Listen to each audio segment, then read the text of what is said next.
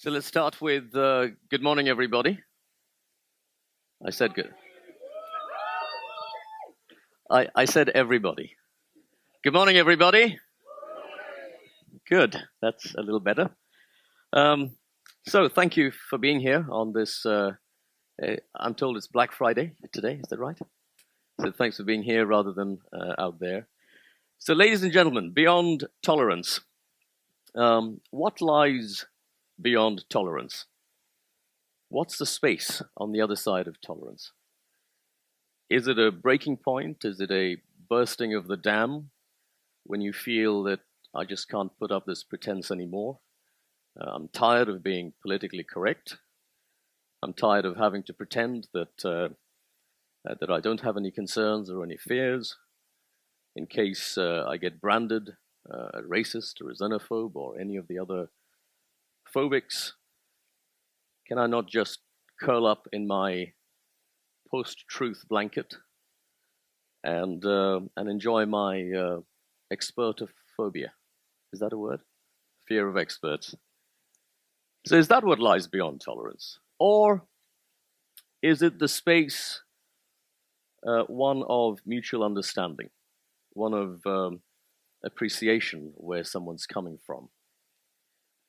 Or as my friend Belinda would say, empathy.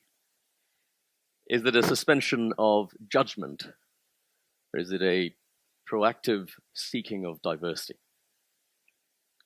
I don't know about you, but I certainly feel that the forces of polarization are tearing at our social fabric right now.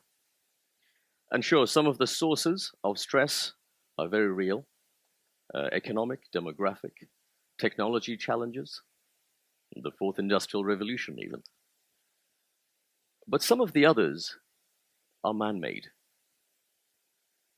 And unfortunately, I think we are gullible suckers for it. We all have our biases, we have our prejudices, we have fears, grievances, and all of that are very legitimate. But when we let all of these get hijacked and whipped up from frustration to rage, from rage to hate, and sometimes to violence, that becomes an issue. I think we've become rusty at constructive conflict. So if you disagree with me, it must mean that I hate your guts. Straight away, I will question your integrity and your motivation. I just can't isolate the person from the disagreement.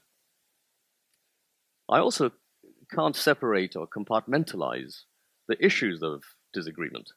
So if you disagree with me on this topic, I just have to disagree with you on the next topic, just to retaliate, because it works as tit for tat. President-elect Trump, how long did it take to get to Trump? For any conversation nowadays to get to Trump, it's about 30 seconds or so. I think I lasted about a minute. In fact, somebody has offered, Peter, is it you, offered to pay £1 for every mention of Trump today?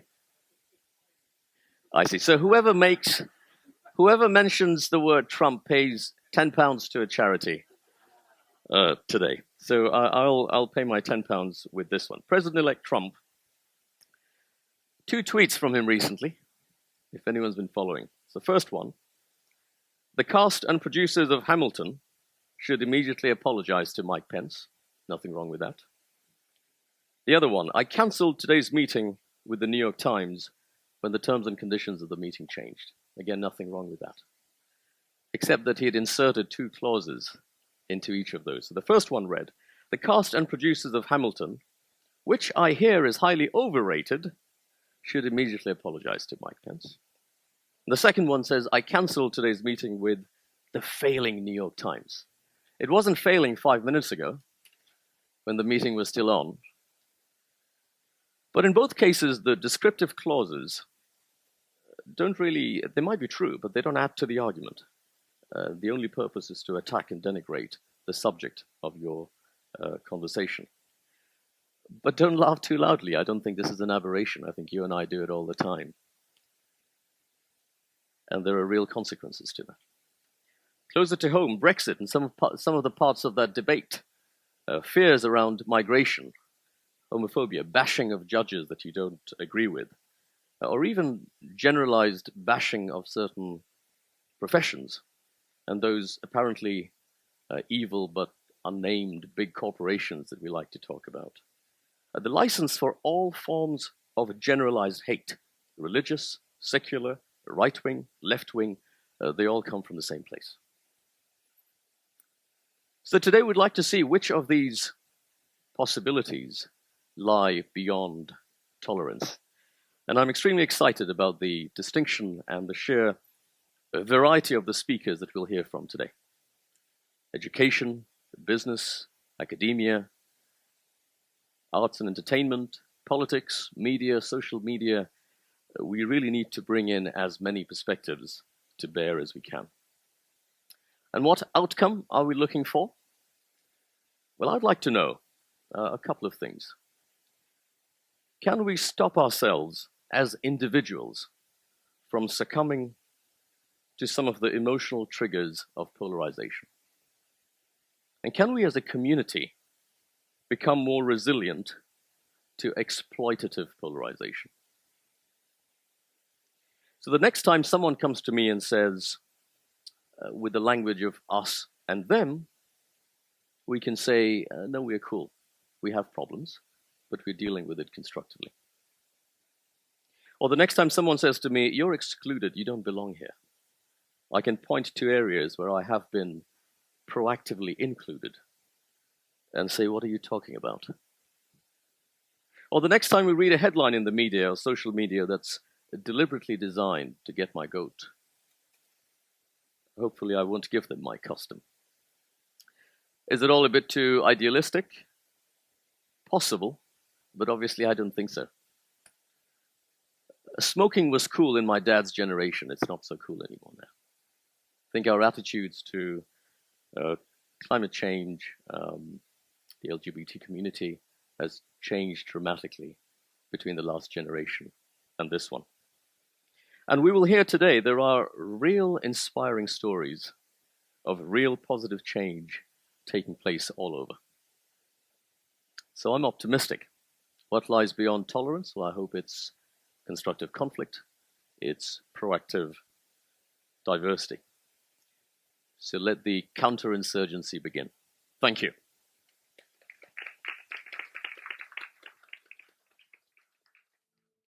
Let me now introduce our guest of honor, Hanan Al-Hroob.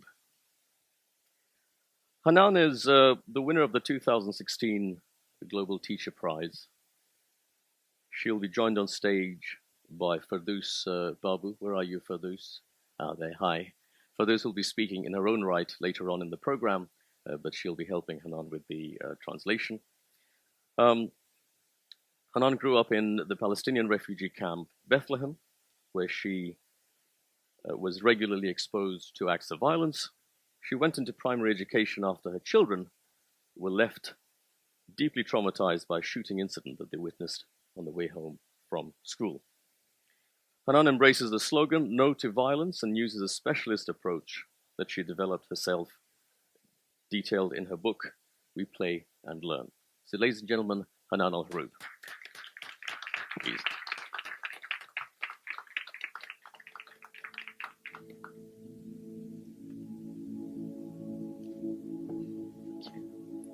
Is this okay?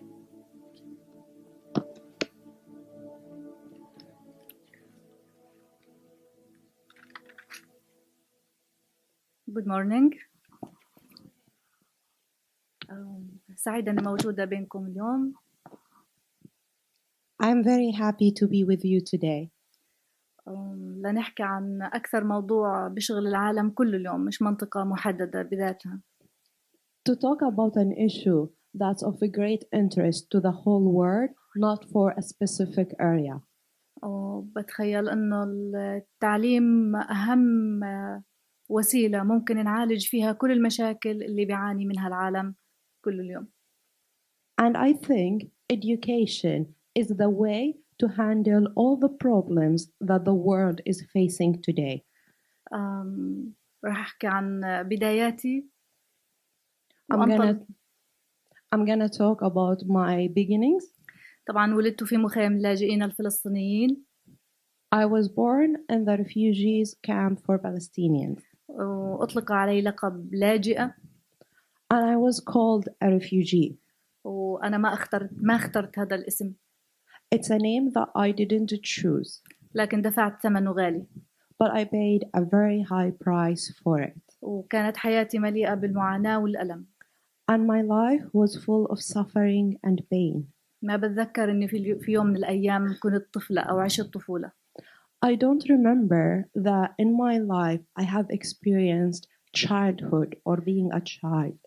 ولكن انطلقت من هالاسم واستمديت من هذه المعاناة قوتي وإصراري للبحث عن الأمل والأمان والسلام والحب.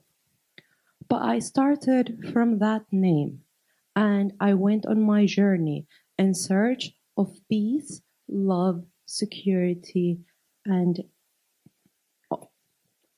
الحب والسلام بداخلي ومن حولي. peace and love inside me and around me. طبعا اجتزت تحديات كثيرة.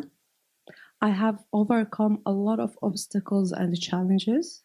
وبعد كل هالمعاناة أنا اليوم الفائز بجائزة المعلم العالمي بإصراري وقوتي وإرادتي للوصول إلى هذا المكان.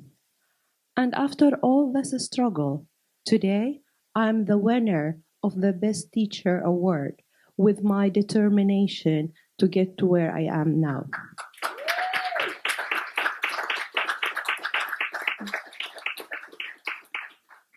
كما تعلمون نعيش في بيئة أو في أكثر مكان معقد في العالم.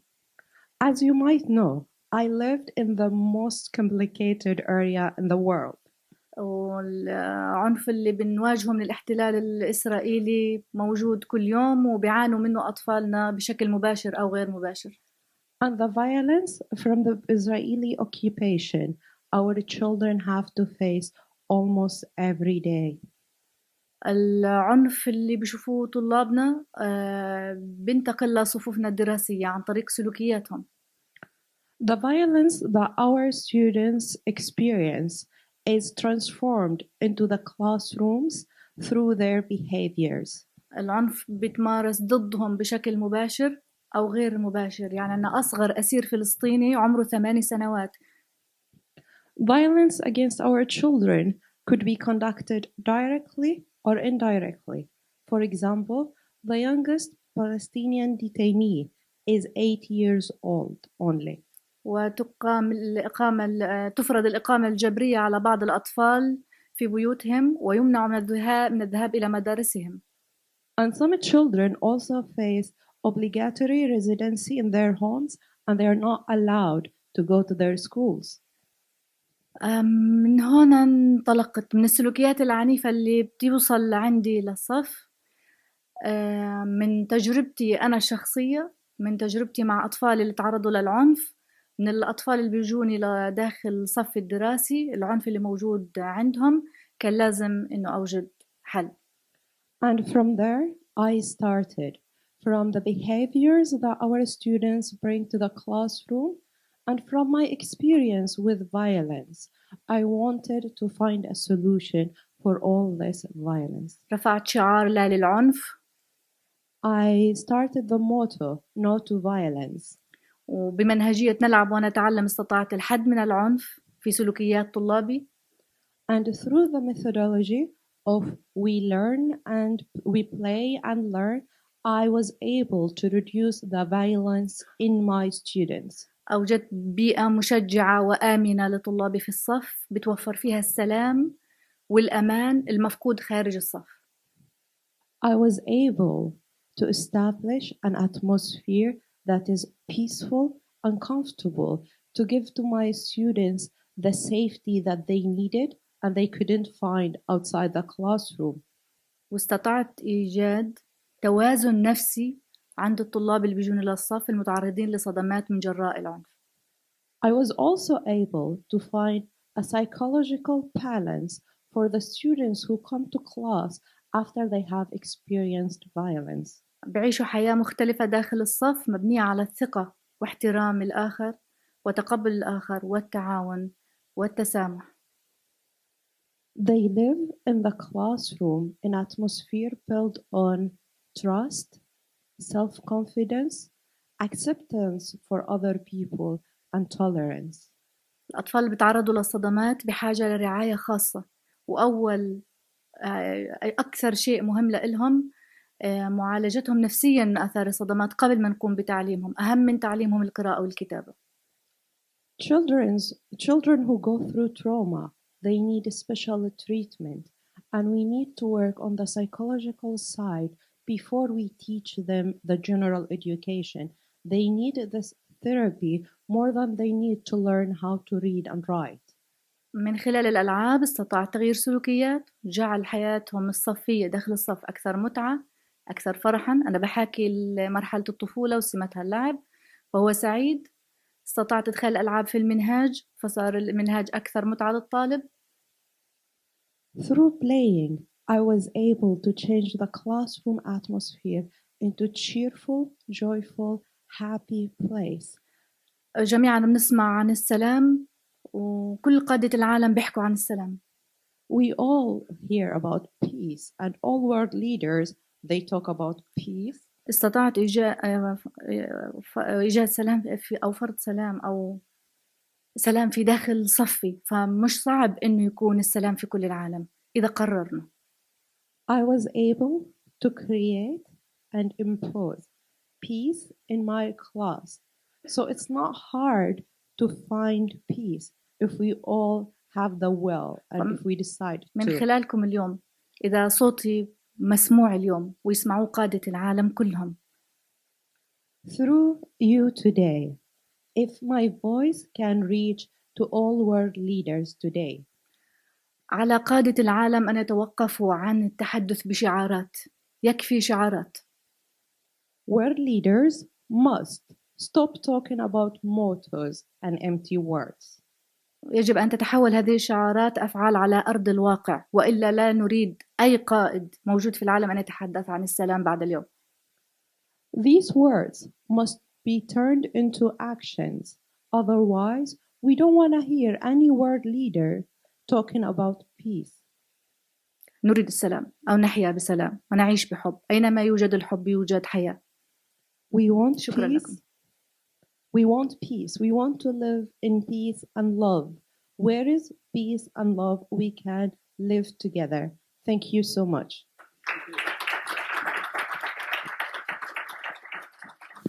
Good morning, everyone. Lutfi, congratulations on putting this on today. Well, My name is Vikas Pota. I'm the Chief Executive of the Vaki Foundation, and Hanan is the winner of the Global Teacher Prize, an award that our foundation gives because we believe that a great teacher makes a huge difference. I have been brought up with the belief that education is the solution to everything. Any question, the answer is education. Simple as that.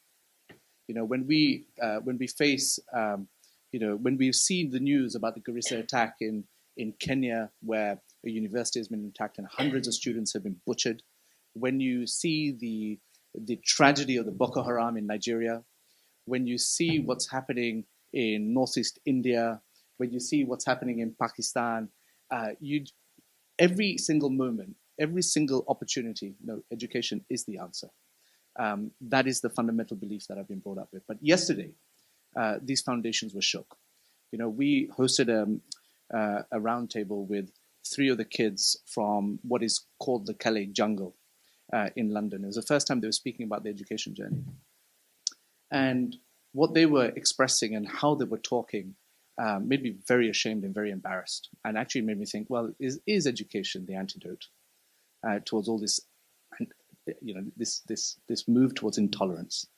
So today's panel actually digs a little bit deeper into this subject, and Lutfi wants to keep it pacey, wants to keep it very sharp. So in that spirit, today what we're going to try and do with our panelists is try to get an understanding from their perspectives as to whether education is the antidote. With me on the panel, we have Hanan Al-Roub, who you've met or who you've heard from. We have Ayla, from Turkey, who is the chief executive of a network of non-profit organizations, and she's always been committed to education. And a lot of these organizations are in education. Welcome to you, Ayla. Please show her your love. We have Jonathan Simons. Jonathan is the head of education at the Policy Exchange think tank in London. Prior to this, he was the head of education under Gordon Brown and David Cameron at number 10 Downing Street.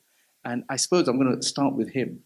In this country, you don't think about intolerance in this country, but yesterday what I heard was the intolerance from us in this country was pretty sharp.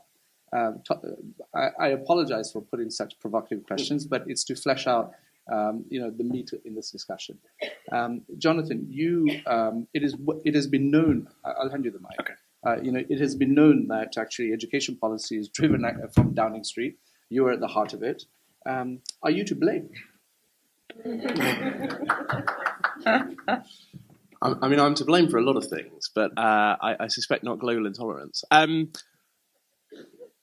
think where the UK government has gone wrong, and I would say that this probably applies to a lot of what you might call sort of Western liberal governments, is the sort of 1989 end of history thesis. That, with the coming down of the Berlin Wall and the end of the Cold War, we had entered this period of broadly sort of peaceful spread of global liberal democracy, the spread of what you might call Western or cosmopolitan values, the spread of free market economics, and alongside that, the growth of education, not just in the developed world, but in the developing world as well. And certainly when I was in government, there was a pretty shared and so deeply held that it was never articulated feeling that this essentially was a new golden age that we were living through. Within the UK, the economy was doing very well, tax revenues were booming, and really the question was about how you distributed an ever-growing pie and what we did to sort of take people on to, the new 21st century. There was definitely a sort of millennial aspect to it. And I think as part of that, the hubris is huge. We completely underplayed and undervalued, not just feeling of economic stagnation, although we now know in retrospect, of course, that there was huge economic stagnation and still is in this country. But we missed a widening cultural disconnect from a lot of people that did not feel part of this end of history.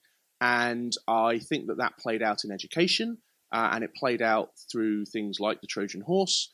And I do, I don't take all the cop myself, but I do think that we did undervalue and underappreciate the level of intolerance which still exists. It's really interesting when you think about intolerance and what's happening in the world. You use the words Trojan horse. Can you just explain to the audience today in terms of what that was and what the results of any investigation that happened into that were, so we all understand how actual radicalization actually has developed in this country, perhaps in the school sector? So Trojan horse is a phenomenally complex affair, and many of the facts are still contested. So let me give you a sort of 30-second summary of what people have spent a long time looking at. Essentially, the allegations, which have been more or less substantiated, but by no means accepted by everybody, was that there was an organised conspiracy or plot by a group of Islamic radicals in Birmingham, but not exclusively in Birmingham, to take control of some of the UK schools, and through doing so, instill values which are contrary to those of Britain and liberal democracy. And that manifested itself through things like segregation. It manifested itself through the inviting in of so-called extremist speakers. It manifested itself in the teaching of values which were contrary to British values. And this came to light because a letter was discovered in which essentially, and in retrospect, slightly short-sightedly, this entire plot was written down in a manner sort of slightly redolent of a Scooby-Doo episode. But I think it was a deeply, deeply troubling affair. As I say, it's by no means uncontested, and I'm sort of slightly dancing around some of the legal issues which are still at play here. But there is a clear understanding that there was a decent proportion of the community, not just in Birmingham, but in other cities which have a large Muslim presence, where people are actively trying to get on the governing body, become the head teacher, control the schools, and through that control the curriculum, and through that control what young people are learning and how they're learning. And, that had and still has massive reverberations within government. And there have been, innumerable inquiries launched on the back of it, and indeed the Prevent strategy, the fundamental British values, which all state schools are required to sign up to. All of that more or less comes out of Trojan Horse. Thank you for that, and thanks for keeping it short. Ayla, I'm going to come to you now. Ayla, what is your experience in Turkey in terms of on this subject? So, for those of you that saw the programme before today, you were probably expecting to see Lord Michael Hastings. So I stepped in yesterday after Lord Michael just to confirm that he's not going to be here, unfortunately, due to a personal emergency. But I want to, before I talk about Turkey, can I just quickly pick up on a couple of things that Jonathan has said? We seem to spend a lot of time talking about extremism or radicalization, and that's not necessarily, although it's very real and it's a threat and it's a danger, I think that a lot of what we're experiencing in different societies around the world, not just Turkey or the UK, but it's a more subtle, pervasive kind of prejudice and bias, and that actually manifests itself in inequity and inequality, and then it can fester and even flip, as we've seen over the past political development. So, I mean, that's one thing to bear in mind, that when we talk about tolerance, it's often we talk about the extremist end of the spectrum rather than what is maybe what we're all experiencing in our everyday lives.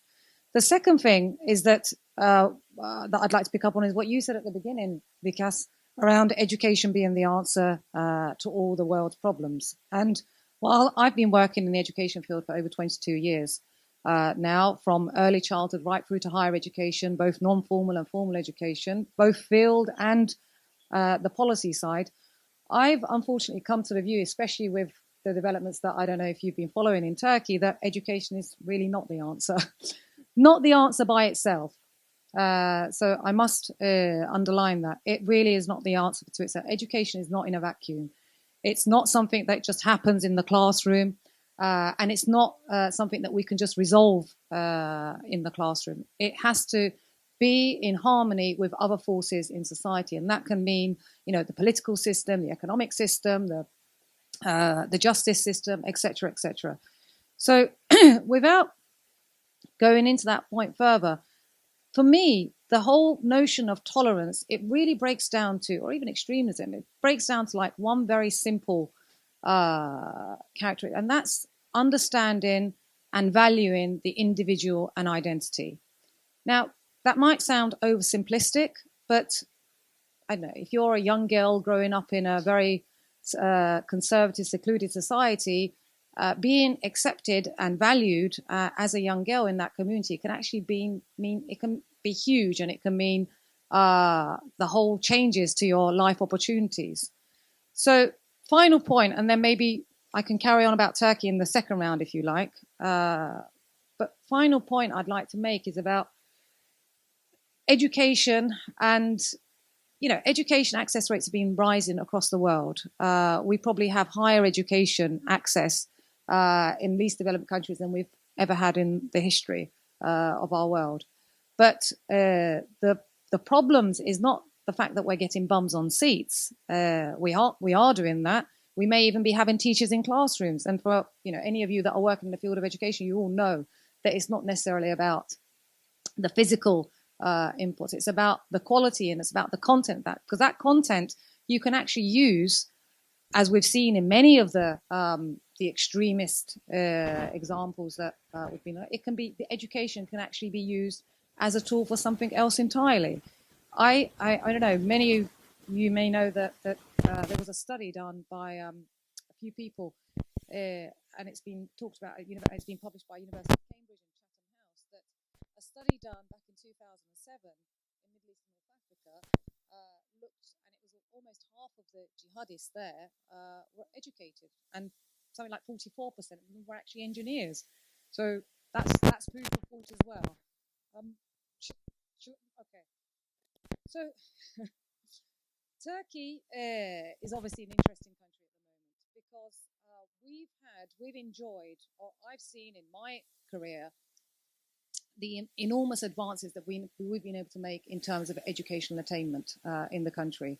We now have universal primary access. We now have close to 90% secondary school access. Higher education rates are higher than they've ever been before. But when you look at the country in terms of the kind of future that is promising to these young people, it's not quite where I'd like it to be. So has what we've done in our country really been a force for good? And that's the point that I made earlier about the content. For many, many years in Turkey, the content of education was actually quite a nationalist, ultra-nationalist content. It was based on rote learning. It didn't really encourage critical thinking. It didn't really encourage discussion in the classroom. You know, the examination testing system was all multiple choice. So when you're raising those kinds of children that aren't designed to or aren't encouraged to question, that aren't encouraged to discuss, that aren't encouraged to embrace or even accept diversity, then there's not really much you can say about how we want to be going. One of the things that we've believed in, and I hope that I'm going to get a chance in the second round, I've looked beyond I think there's a lot we can do before the child even enters the education system. And that's actually in the child's earliest years, and it's in the home. Because we know from both neuroscience and neurobiology and economics that the investments that you make in the earliest years and the values and the stimulation and the content and the care that you provide in the earliest years to the child, and also the content of that care. Children as young as 6 months old can do social referencing. You know, when a stranger comes into the room, they look to their parents to see does the parent do? Are they anxious? Are they so? Anyway, I'd like to talk a little bit more about that, but I don't want to take up more time. Thanks. Thank you. Before I come to you, Hanan, I just want to make everyone aware that we are going to take questions on the floor after Hanan. So if you do have a question, please indicate by putting your hand up. And when you do ask your question, please introduce yourselves properly. And Lutfi will come around with the mic, I assume. Hanan, thank you for your speech. We've got to know you over the last 6-7 months at least since you won the prize. There's so many stories I can tell you about how you have been universally congratulated, for what you do in the classroom. You've heard a mixture of responses, over here. Do you believe, how do you respond to the claim that education isn't working as an antidote to intolerance?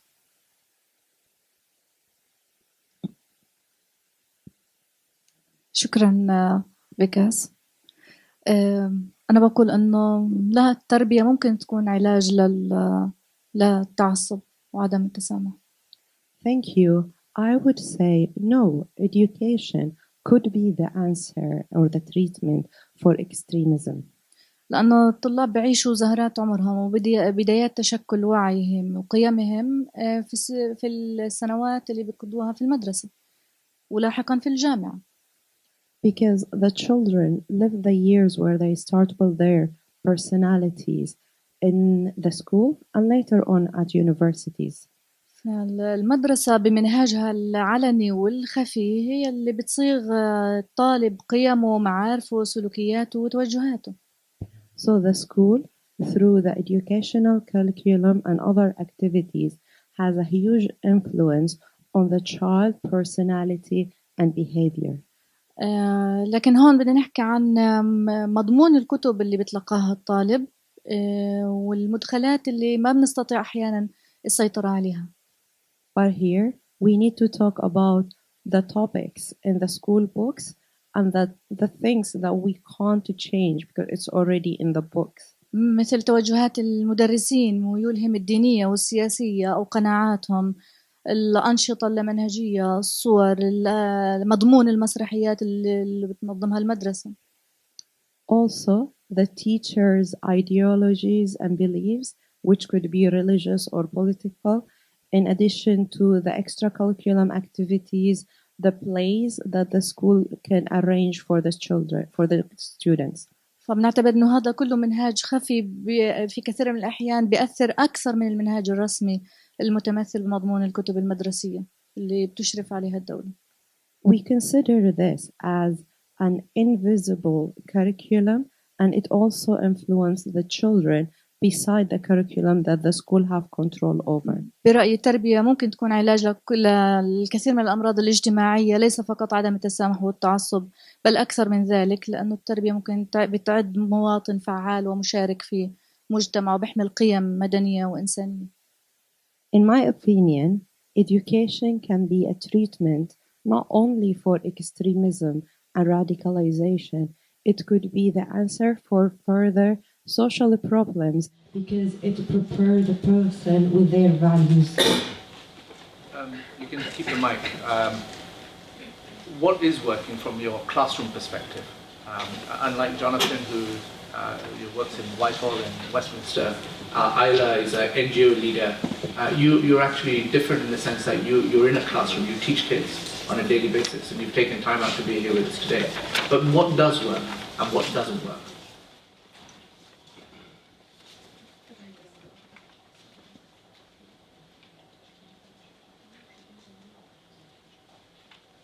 أكثر الأمور اللي بتساعد تحقيق نتائج إيجابية لما بيكون في تعاون من أولياء الأمور وبكون عندهم معرفة بمجريات الصف، بكون في تعاون مشترك بين بعض في وضع الخطط وكيفية مساعدة الطلاب. Most effective and positive things in the classroom is when we have coordination with the parents, when the parents of the children know what's going on in the class and they could help us. بيكونوا على وعي كامل بمشاكل أولادهم وبطريقة إيجاد الحلول، بيساهموا في إيجاد الحلول لمشاكل أولادهم. Parents would be fully aware of the problems that face their children and they contribute to finding answers and solutions. برأيي إذا بيشاركوا المجتمع بوضع رؤية التعليم أو طريقة التعليم بيكون أكثر بنحقق نتائج أسرع وأكثر. In my opinion, if the whole society take part in the education system, we could gain a more successful and a faster results. Thank you for that, Hanan. Any questions from the floor? There are two over here. Lutfi, if you could please pick those up. Yeah. Could we get the lights in the house, please? Questions in rows 1, 2, and then 3 at the front. So who's the first one? The lady at the back. Hello. Hello, Sahlan. I wanted to say my name. Introduce yourself. Yeah, my name is Rana, and I was a director of many NGOs dealing with the Arab world and conflict, and I'm also a mediator. So I believe in conflict resolution. But I know Hanan is so optimistic here, and even being a mediator and wanting to mediate these things, I'm not as optimistic. I don't think education is the solution alone, and I agree with Ayla, that it's this, what's happening around them.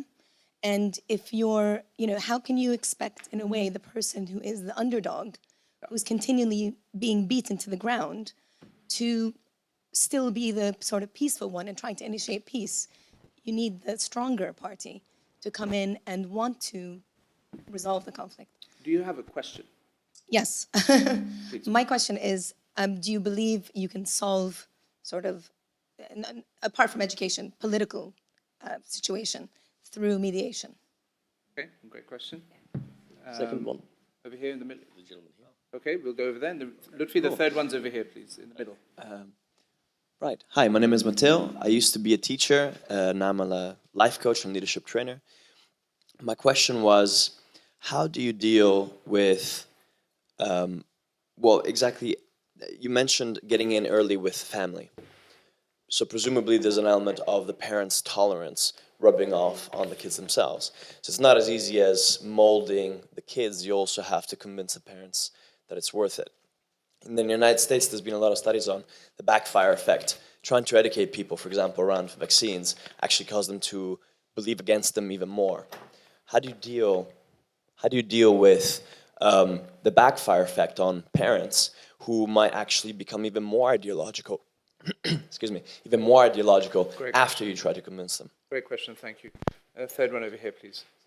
Caroline or Catherine? Catherine, please. Okay, for Catherine. Are you sure? So I should raise my hand further. Thanks for an excellent panel. There's a quick question for Jonathan. You referred a couple of times to British values, which was a phrase used a lot in speeches by David Cameron. He wrote them. In the months and years before he lost the referendum campaign and disappeared from British political life. I'm just wondering if that phrase is actually helpful, and if so, how it's even defined compared to, let's say, French values, Palestinian values, Canadian values. Is it actually a really unhelpful contributor to the troubles we find ourselves with right now? Great, let's start with that, Jonathan. I think that these mics are working. So on British values, it has been very unhelpfully received, but I think it has been at least partly deliberately unhelpfully received. So look, this is my view. Is there such a thing as a uniquely British value that is not shared by any other society and country? No, clearly not. But that is not the same thing as saying that there are not. You can call them what you want. You can call them Western values, cosmopolitan values, liberal values, Enlightenment values. You can call them what you want, but simply to kind of say, well, look, the French share our values, of course. But that is not to say that those values are therefore not important, and we as the British government should not try and teach British children in British schools. And so I think whilst it's unhelpful because it allows people to say what is uniquely British about them, it is profoundly important that as a liberal secular democracy, the elected government of the country doesn't try and say, look, these are the things that we stand for and these are the things we are going to teach our children. I think that the second question, which is, how do you teach parents those values when they actively push back against is a really, really good question. And we grapple with this all the time in public policy because you're absolutely right, whether you're talking about vaccines or whether you're talking about parenting classes or whether you're talking about almost anything, it's very, very difficult when people feel they are being lectured by the state in an ever so slightly patronising way, which, let's be honest, a lot of the time it is, it is a natural human reaction to recoil. And so, we tried for a long, long time in government. The evidence around high-quality parenting classes is very, very successful. When people go to parenting classes, on the whole, they really enjoy them, they keep coming back, and they learn lots, and they are better parents to their kids. You can make them voluntary, and you have a sort of adverse selection effect where people who don't really need to go. If you look at NCT, for example, which is very, very expensive, hugely oversubscribed, but largely by middle-class parents. Can you get the parents who the state might want to go to parenting classes through the door of parenting classes? No, you cannot. It's almost impossible. You can cajole them, you can bribe them, you can bully them, you can mandate them. There is nothing you can do. And everything that you do to try and push them through the door is almost entirely counterproductive because they go in instinctively not wanting to listen. So how the state tells people to do things which are empirically good but that people don't want to do is one of the most tricky questions in public policy. Thank you for that. Hanan, I'm going to come to you on that in terms of how do you get parents to play ball?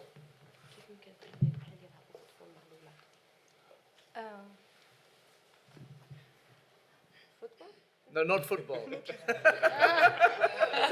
I realized when I asked the question I was heading to trouble.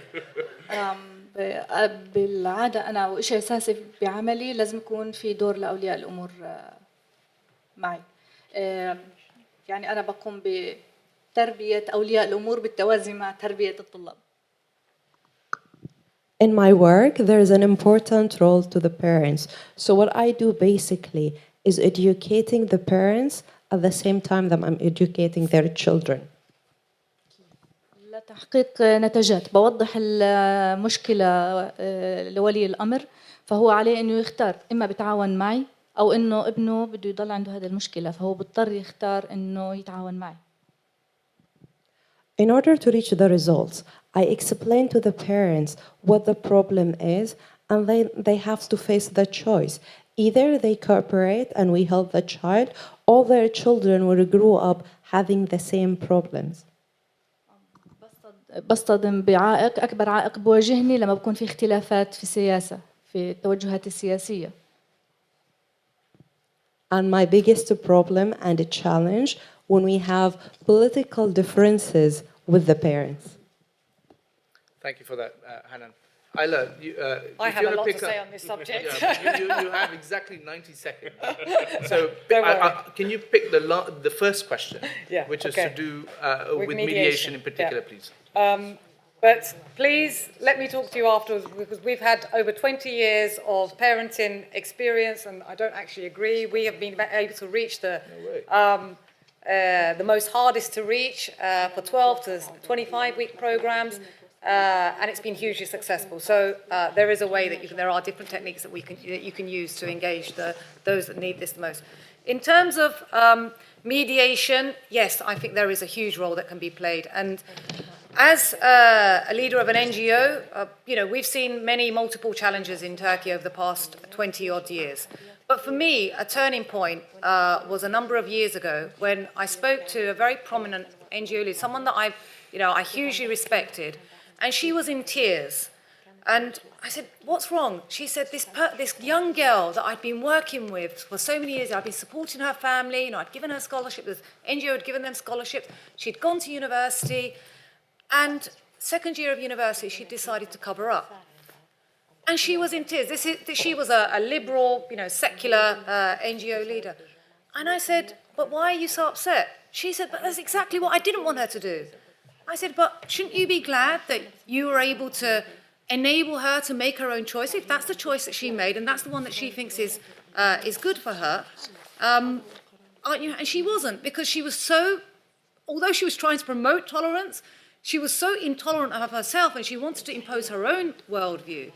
And that's where I think that we failed in Turkish society. I think that as an NGO, we have failed in building the bridges that we needed to do. We have failed in mediating with the others, in talking to the others. And even as a liberal NGO leader, I don't think I've done enough to talk to people and to try and work together and collaborate with people that don't necessarily hold the same view. I've only heard the term echo chamber a year ago.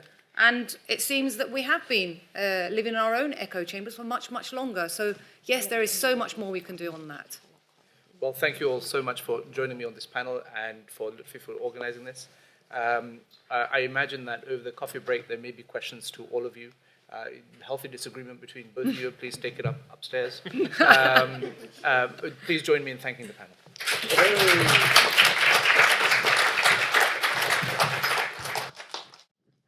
All right, we'll now go to a segment that we call Sparks from the Arena. We have some very distinguished attendees here today, and we'd really like for them to give us some insights.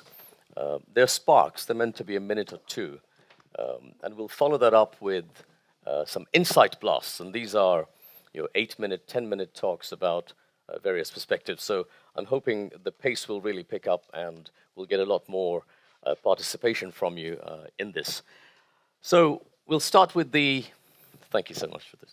You're coming for a spark later as well, right? Okay.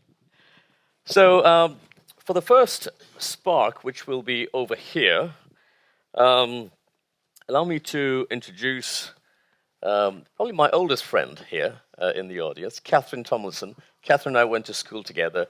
She's the head of BBC Media Action Asia. Please go ahead. Good morning. So I suspect most of you have never heard of BBC Media Action. It's the BBC's international development charity, not Children in Need. And we train journalists, and we also make programmes for people in countries in Asia, Africa, Middle East and Europe. Like the rest of the BBC, that doesn't fund us, so your licence fee doesn't fund us, our mission is to educate, entertain and inform. And where I think I come in here is that education often must be entertaining for people to engage with it. So Lutfi asked me to speak about, to stand on the spot, and to speak about a programme that we've been doing in Myanmar, which I'm sure most of you know is riven with ethnic conflict, and the conflict in the Rakhine State is only the most internationally well known, and in fact, I think that's problematic that that's the focus, but that's a different story. So we've been producing a radio programme called The Teacup Diaries. When we did the research to work out how to do this programme, we realised that people lived alongside people in other groups, but they very, very rarely talked to each other. They knew next to nothing about the people from different groups. And we also discovered that religion was seen as more divisive than ethnicity. So people felt that they could cross ethnic boundaries, but religion just seemed to be completely alien to them. So we've been producing a drama that is set in a tea shop. And we picked a tea shop because tea shops are places where people go to talk, to debate, to discuss, to meet each other, to just drink tea. So the family in the tea shop is a Bama family, but they have people from different ethnic groups working in the tea shop as the chefs, they have customers, they have distant family relationships. So there's a number of different storylines. It's very dramatic, it's very exciting, it's very high production quality.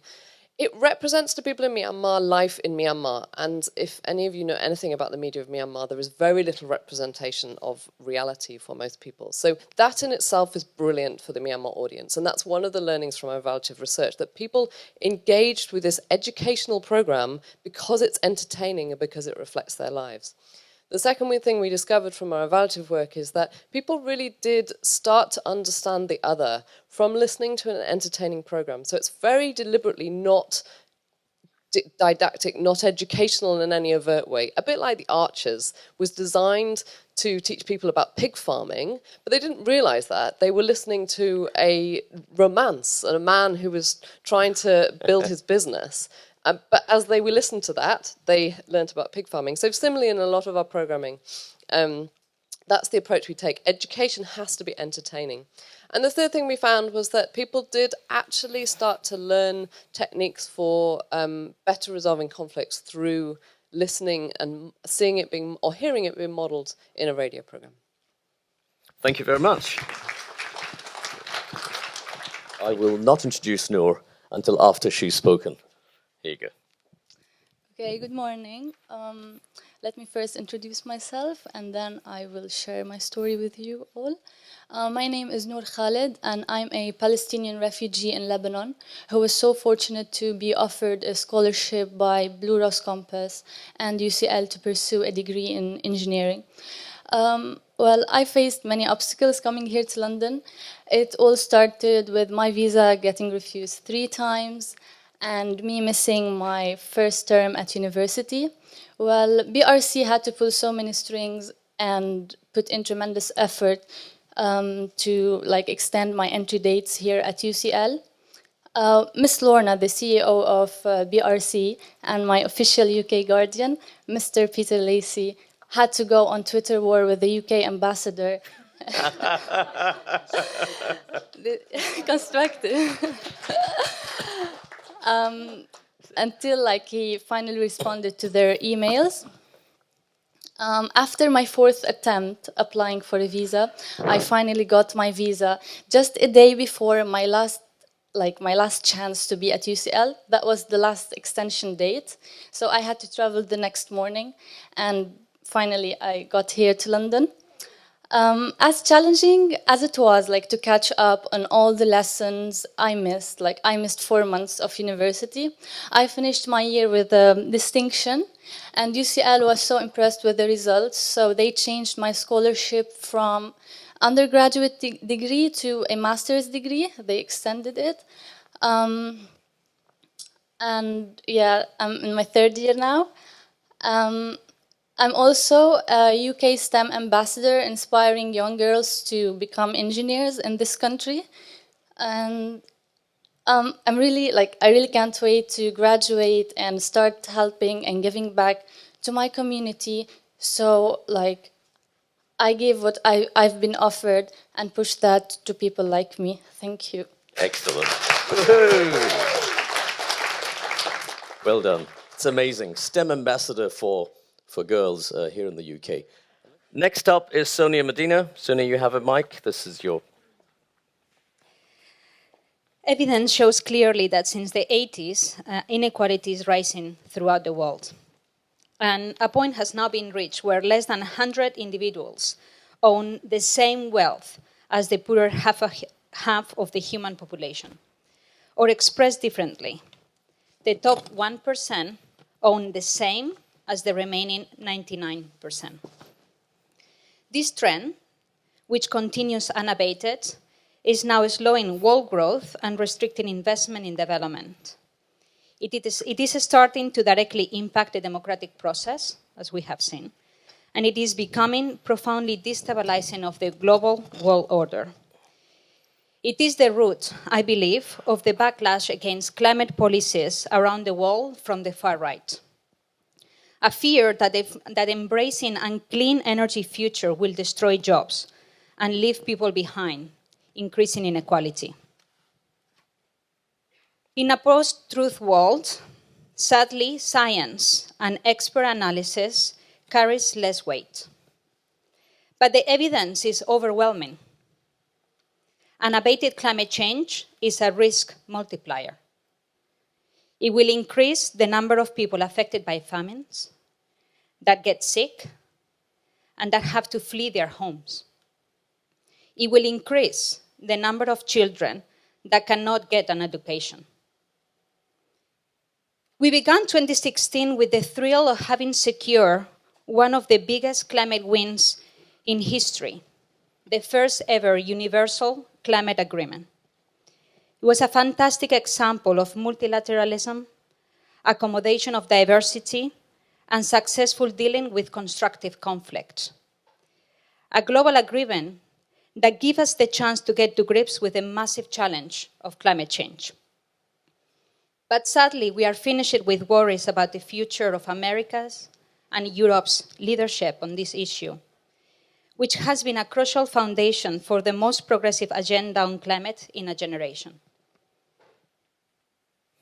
Where do we go from here? Has the climate community done enough to understand those that oppose us and their fears?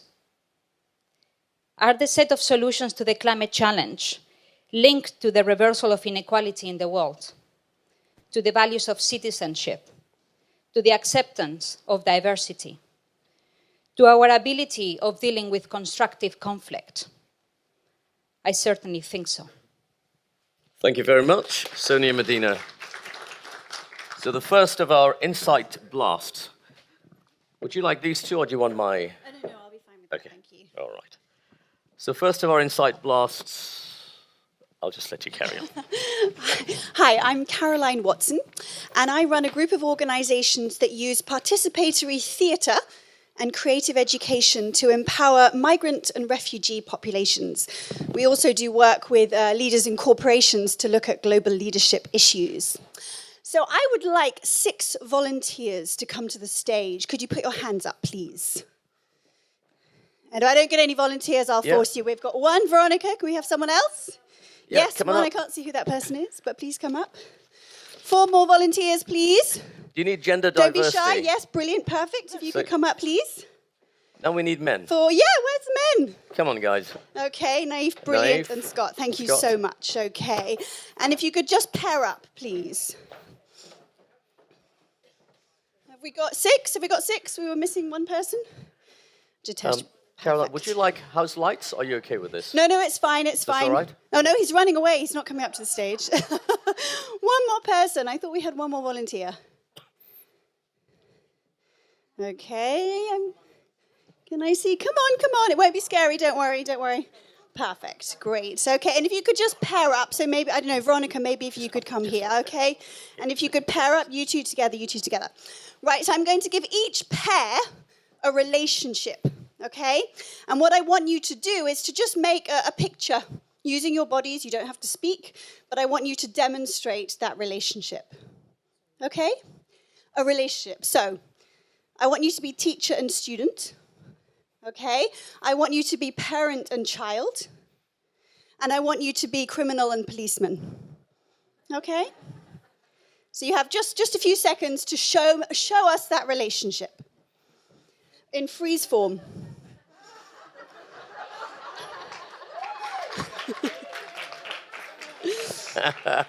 We got. Okay, just think quickly and then we'll have a look. My camera is not very good in this light. Quick. Think about what you're going to do.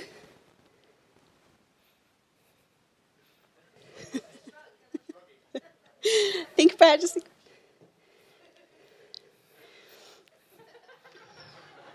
So hold that position. I'm just going to ask the audience. Okay, our first relationship here. I would like you to give me a number from 1 to 5 as to how much status each of these people has. Okay? So, for example, can you tell me, on a scale of 1 to 5, 1 being the lowest, 5 being the highest, how much status does this person have? 5. And this person here? 0, okay? Over here? 3, 1, okay. This has got 5. No, 1 to 5 only. So sorry, this one's got how many? 5. 4. Interesting, very interesting. Okay, right, so the next thing you have to do, thank you, you can relax, is I want you to do exactly the same relationship, but to change the level of status.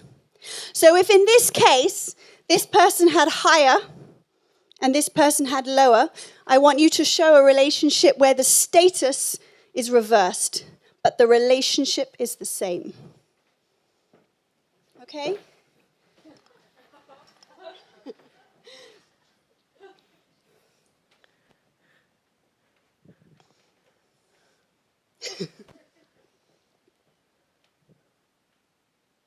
Are we good? Are we done?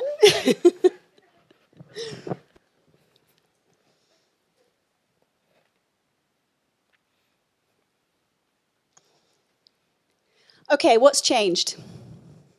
What can you see that has changed?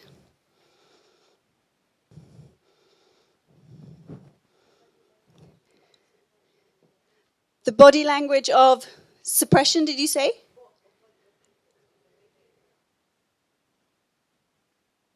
Right, can you give me some examples? Like what have you seen?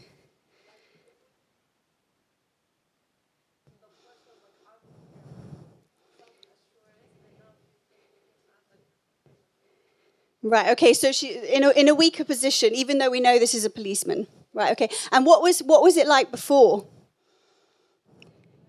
It was very aggressive. Mm-hmm. It was very, very much a sort of strong visualization of power as we think of power. Yeah, okay. Right, anything else? What about over here?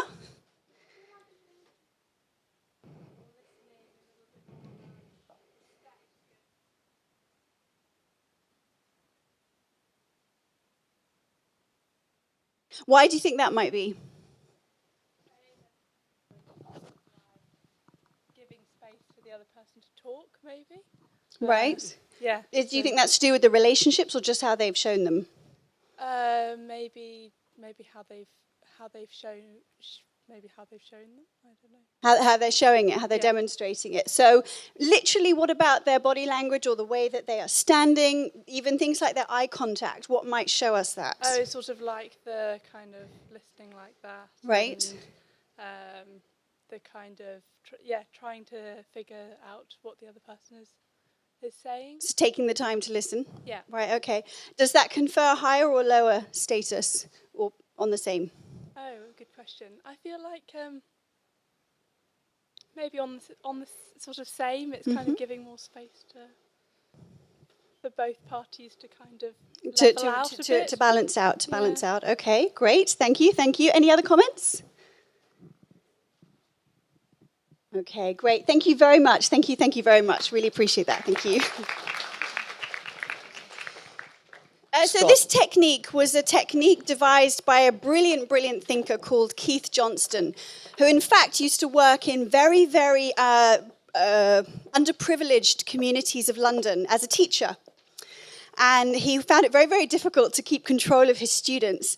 And he wasn't a theatre professional himself, but he decided to start experimenting with theatre in the classroom. And he would particularly use techniques like this to get children to really look at status and power relationships in society. And he ended up using theatre to completely take over these students and completely inspire them and enable them to learn. And really what Keith Johnston was saying is we think that status is a label that we have in society. We think a CEO has a much higher status than a cleaner, for example, or a parent higher than a child, or a policeman higher than a criminal. But what Keith Johnston felt was that in our language and our behavior, the respect we accorded to other people, all helped us to raise our own status, but also to raise the status of others. And that it was fundamentally our choice when we went into interaction with somebody, how we chose to show up and also how we chose to bring out the very best in the other person that we were working with. And I fundamentally believe that that is what ordinary, everyday leadership requires, and that it's actually a choice that each one of us make, whether we are a CEO or a parent or even a child. And that really that is the role that we all have to play. And we can no longer look to, our elected officials or even people that we perceive to be in positions of power and give them this power that they may or may not deserve or even be able to function well in society, that it's up to each one of us to be able to take that leadership. Thank you very much.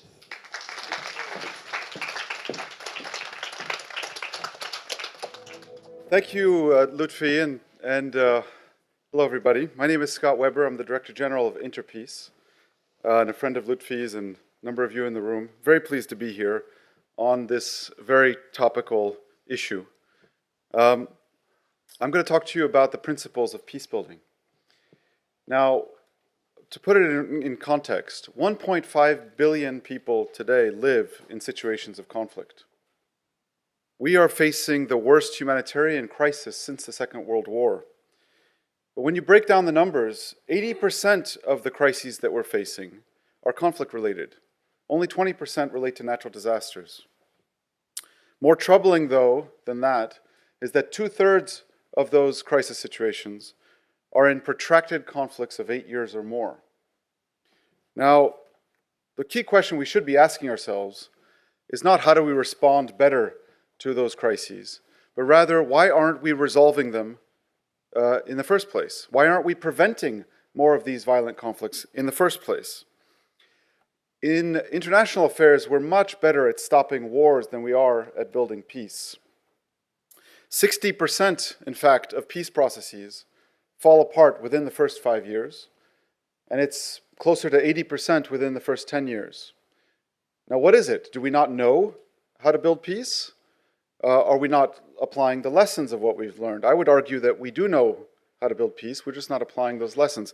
In the words of a former UN colleague, and to paraphrase for this, he said that in international affairs and in conflict resolution, no wheel shall go unreinvented. And it's the fact that we don't apply what we already know. But we have to start by actually changing our notion of conflict. I was very pleased with the title of the event that included Constructive Conflict, because conflict is natural to any society. Conflict is a confrontation of interests, it's a confrontation of ideas. In our societies, in the UK, for example, you have mechanisms and institutions, be they formal or informal, to deal with those conflicts, to manage them in non-violent ways. Many countries around the world either don't have those institutions, or they're too weak, or they're not trusted. So the real task of peace building, and in fact the definition of peace building, is not to prevent conflict. Building peace is not about preventing conflict. Building peace is fundamentally about building trust. It's about strengthening the capacities in society to manage conflict in nonviolent ways. So we don't try to do away with conflict. We try to manage it in nonviolent ways. Now, building peace, as I said, is about building trust. The first thing to be destroyed in a conflict is trust, and it's the last thing to be rebuilt. When we say trust, we mean social trust between different groups in society, and issues of tolerance and acceptance are central to that, but also trust between the people and their authorities. Now, the beautiful thing about trust is I can't force you to trust me. You have to willingly give me your trust. And so the best I can do is actually to act in a trustworthy manner.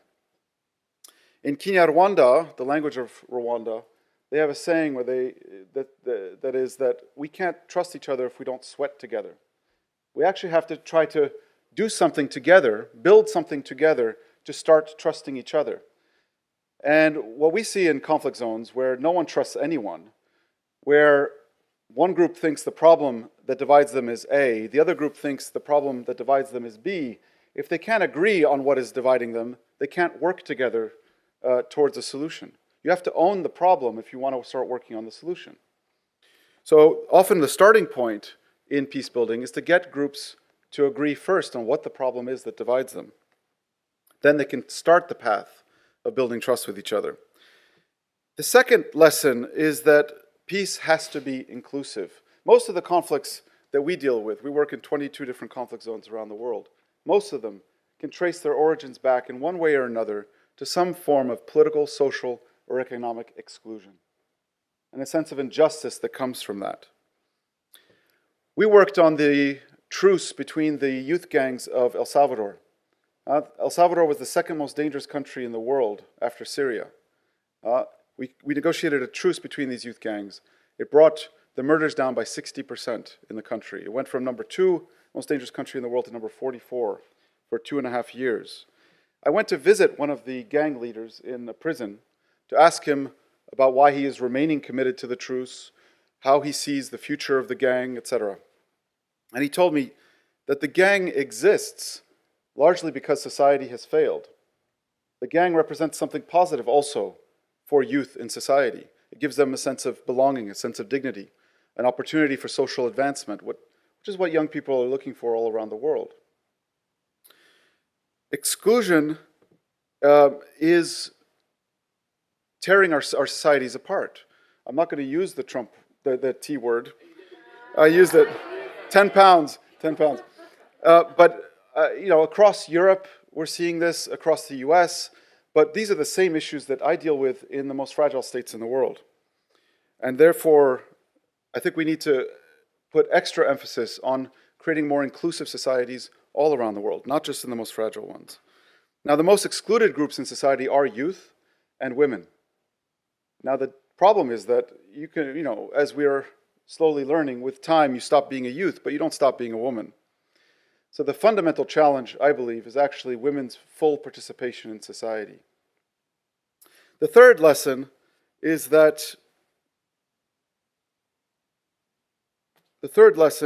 peace cannot be imposed nor imported into a country. It has to come from within. The people of that society have to be the ones to come to those solutions themselves. And the sense of ownership is central to that. I can't force someone to change. They have to want to change. I can't walk into someone's house and tell them how to raise their children. They'd kick us out of the house. They have to come to their own conclusions about how they can raise their children better. And the same thing applies for peace. We too often come with our own ideas of what a society needs, rather than listening to them and what their aspirations are for their own future. Now,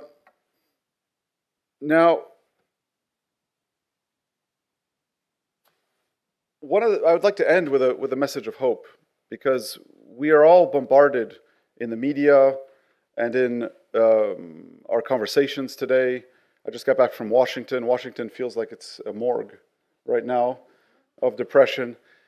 I think we have to recognize where things are going right. In conflict resolution, we do a lot of work to do what we call conflict mapping, to look at where are things burning and why, who hates who owes who money, why are they fighting, etc., to try to resolve those violent conflicts. What we've started to do, which is applying a very innovative approach, I believe, is what we call peace mapping. It's to look in a society that's fragile, in a society that's divided, where is it working? Where are things not burning and why? What can we learn from a village that did not fall to extremists next to the one that did? Peace mapping is actually teaching us more about how we can help societies build a greater inclusion and greater peace than looking at the parts that are actually in conflict. There's a question from the audience. But just to say that we don't have to look very far to find the sources of hope and aspiration. What we need to look at and ask ourselves the question in our own societies: why aren't things worse? What are the sources of resilience that are binding us together as a society? Because those are the factors that we need to use to build upon and to address the issues of exclusion in our own societies. Thank you very much.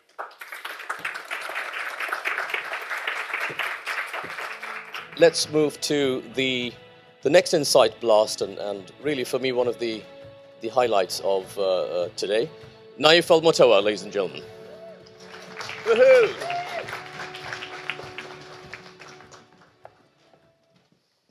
Thank you. And is this on? Do I turn it on or is it on? It's on. Hello? Hello? It's on, right, guys? It's working. Yeah, it's working. It's working, okay. Well, good morning, and thank you for the opportunity to talk to you today.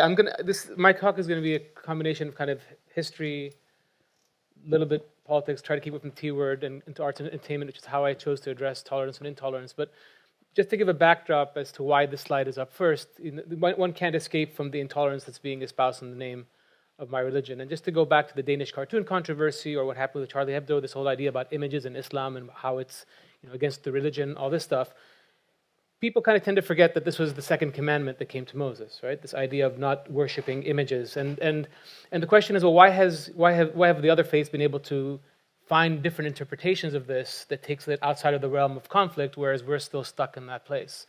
And I think a lot of that has to do with language and the evolution of language. So for over 1,000 years, the language of religion in Europe was that of Latin. But over the years, because languages breathe and they grow, vulgar Latin, French, Italian, the stuff that the lower classes spoke, came up, right? And with every year, the Pope had more and more control over language and therefore more control over religion.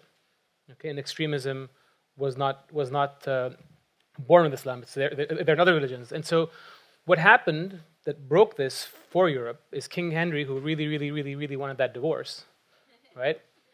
And the Pope wouldn't grant it, so he translated the Bible into English and Martin Luther into German, and Europe woke up. Europe woke up because finally the language they spoke matched the language they wrote in, which matched the language that they thought in. Go back to my part of the world. Every prophet, we believe, came with a miracle. The prophet Moses could turn a stick into a snake because the language of the day was magic. But the prophet Muhammad, peace be upon him, his miracle was the language in which the Quran came. But if your miracle is language and language evolves, what do you do? And what we did is we came up with all kinds of rules to grab it from breathing, and therefore disconnected the relationship between the language we speak in the Arab world and the language we think in and the language we write in, and gave more control over interpretation to those that speak the Latin in our part of the world. Okay? So against that backdrop, I'll introduce myself. My name is Naif. I'm a clinical psychologist. I teach at the medical school in Kuwait, where I've been teaching for the last 12 years. I'm a hypnotherapist, licensed in New York, and recently came out of a 1.5-year trial on blasphemy, which I came out not guilty. Who knew? But it was an ordeal. But I want to kind of take you into where this is coming from, the history behind it, and how I've been using arts and culture to promote tolerance in my country. So it starts with my first book, which I did when I was 24. I just came back from the US. A man had been fired from his job in a Kuwaiti dry cleaning company because of his religion, which apparently is important when you're a dry cleaner. And the guy that fired him gave out leaflets to the community apologizing that had he known this guy's religion, he wouldn't have hired him to begin with. And I thought, oh my God. So I wrote about it in the newspapers. Didn't hit the spot for me, so I wrote and illustrated my first book called To Bounce or Not to Bounce, which is about a land called Bouncy Land, where everybody's round. In that society, they judge you based on two values, how high you bounce and how fast you roll. That's it. Main character is born as a half circle, can't do either. His parents are dreaming about what he's going to be when he grows up. He's a half circle, can't do either. And people judge them because he can't do the two things that are expected in the society. So he tries to change himself. They make fun of him in school. At the end, though, there's a archetypical flood. This is, where do I point this for it to move? There we go. So because of his shape, he turns into a boat, and he saves them one by one and forces society to reevaluate the importance of diversity. So it's about gender equality, it's about height, weight, whatever it is you want. It's meant to reflect the reader's thinking depending on their age and where they are. And when I do this at schools, usually during bullying week, I get asked to do this, or anti-bullying week. The kids who are 6 and 7, they make fun of you if your shoes are old or your haircut. But when you're in high school, they make fun of you if you're from a Bedouin family versus non-Bedouin, or your religious sect, or etc. So it basically reflects the reader's thinking. So this book ended up winning an award from UNESCO for tolerance in '97, and I end up doing a sequel called What's in a Name, was English, came out in Arabic. And then he goes to a land called Rainbow Land, where everybody's a half circle like him, and he expects acceptance, but they don't accept him, you see, because they're more sophisticated in their prejudice in Rainbow Land. So they judge you according to the color of your bow tie and where it is on the rainbow. So red is better than orange, better than yellow, all the way down to violet, the worst place in societies. And they have marriage laws of any good society might. If you have a red bow tie, you can't marry anybody with a blue ribbon, because what does red and blue give you? Yeah, last place on the rainbow. Okay? So when he asked them why they live their life in that way, they point up to the sky. They say it's the natural order of things. Very rightist argument. And when he points to the reflection of the rainbow in the river, he shows them that what's on the bottom is now on top. Okay? This book did fine. My third book got banned. And I quit writing at the age of 27 and came back with my superheroes 5 years later. So the book 3, I wrote, I'm the father of 6 boys. And usually when I tell people this in the West, they say, you have any girls? I say, we don't talk about them. If I had a girl, I'd tell you I have 6 boys. But when Muhammad, my first son, when his mom was pregnant with him, I wrote a book called about a land called Thailand, but I spelled it Thai, T-I-E land. And in Thailand, they judge you. They're huge. They're these larger-than-life characters, and they wear neckties, not bow ties. So 2 new things got introduced to the storyline. So he goes to visit this place with his father, this main character, Bouncy Jr., the half circle, and for some reason, nobody knows why, all the Thailanders are now the same size as everybody else. They ain't so big anymore. But because of their laws, their ties are disproportionate to their body size. So when they roll, their ties get under them, make them slow and inefficient. And when they bounce, their ties cover their eyes. They don't know where they're going to land. And those that take off their tie in protest get shunned. So when he asks to see the law says you must wear of the ties of your fathers, not the ties of your fathers. So they get every tailor in town, every tie in town, and from the same material, they cut out new ties to better serve their modern day needs. So I get asked the Ministry of Information, point blank, this is about the Quran, isn't it? And I said, huh? I said, you think somebody reading this in London or Tokyo is going to think Quran? It's about tradition and modernity. It's for my son. I mean, he's now 20, but I mean, and we're having this tug, as any father-son might, about what's right and wrong, tradition, whatever. That's what it was about. It wouldn't fly with them. I quit writing at 27 and came back with my superheroes. So, I'm going to skip the slide. Okay. Okay, I see what happened. The wrong slide got deleted. No problem. So I'll take you now to, that was age 24. Age 30, I had just graduated with my doctorate. I had completed a few master's degrees, including an MBA. Came to London. I was in a cab ride going from Edgware Road to Harrods, which is a pilgrimage every Kuwaiti makes once a summer.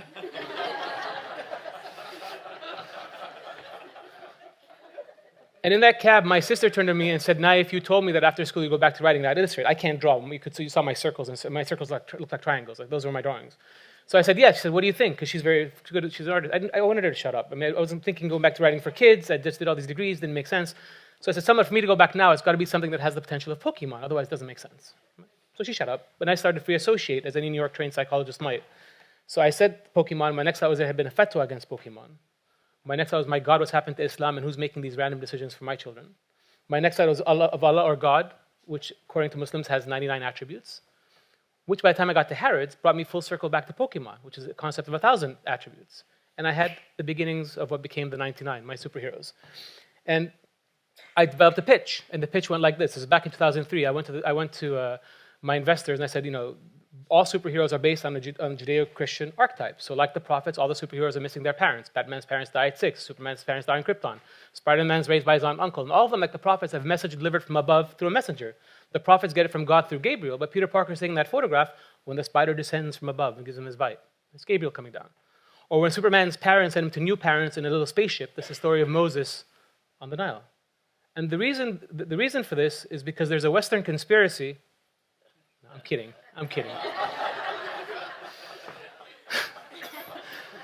The Bible is known as the greatest story ever told. Over 1 billion people transact in that language, right? So Hollywood just repackages it. And so there's new stories based on older architecture. My pitch to my investors is nobody's done this with the Quran.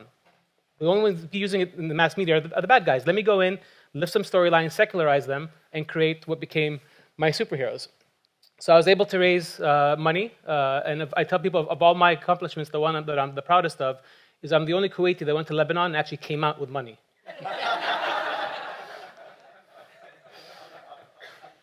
So this is 2003, Baghdad had just fallen, but over the course of history, Baghdad has fallen many times. One of the most famous is in 1258 when the Mongols invade and throw all the books from Dar al-Hikmah library into the Tigris, and the Tigris changes color with ink. I rewrote that story for used historical fiction. So in my version, all that knowledge in the books gets saved onto 99 stones, which are smuggled out of Arabia into Andalusia and Spain, where they're safe for 200 years. But when Grenada falls, the stones are dispersed all over the world. So 33 go on the Nina, the Pinta, and the Santa Maria and are spread in the New World.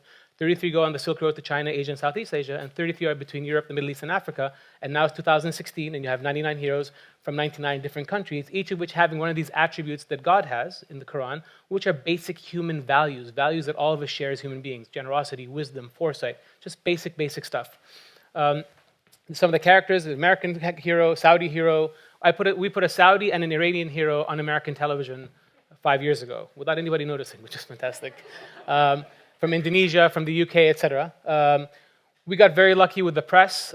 Story with that is I cornered a New York Times journalist before I even had a product in December 2005, and I pitched him. I think I scared him because he said, "Okay, we'll write about you if you just leave me alone." And he said, "But Islam and cartoons it's not a timely story." He said, "It could be next month, it could be next year, just wait." So I called him up New Year. I said, "Happy New Year." He said, "Thanks, we had a baby." I said, "Congratulations, like I care. When's the story coming out?" And he said, "Naif, just wait." And then a few days after that, what happens? The world explodes in the Danish cartoon controversy. I became timely. Okay, so they started chasing me, and they did a full page in the New York Times, which changed my life forever, because anybody Googling Islam and cartoon, guess what they got? They got me. Okay? It led to a theme park that launched in Kuwait, the 99 Village theme park. It led to various language editions of the 99 comic books. That's how we started. It led to a couple of licensing deals, but also led to a TV show, which was written by the writers of Batman, Star Wars, etc., which was on TV all over the world. Here in the UK, it was on RTE. Big resistance in Europe to our project. So it came out, and I'll tell you about the story in the US, but came out all over the world, came out on Cartoon Network in China, came out and became the first IP from our region to actually go global. This led to a lot of fun stuff. So my fifth boy, when he was born on New Year's Day 2009, my dad called me and said, "I want you to call him Barack. Obama was going to be president in 20 days. I said, "No, thank you." And then somebody else called. They said, "We heard you had a child." I said, "Yes." They said, "Boy or girl?" I said, "What do you think?" And they said, "Great. Now you have enough boys to liberate Palestine." And I thought, what happened to playing basketball, right? So I took those two thoughts and I wrote an article called Barak al-Mutawa about why I would not name my son Barak. So who publishes this? The Chicago Tribune. On Inauguration Day, January 20th, a few days later, in the op-ed pages. So you know the president saw it. So park that. That same day, Marvel releases a copy of Spider-Man with Obama on the cover with Spider-Man, which is a signal to the world that the president likes comic books. I didn't know, which is not important, but what was important is Paul Levitz, a friend of mine who headed DC Comics, didn't know either. So Paul's Jewish, and his son was dating a Muslim woman. And I write about religion a lot, and we have lunch once in a while, and we talk religion and stuff. And so Paul, I went to him, had lunch with him in February that year, and I said, "Paul, Marvel beat you." He said, "I know, we're still trying to figure out how to respond." I said, "I have the solution." And I pitched him an idea which he loved, which I didn't expect. So they say, you don't know what you're going to get until you ask for it. So I said, how about when the president reaches out to the Muslim world, which eventually became the talk from Cairo, how about the 99 reach back out to Batman and Superman and Wonder Woman? Which is the first time in 15 years they actually do a crossover with characters they don't own. 6 books came out that have Batman, Superman, and a Wonder Woman who finally found her clothes after 70 years of looking. They were there. Just wearing a jacket, and I'm actually going to skip the video, but basically the president had a few words to say about this project, called it the most innovative response to his Cairo speech, which was an amazing highlight for us. But that opened up the gates of hell for me, because what happened is I became guilty by association, both to the rightist groups in the US as well as the rightist groups back home. So we got our first fatwa from Fox News. Okay. Obama's Muslim and this proves it. He's trying to brainwash your children using Sharia superheroes. Anybody watching the show become radicalized, become a jihadi. My favorite criticism was we can't let those Muslims brainwash our children like the Mexicans did with Dora the Explorer. This happened, and you know who they voted for, right? Anyway, I didn't say the word. But this also, so New Year's Eve 2013, big hashtag on Twitter wants to put me on trial. So same thing. So back home I became also non grata. So this lawyer behind it started. Then he wrote to the Sheikh in Saudi, the 7 kind of council, and put things in perspective. So a fatwa is the answer to a question without checking the contents of the question. There's no due diligence. So if you ask the question to the right, you can answer the right. You ask it to the left, you can answer the left. Okay? So this council, he wrote to them, so they give a fatwa against the 99. Now, Two interesting things. One of the people that actually signed the fatwa for the 99 a few years before, because we were funded by a Saudi Islamic bank. Okay? So again, the question so I agree with what they said about the 99, 100%. They're correct in what they said.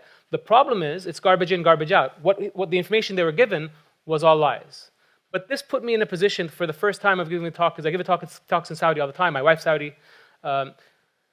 My first post-fatwa talk in Saudi was in May, a couple months later. And I was thinking, do I fly? I was feeling a bit scared. Like maybe I should drive to the border. There's a problem. I drive back. It's like, you know what? I'm not going to let them terrorize me. I'm just going to go. And I went. There was no problem. One of the kids asked me, said, have you ever been sued because of the 99? And I said, that's an interesting question for a 10-year-old. Why? So well, our religion teacher said not to watch the show because nothing good will come of it. And I said, so what'd you do? He said, honestly, we had never heard of it. We all went and watched it, and we loved it. I was like, so he comes back again. So the government ignores his call for my trial. He comes back again in June, tries to follow me on Twitter. I block him, open the phone, 5 missed calls from a police station in a remote part of Kuwait. And Kuwait's small, but I mean, there are places I haven't been to. So he found his cousin at a police station who was willing to call me in for questioning. Okay? So I start to get worried because after this, he gets another fatwa from Kuwait. Again, same garbage in, garbage out. And then the death threats start happening. Thousands on Twitter. The hashtag is who's going to kill me. My mother finds out because it's on the front page of Kuwait's newspapers. So this led to just an escalation. And so and in the end, it was the U.S. State Department that interfered on my behalf to take the hashtag down because according to Twitter's policies, they kept saying there's nothing wrong with it. I'm like, hire somebody who knows Arabic because this is not a cool hashtag to have on there. So somebody who thought, there we go. This is a selfie outside my interrogation at the police station. It was actually a fun interrogation. It was very, as far as blasphemy interrogations go, it was actually quite humane. But they were very professional, and the one question I got asked after it was months of stress. I didn't know what to expect. He says, you've been accused of insulting God and Islam, and what do you have to say? And I started laughing, totally unrehearsed laugh from the heart, and I said, me, for 10 years, we've been the only positive voice talking about positive values in Islam. And meanwhile, while this drama is taking place in Kuwait, Sheikh Mohammed awards me the Islamic Economy Award for this project for media. Just see kind of what's happening in our part of the world. So it's not all bad news. And the government has now, in Kuwait, has put me on the Supreme Education Council, which is interesting given that the Islamists who are after me are actually going to be back in parliament. The elections are on Saturday. So we'll see how the next chapter of this plays out. So how do you respond to that? How do you respond to this intolerance and these death threats in a way that is constructive?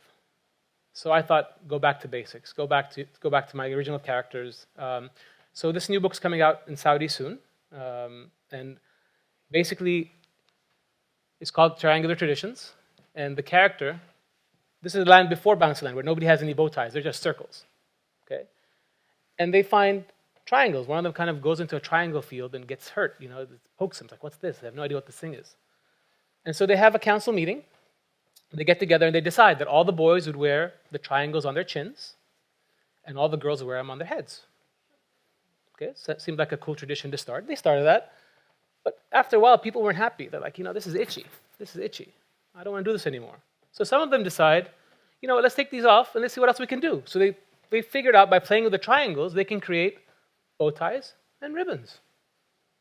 So they do that. These guys are happier now. Nothing on their chins or heads. But then when the elders find out, they say, no, you can't do that. So they draw a line in the sand, and those that want to wear them on their head and their chins go to the east of the line, and those that wear the bow ties go to the west of the line. So all's good, but the next generation, you have people from each side wanting to be like the other side, right? So, they kind of, and so what happens is that, this time it's serious. Both sides say, no, this can't happen. This violates our traditions. So they take away their triangles, and from the same cultural constructs that represent religion, tradition, whatever it is you want, they create weapons this time. And from the triangles, they create spears and arrows, and they go to war against each other. And they realize generation after generation that they're just killing themselves, right? And so then they decide to get together, and from the same triangles, they create slides for entertainment, rooftops for security, and pyramids for culture. And together they work on a journey for peace. So that's how I chose to respond to what happened. This is coming out in Saudi soon, hopefully. So this is where I started. It's my office in Kuwait where I'm seeing clients. I've been doing this for many, many years. And 99 for me was an opportunity of, when you're a psychologist, you work with one person an hour. But I believe media isn't just about reflecting reality. Media can actually create reality. And we've heard a couple examples here from various Insight Blasts. And this has been used effectively all over the world. And so this is one of the things that I wanted to be involved in and very proud of what I've been able to work with. So out of curiosity, how many people have read The Catcher in the Rye? Okay. How many of you have killed in the name of that book? Nobody's committed any murders after reading the book? No? You laugh, but 37 years ago, Mark David Chapman shot and killed John Lennon with a copy of that book in his hand. And he told police that book drove him to kill. A year later, John Hinckley tried to kill President Reagan. He too referred to the same book. So I leave you with a question. Whose fault is that? The book? Or the deranged lunatic who pulled out his own messaging? Thank you.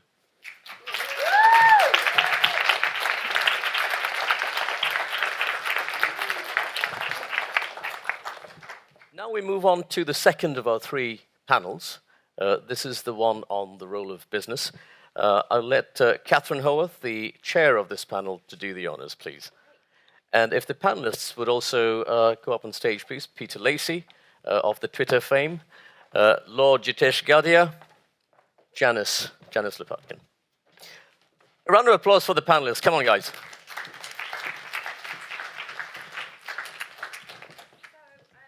I don't know if this is on. Yes, it is.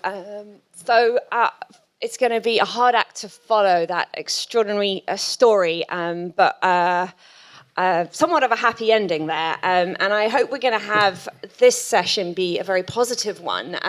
The focus of our discussion for the next few minutes is going to be around the role that business can play in championing and exemplifying truly tolerant, beyond tolerant attitudes that really kind of stimulate diversity in the workplace, diversity in the boardroom, and of course encourage and enable and facilitate diversity and tolerance outside the workplace, in the community, and in fact across the world. Because I think the business community clearly plays an incredibly important role through trade, encouraging, and has done for many, many centuries, millennium, people to mix and connect and get to know each other through transacting and getting business done, and in the process, learning about each other and becoming tolerant of each other, accepting and respectful, positively respectful of each other. So we've got a brilliant panel here. We've got Lord Jitesh Gadia, who's got a glittering business career and much experience to draw upon for this. So really looking forward to hearing what you say. Peter Lacey, who similarly is a great leader in the business community, a great thought leader, particularly on circular economy, but we're breaking him out of his circular economy mold and getting him onto diversity this afternoon. Are we already in the afternoon? Not quite.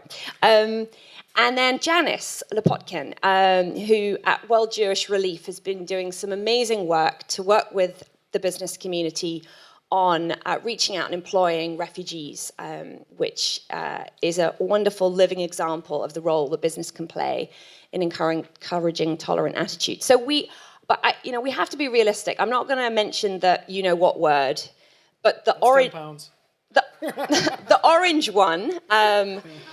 That's 20. Has 20. Okay, has run a campaign where things that we never thought would be heard in a political campaign were said, and the orange one is the winner. And so these are frightening times in a sense. They really are a time when I think, obviously, people in civil society are trying to figure this out, but I think we need business to be a real buffer and join together with civil society and saying, come on, let's truly overcome some of the danger that comes with some of the rhetoric we're hearing from politics. And I do think there's a really important role for business. So I want you each to kind of give your initial reactions and thoughts and any things that you've prepared. And then let's get into a bit of a discussion, and then we'll open it up to the floor.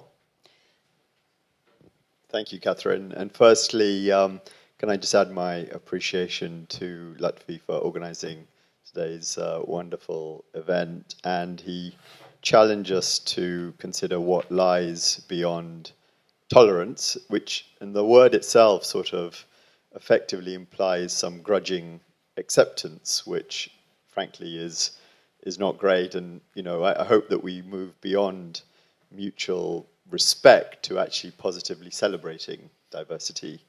But I think one of the issues, and I think Isla mentioned the word echo chamber, we sort of, it does feel like we're preaching to the converted here in this theatre in the middle of London, and there is an element of confirmation bias in terms of the people who are actually gathered here, and that's really been the challenge for business in many respects. And I would say that business has been playing catch up when it comes to these issues, and it sort of responded in a very Pavlovian way, particularly I would say in the UK, in the sense that businesses manage what they can measure. And actually, if you look at the recent UK experience, where targets have been set, particularly I would say in the case of gender diversity and equality, things have happened. So in the UK, certainly following the Davies report, which set basically a 5-year target to double the number of women on FTSE 100 boards, lo and behold, the number went up from 12% to today 26%. So things happened, and now there is a new initiative led by Sir Philip Hampton and Helen Alexander, which has expanded that to saying that FTSE 350 companies should set a target of 33% of women on boards by 2020. And also to address the fact that I think only 7% of executives immediately below board level are actually women, and to try and target that as well.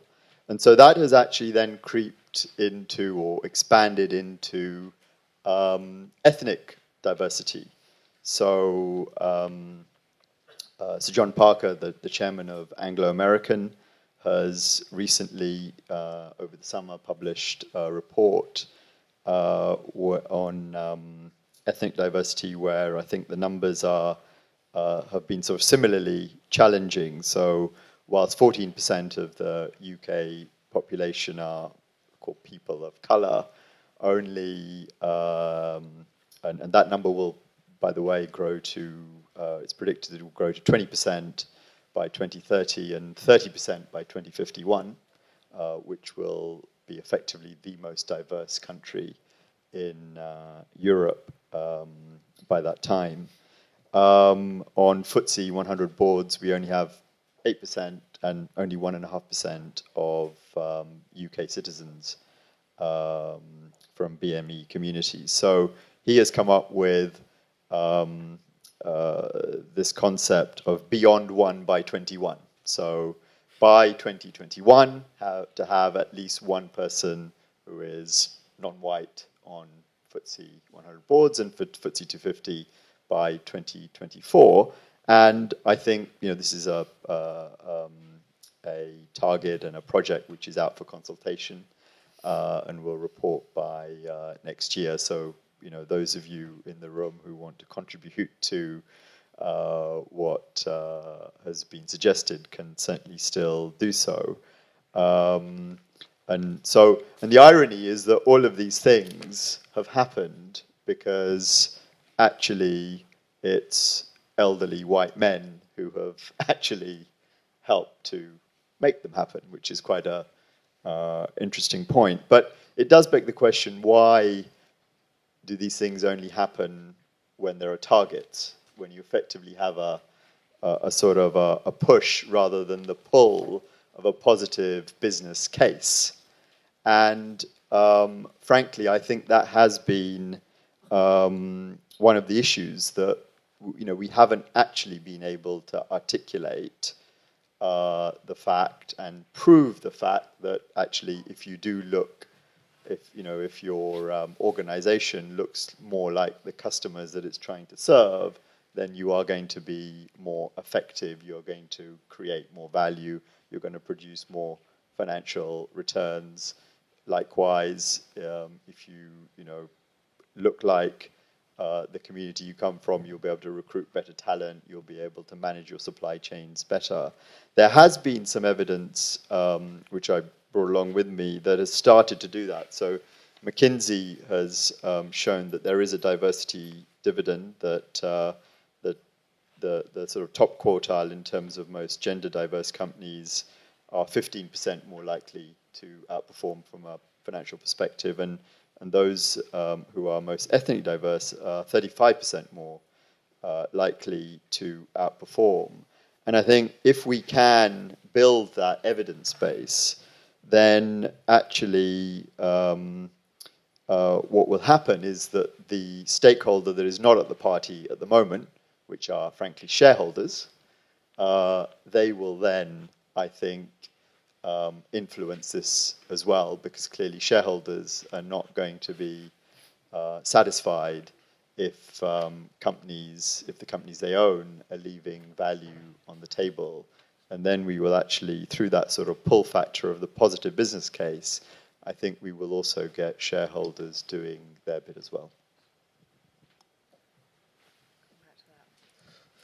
Very good. Well, thank you very much so far for an inspiring morning. I think this is a very, as you say at the beginning, a very tough act to follow in terms of some of the quality of contributions. I want to talk about 3 reasons why, at a personal level at least, I think this topic of going beyond tolerance to embracing and thriving and indeed creating advantage out of constructive conflict, of citizenship, diversity, is such an important issue.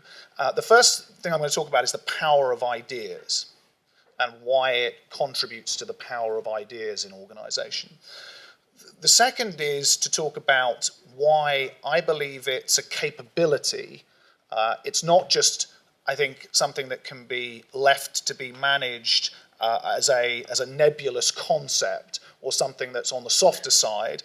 I think Jitesh is exactly right that some things can be measured, some things can't. But actually, I do think it's an organisational and individual set of capabilities that we need to think about, and how we think about trust, how we think about empathy, how we think about taking some of those themes into a business setting. And the final point I want to make is really around why it's not going to get less important.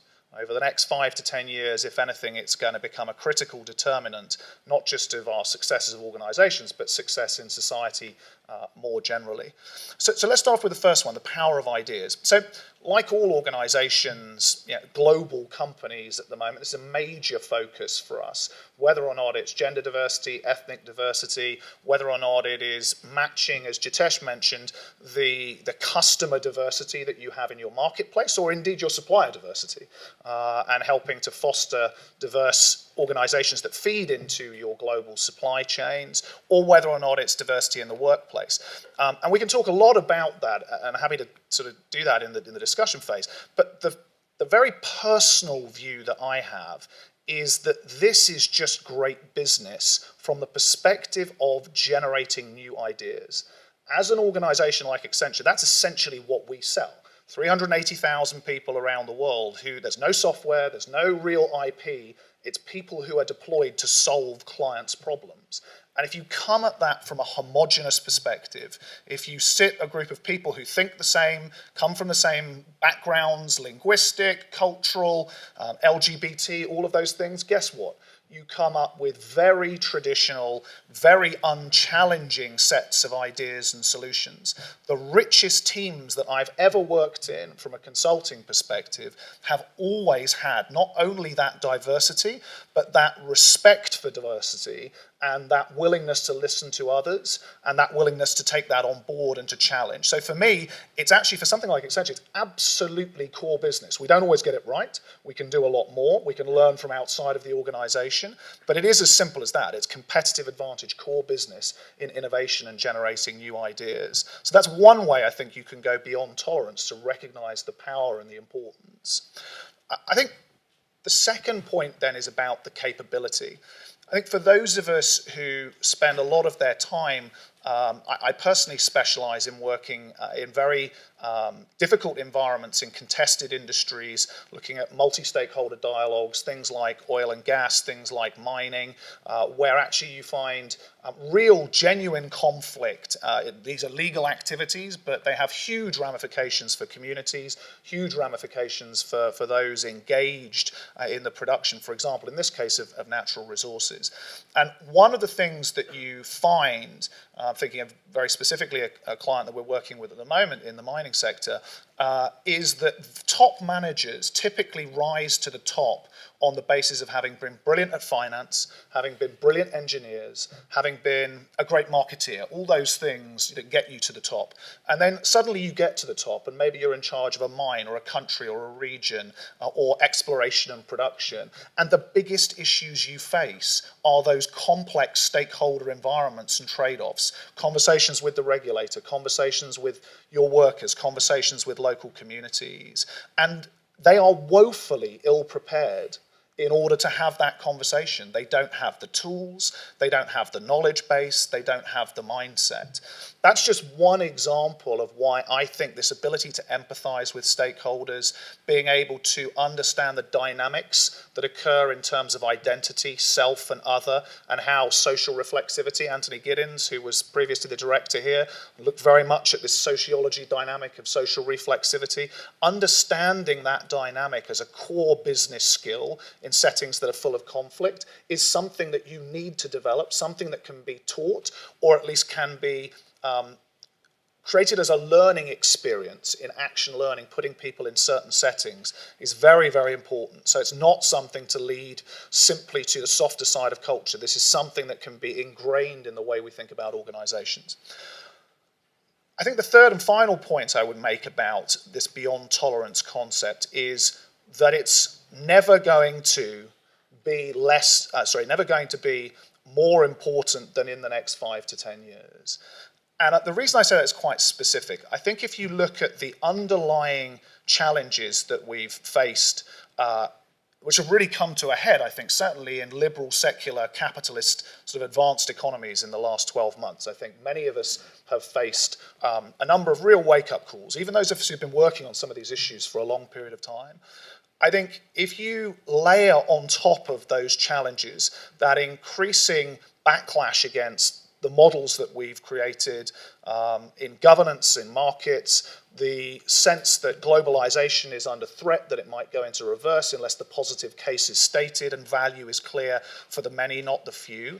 I think if you layer on top of that the next 10 years and what some call the fourth industrial revolution, some are calling kind of the digital transformation, we are at the foothills of probably the most profound period of change in the last 50 or 60 years, certainly in our lifetime, in terms of the extraordinary combinatorial impact of advances in physical materials, physical environments, biological and human genome, and then digital technologies such as artificial intelligence, big data, cloud computing. All of these things are going to change the way we live and work and the systems that we interact with each other. The world is never going to be, and this is a worrying thought, it is never going to be slower than it is today. The world will never be slower again than it is today. We are constantly going to be accelerating and creating more complexity. And against that backdrop, that intensity, that pace, that complexity is going to create a platform and going to drive more and more conflict, more and more challenges, more and more need to be able to engage and build trust between communities. And so that's where I would finish and say that if we want to deal with this problem, it's not going to get less important, it's going to get more important for businesses, for societies, for organizations, for individuals. And so what I would say as a call to action is that we need to move from this negative language, I agree completely with Jitesh about beyond tolerance, towards embracing and thriving and seeing this as the way that we create advantage for individuals, for organizations, and for societies as a whole.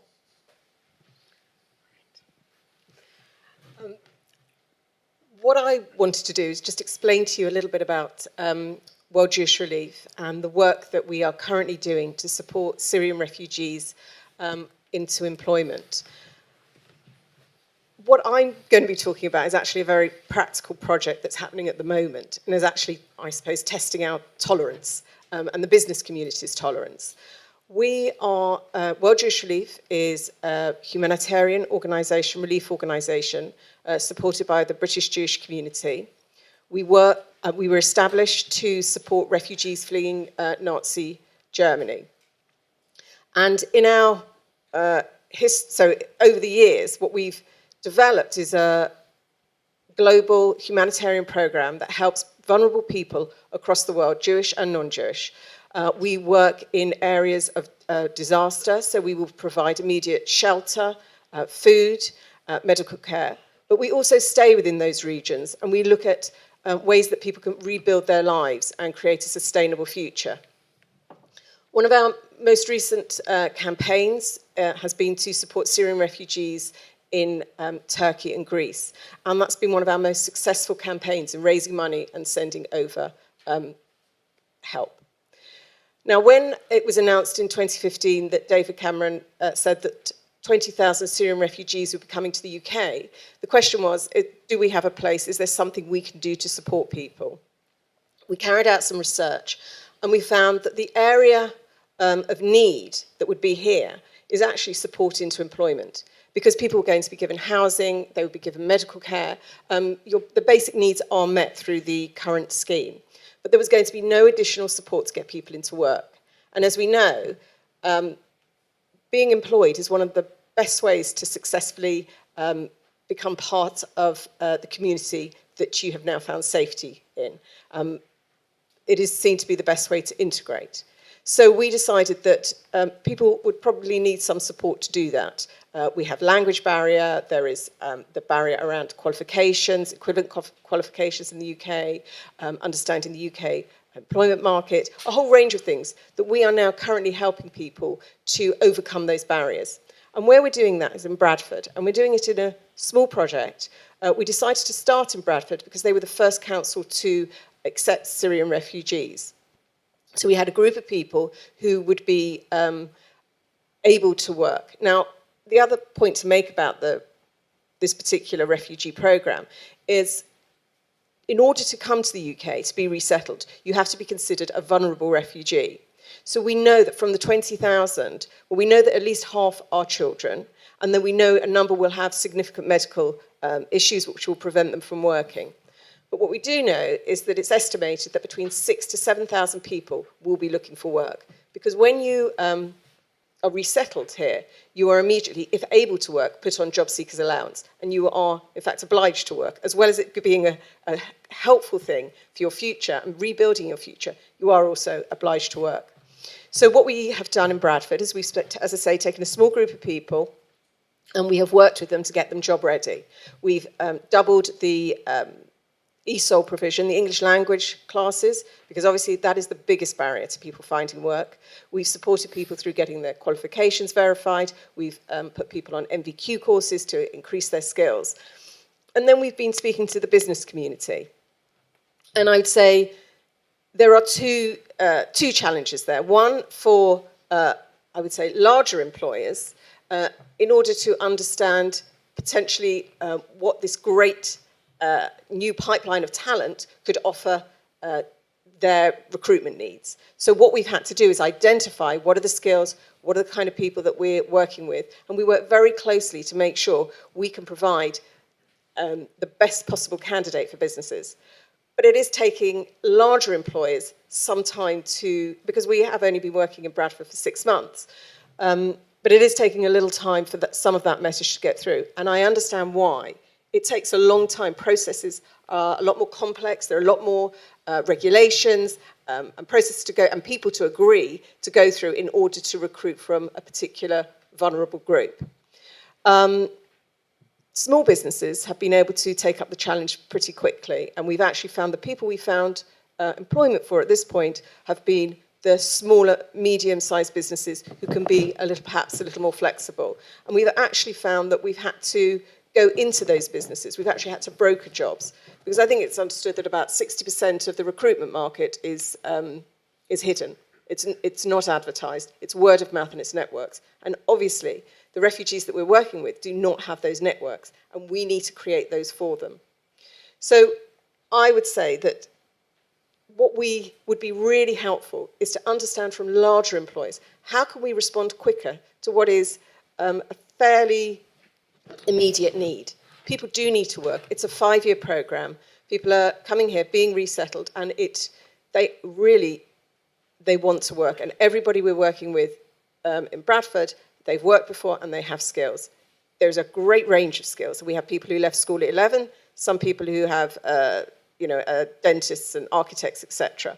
So there's a great range, but they are motivated, they want to work.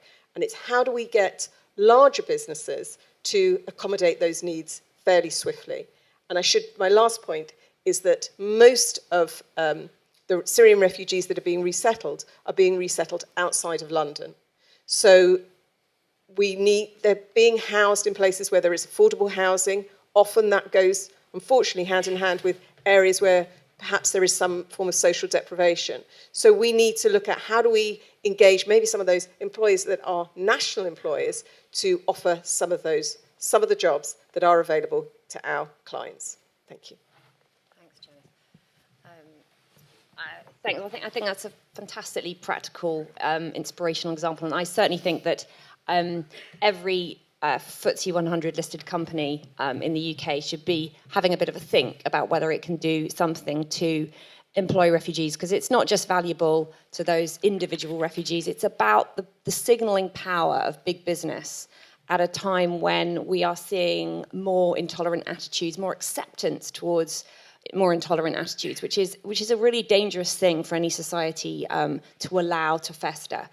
So we've got very little time left, and I want to open it up to questions, but I'm just going to kind of put a thought out there, or maybe people can respond to this, and then we'll have the panel respond. But I am a strong believer that the business community, and I would very much endorse your point about the investment community and the shareholder community, have an incredibly important role to play in sustaining, supporting, celebrating, and realizing a society with tolerant attitudes and that really celebrates diversity.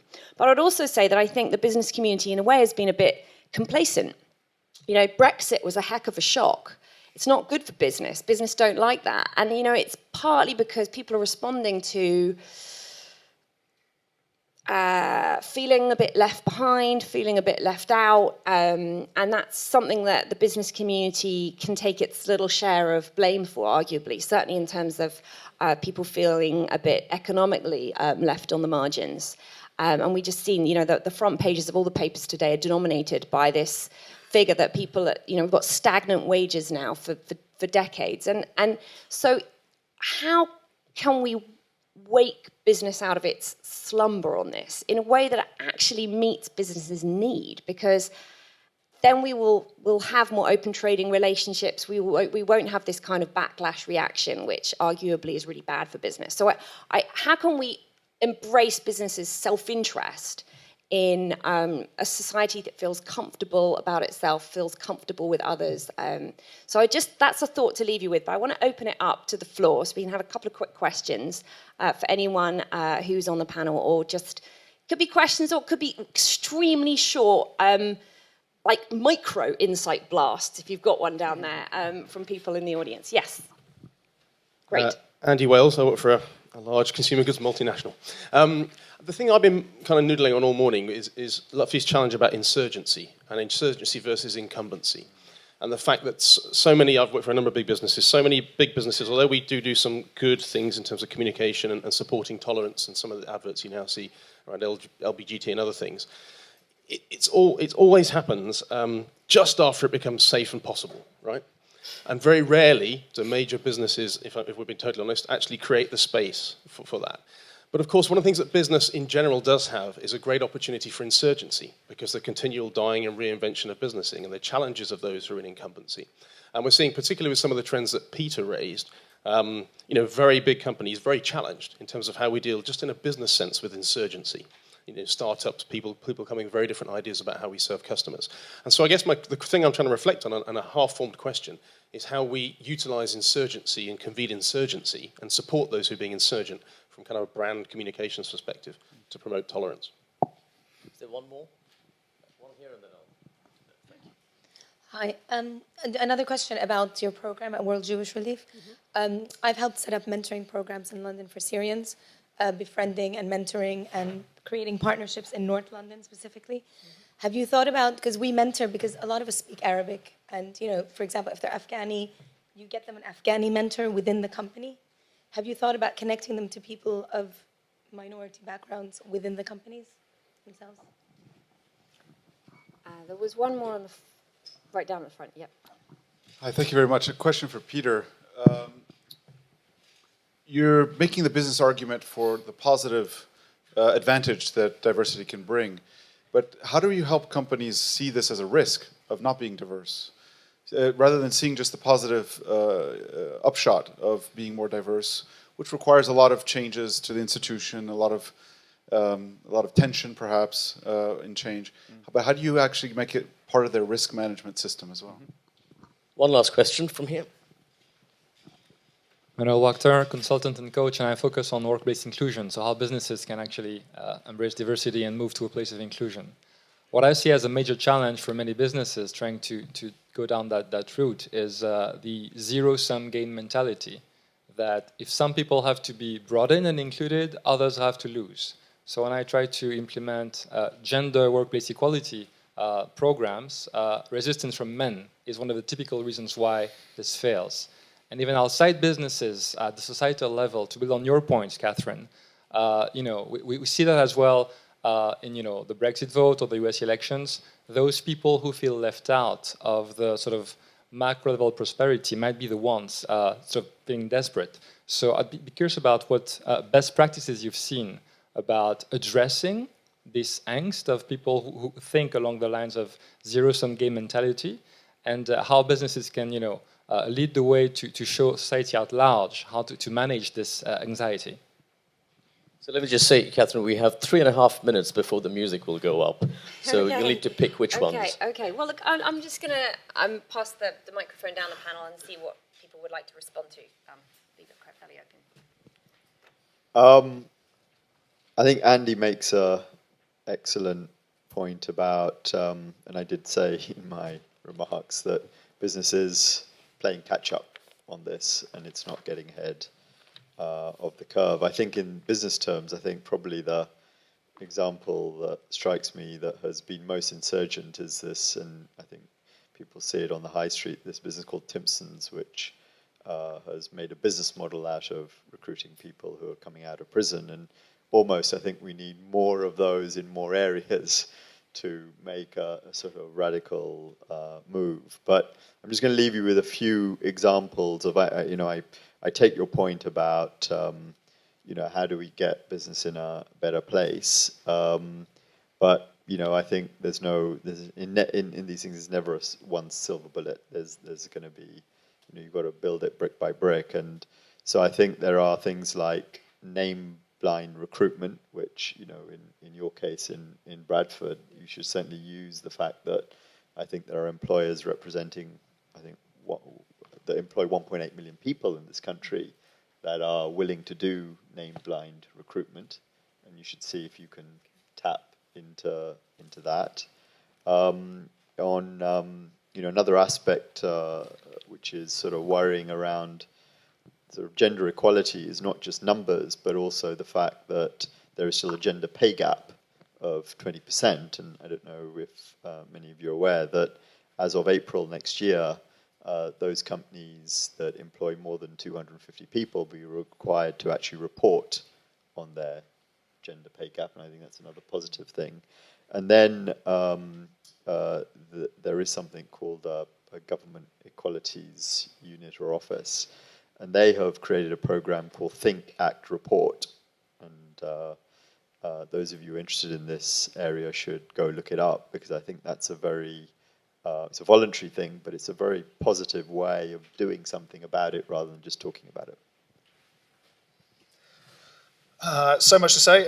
Try and keep it short. I think just reflecting on some of the questions, the first thing for me, a very personal reflection on us at least, one of the things we need to be very careful about is that I actually think in some organisations we're very focused on diversity in lots of different ways and means. I would include in my organisation, not to say we ought to get it right and we can't get better, but I think one of the problems with global companies rather than national companies is that we're very used to diversity across borders and in our working lives and day to day. That kind of isn't really even a question. There's a zero tolerance approach to anything that transgresses that. I think the bigger challenge is to look at the communities where we do business. I didn't like Theresa May's statement that if you're a citizen of the world, you're a citizen of nowhere, right? But there is some truth always in some of these things that needs to be addressed, which is how you make yourself truly located in the local and ensure that you're actually contributing to the local in that way. So I think there's something in there. I think to Andy's point about insurgency, I think there's room, we talk often about things like intrapreneurs, creating space for people within large organizations to innovate in different ways. And certainly as you look at the way that many companies are treating digital disruption, they're setting up, disruptive units that have different roles, responsibilities, and that's on the technology front, that have more autonomy and more freedom to innovate. And I think you can think about that in a similar way with insurgencies within organizations. I think it's about top leadership creating the space and actually thinking about that as a role within organizations. The point that Scott mentioned, maybe building on that, I think the real way to turn it into a risk issue is to move it from the abstract to the real for individuals. I'll give you a very practical example. So last year, we took our entire leadership population of 600 managing partners around the world through a confirmation bias training around different forms of diversity, mostly gender and LGBT and race. But it was a one-day workshop with various pre and post activities. And I've never seen our leadership team more moved by a training session than when they realized, every single one of us, how, to the point about blind recruiting, how, even when you're trying so hard not to be, how many biases are deeply embedded in the way that you look at the world. And so that I think it made it very real for them that they are biased, even if they're trying very hard not to, and even if we've got great programs and policies and so on. So I think really, I could talk lots about risk processes and procedures and so on. The real trick is turning it into something that actually wakes people up to what they're doing at the individual level. And I think the very final point, which I love your program, and I think your question about how to get larger organizations involved, actually I think there's a lot of merit in thinking about how you piggyback existing initiatives. It takes a long time to churn the supertanker of large organizations. And one very practical example at the moment that we're very involved in, and I think there are a lot of other organizations, is the apprenticeship schemes. Yeah. So how to get people from non-traditional backgrounds into apprenticeships who haven't been to university, haven't got the educational qualifications, come from very diverse backgrounds. So that, and I'm happy to talk to you about that afterwards. But I think, that would be my recommendation, is because it takes often a couple of years to set up new programs, whereas there's often quite a lot of flexibility of programs that are already in train, actually. Yes, in fact, that sort of relates to the point about mentorship as well. We have been working with business in the community to look at some of that. So they're involved with a number of high street brands who offer work experience and buddying system for people, for a range of people, from lone parents to homeless people. So there's a whole range of people that they provide these services for, of these work experience. And we have been actually able to get a couple of people on those work experience courses. Within that, they provide a buddy from the employer. So there is somebody within there. We are also, we realise we do provide volunteers who are language coaches, actually, for our current clients in Bradford. And once they start talking, a whole world is opened up as well around employment and around their connections and who they're able to introduce them to. So I think it's very, very valuable to have a mentorship program, both from the community and as well as from within the employer community as well. Great. Thank you. Well, thanks. I think I'm afraid we've run over time rather on our panel, but it's been a fantastic discussion. Thank you so much to my fellow panelists. Thank you. To everyone for listening. Cheers. Hello again. I'm Ferdos, and as you've seen, I'm an interpreter, but I'm also a linguist, a teacher trainer. I have taught in universities in Syria, in the US, in Turkey, and in King's College London, and I've trained diplomats and businessmen to speak Arabic. I also volunteer with Citizen UK, with Safe Passage UK. I'm the co-founder of Ahlan wa Sahlan, Welcome, a grassroots initiative to help welcome refugees to our beautiful city, London. Above all of these, I'm a Syrian refugee. And I know many people, when they think about refugees, we are haunted with the images of the destitute and the despair of the journey of being a refugees. But we are also, as a refugee myself, and from the people I volunteer with, we are ordinary human beings who have extraordinary circumstances. To talk about the role of businesses, what I would like corporates to do is, beyond offering jobs, and as we heard, it might be long, they could use their network, the skills, the training, and also the small things that you can't think about. An empty room, a venue. With our initiative, Ahlan wa Sahlan, because I'm a teacher, trainer, and I'm a social person, I have lots of friends. So what I did is, we started with my friends offering evening English practice and social activities, and we got free venues, we got amazing volunteers. One of the most interesting insight I got from my volunteers is, oh my God, that's not what I thought refugees are or how they look like. So every one of us can do something to contribute, not to the refugee crisis, because we are not a crisis. Refugees are people fleeing from states, failing states, through a process due to the failing world systems, are very dangerous to find safety. So it's not a refugee crisis. It's not a migrant crisis because everybody is entitled for a better life. It's a failing world system crisis. And with the little thing that we can do, we can make a difference. For example, with Ahlan wa Sahlan, our grassroots initiative, we have been featured in Fox News and Daily Mail and other as doing something positive. So when you see like a very positive feature in these media, you know that like, oh, it's working. It's important that everyone does within our skills, within our abilities. My final example is Netflix. How many of you are on Netflix? So Netflix recently produced a documentary about the Syrian white helmet. And we all agree it's a tragic situation in Syria, but there are real life heroes, the white helmet. I personally was the translator for the raw footages of this documentary, and it's something I can't describe how hard it was, but also because they are extraordinary heroes who have even been nominated to the Nobel Peace Prize. They deserve to be featured and a story to be told.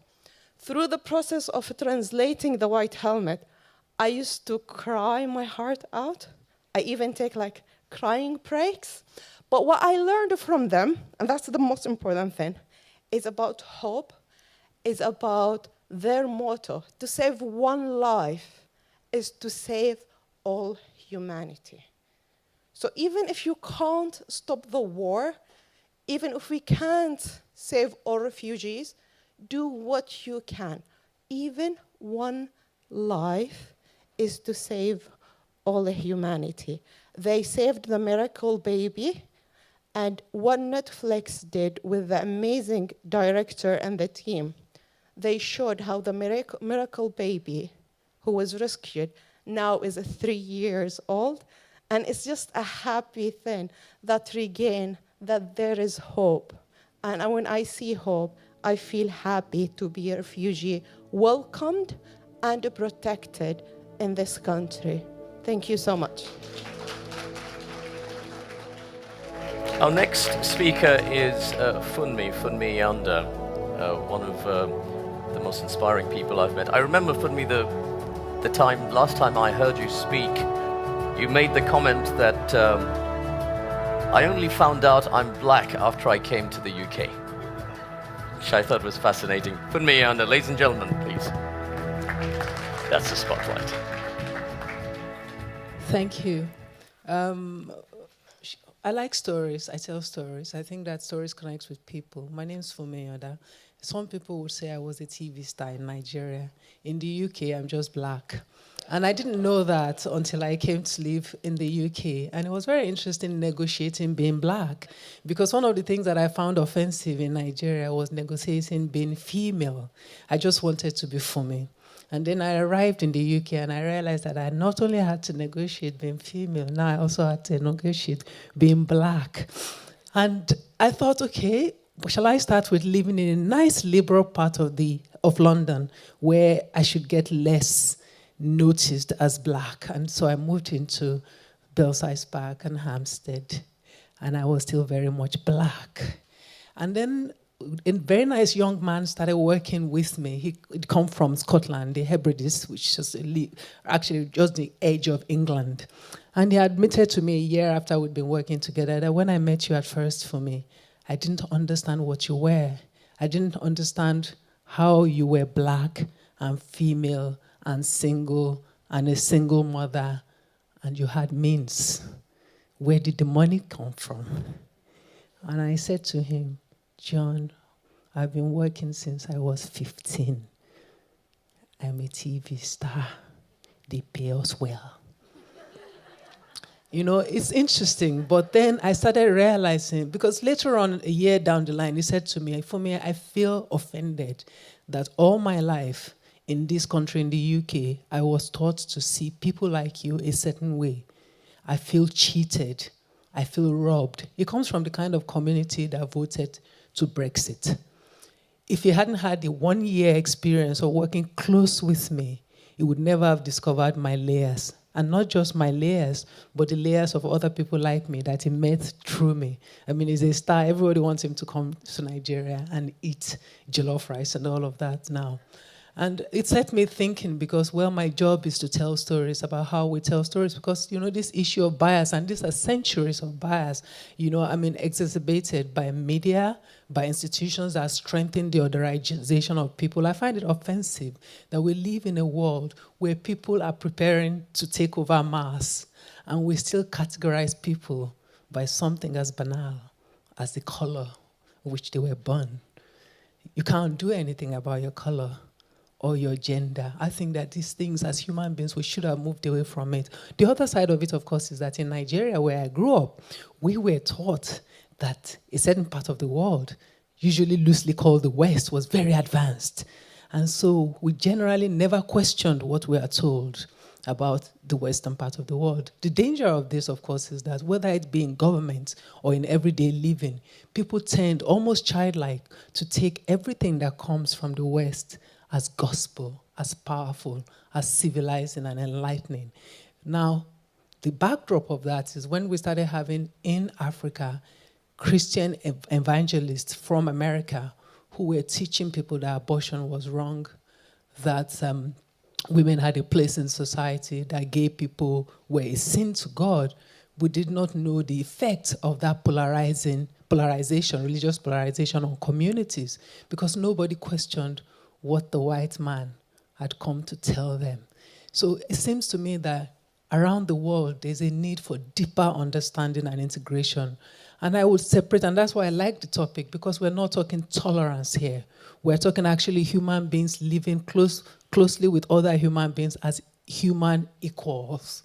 I don't know how we're going to achieve that, but my business is telling stories, and I thought that it was important. I began to look at the back end of telling stories, particularly news, the kind of conversations we're having here, elevated human thinking. How do we break it down to digestible bits that the average person in Nigeria, in Pakistan, in Accra, in London, in the Hebrides would understand these nuances? And that's my challenge, particularly to the people I work with. How do we begin to do those stories in that way? And how do we change the business model of the media so that we stop flattening people or categorizing them into boxes, or even more ridiculous, making them these caricatures that we see every day?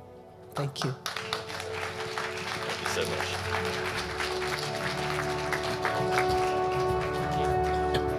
Now for the next Insight Blast, on the stage, please welcome Alison Stewart-Allen.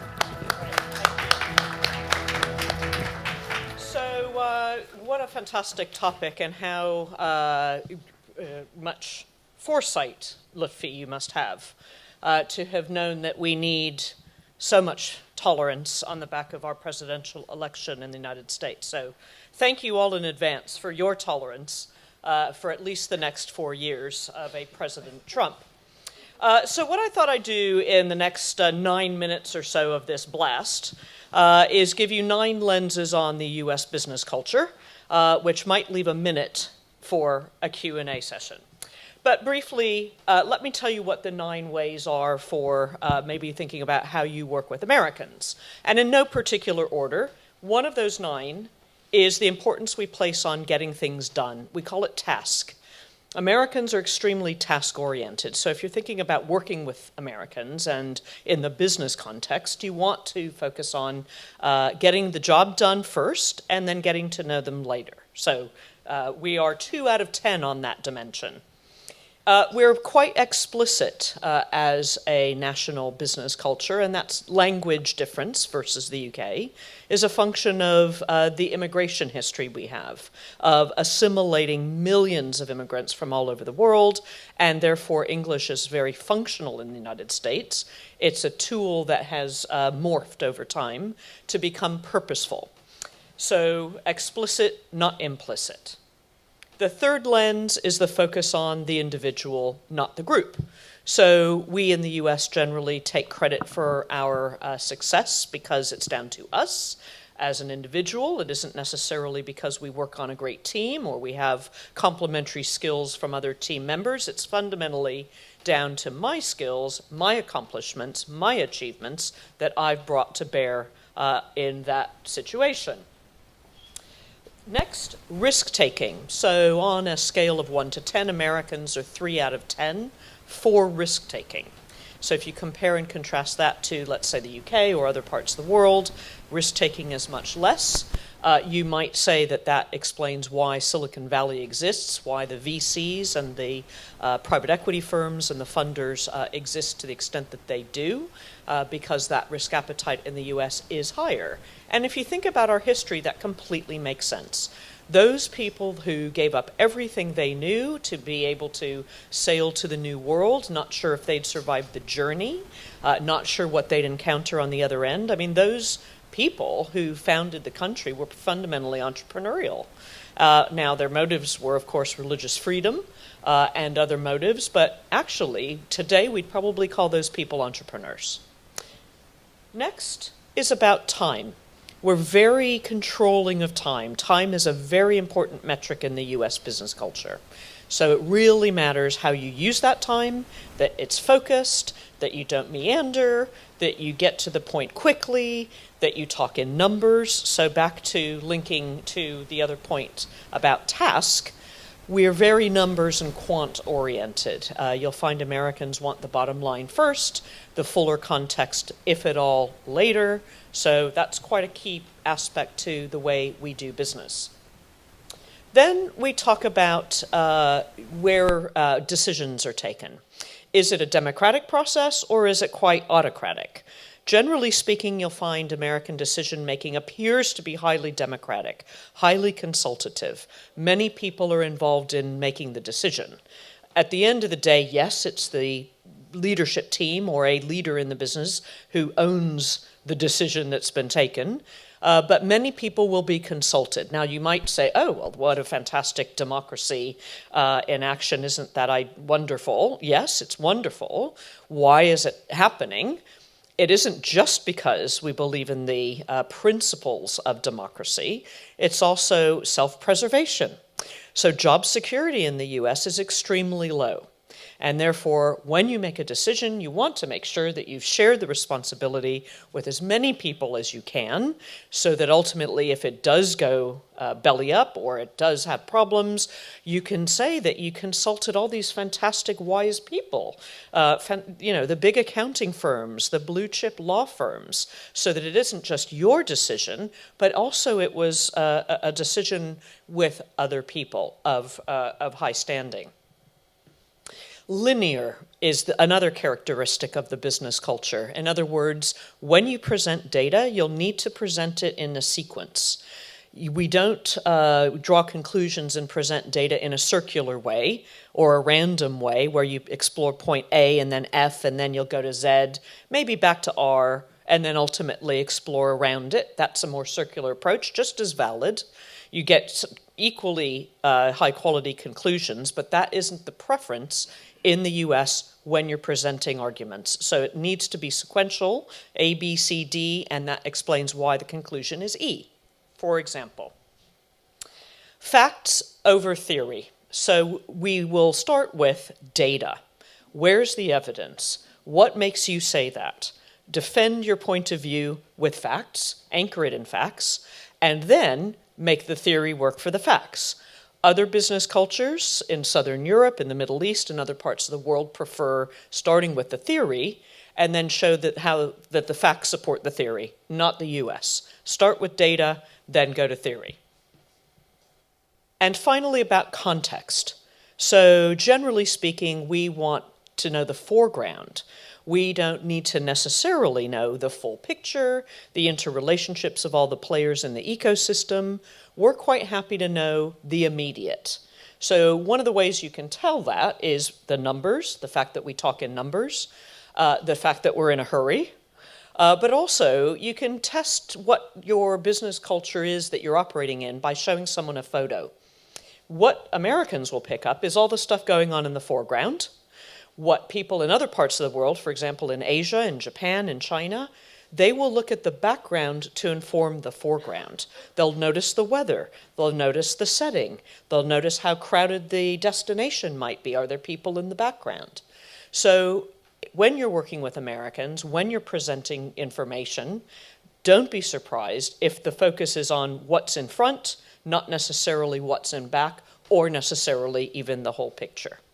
So that's a very quick tour of 9 perspectives, hopefully in 9 minutes, looking at the American business culture and how to build your own tolerance about working with people like us. Do we have time for any questions? We have one question. One question. Any question, please. As long as it's a question.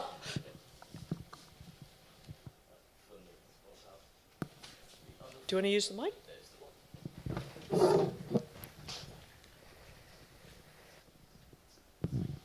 I was very stuck at the point where you said Americans wanted things sequential, linear, and fact-based.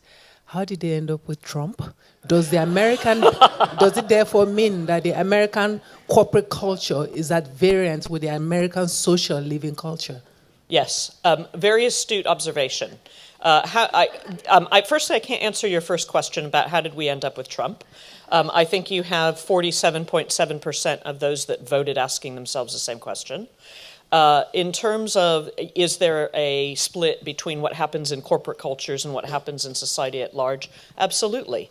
However, the business culture is persistent. In other words, those values that I just described persist for a very, very long time. And whatever happens in the political sphere, business and making money, in a way for business people, supersedes what's going on at the political level until foreign exchange rates intervene and disrupt your plans hugely, tariffs, corporate taxation, but generally speaking, the business culture carries on. So I'm optimistic that for at least the next 4 years, business will continue to focus on what it does well, and let's hope that it doesn't get disrupted too much and that the country brand doesn't get disrupted too much by whatever policies Trump puts in place. Thank you. Thanks so much, Alison. I remember the talk you gave at the Financial Times Non-Executive Directors Club about conflict in the boardroom. I thought it was fascinating. Belinda Palmer, OBE, also known as the Empathy Queen. Ladies and gentlemen, Belinda. Thank you. I quite like being introduced as the Empathy Queen. It doesn't get much better than that, does it? Thank you so much, Lofty, and I'm so happy to be here at such an important conference, talking about tolerance and conflict and something that is very close to my heart, empathy. And I have been thinking a lot about empathy in the UK, in the Brexit era, and dare I say it, the Trump era. And the lack of empathy is shocking. It really is quite shocking. And I think never, going back to Peter's point, never has there been a more important time. Can you hear me okay? Yeah. Where's it going? I've got the tiniest ears in the world. They really are tiny. Okay, is that better? Okay. It's kind of, gosh, I feel like Janet Jackson. Okay, I won't do any dancing, I promise.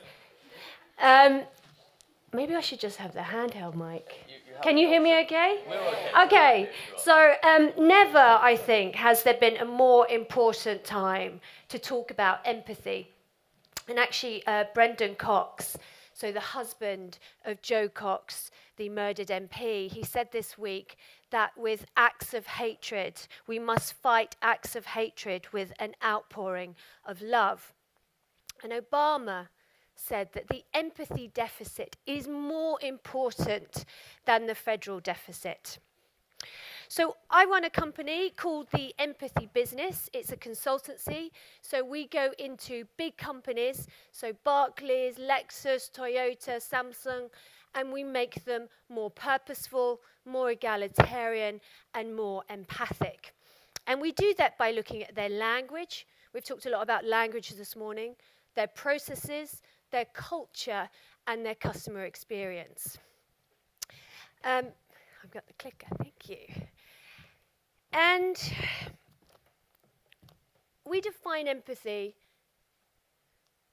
Oh, point of the laptop. Women in technology.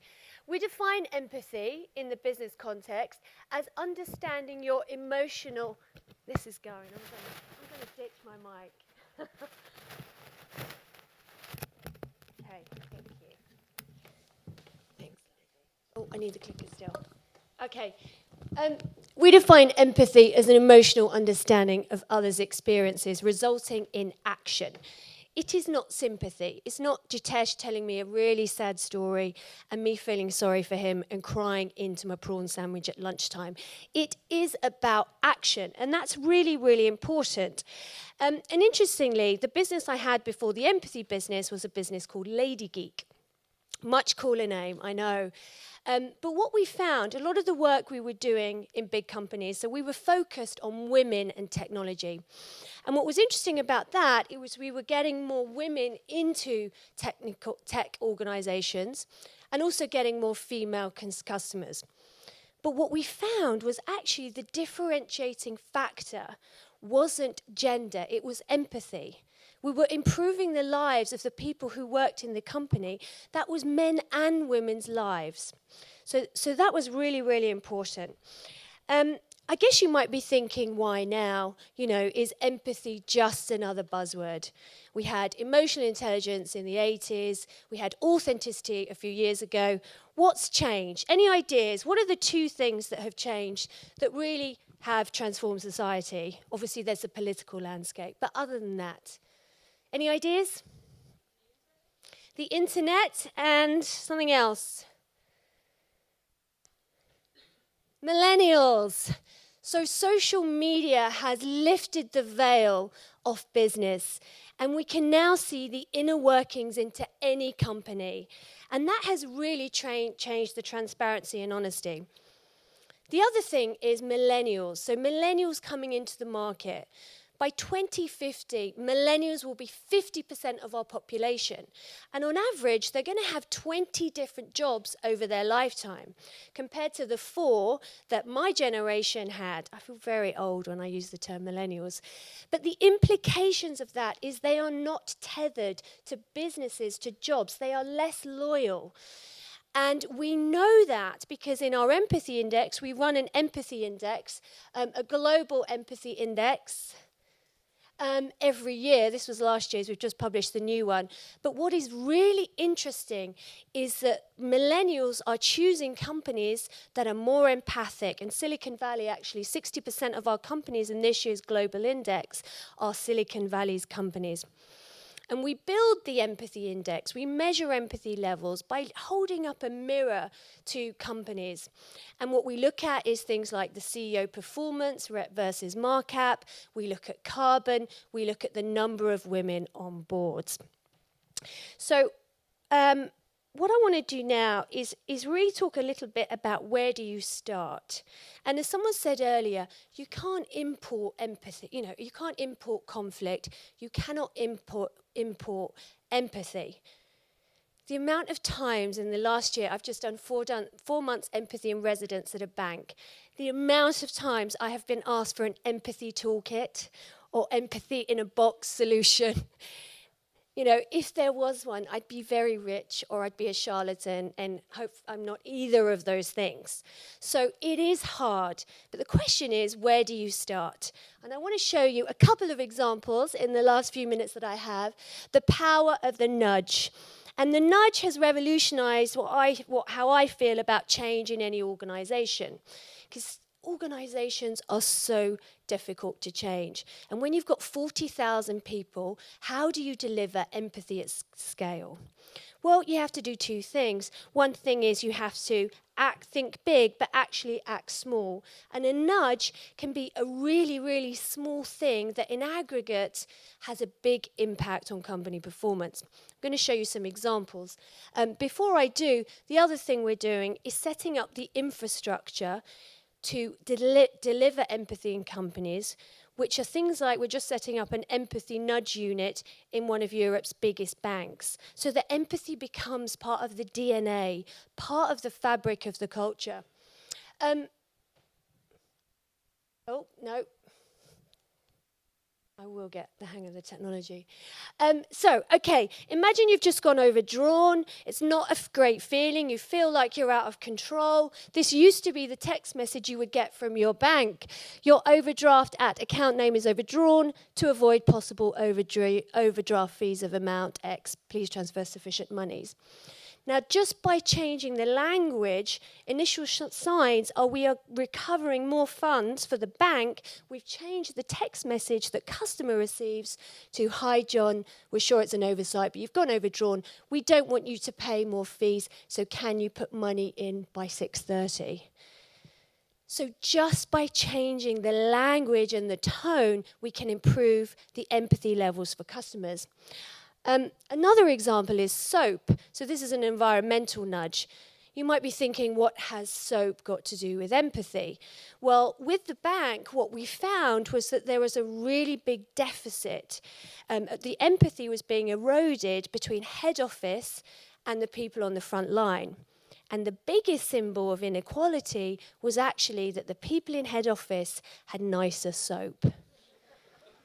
And it may sound funny, but do you know what? Actually, it's incredibly important. And these small things, they may sound small. They are not insignificant. These small things sent a signal that head office was way superior.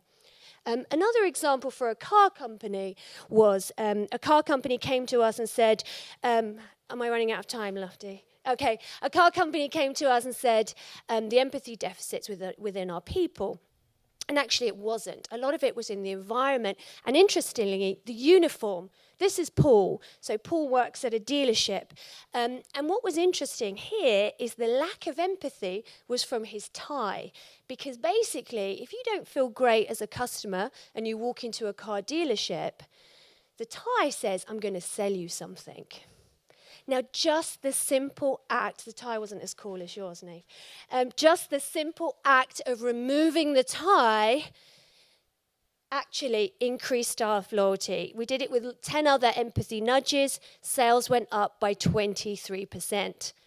Another one of the nudges was the way they dressed the cars in the showroom. So on the left, you can't really see, but it says things like the winter car kit. Now, if I'm buying a £27,000 car, I'm not thinking about my winter car kit. I'm thinking about all the adventures I'm going to have with my family. Now, realistically, they're not going to be, they're probably screaming, my kids are screaming in the back, but I want to be thinking about the aspirations. So even by dressing the car boot, which cost nothing, more empathy was delivered to the customer. Highgate Wood School, we work with Highgate Wood School. One of the things we did before a robotics or coding lesson, the girls often feel quite apprehensive about the lesson because technology is so gendered. What we did was we changed, and I don't want to imply that Nelson Mandela is unempathic here, because that's not the, but what we did was we put amazing women and amazing quotes, and what that did before the coding lesson was gave girls the permission to succeed. Just a screensaver, it cost nothing. Another example for a food company in the States, they were having real problems with the meeting culture. Anyone here spend all their day in meetings? We tracked, only one person spends all their day in meetings. God, that's good. We tracked over a week. We got all the admins to look at how many people were in a meeting, how much time was spent in the meeting, presented it to the CEO, and what he said was, my people have no time to actually do the work. So again, what we did here, and it's really interesting when you look at metrics in a company, not to measure the traditional metrics. One of the key metrics that we've found is most indicative of a disempowered culture is the number of blind copies on email per person per week. It is a really good indicator, as is the time spent on company politics. All these things destroy empathy and empowerment levels. So what we did, the solution there, going back, was 15-minute stand-up meetings, which actually gave people 45 minutes to prepare. Okay, the last one I'm going to share is the importance of language, which has been a golden thread throughout today. So head office, if I go and see my son's headmaster, it implies it's at the top of the tree. So what we've done for a major FTSE 100 company is change all the language within it from head office to support hub. They are there to serve people on the front line who are with customers. And front line is actually a military defense. So we've changed that to front of house. So I'm really excited about these small changes because in aggregate, they have a big impact on company performance. My work now is going to be focused on empathy on technology. Technology was promised to democratize, and in many ways, it is enhancing empathy through virtual reality. I can now feel your pain. I can experience your pain. But actually, on the other hand, it has caused a lot of homophily, a tendency of the same. We've heard the word echo chambers, and what we're seeing is actually technology is just reinforcing our own prejudices and validating what we already think we know. So that's my focus. If you'd like to be involved in empathy and technology, come find me. I really do need your help making the world a more empathic place. So thank you. So our next Insight Blast, Julia Carmel, ladies and gentlemen. One more time.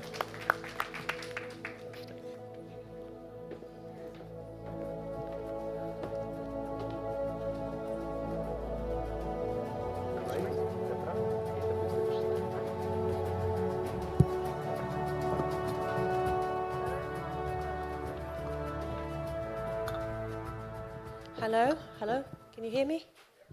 Hi, I'm Julia Karma. I'm a journalist and I'm based in Berlin.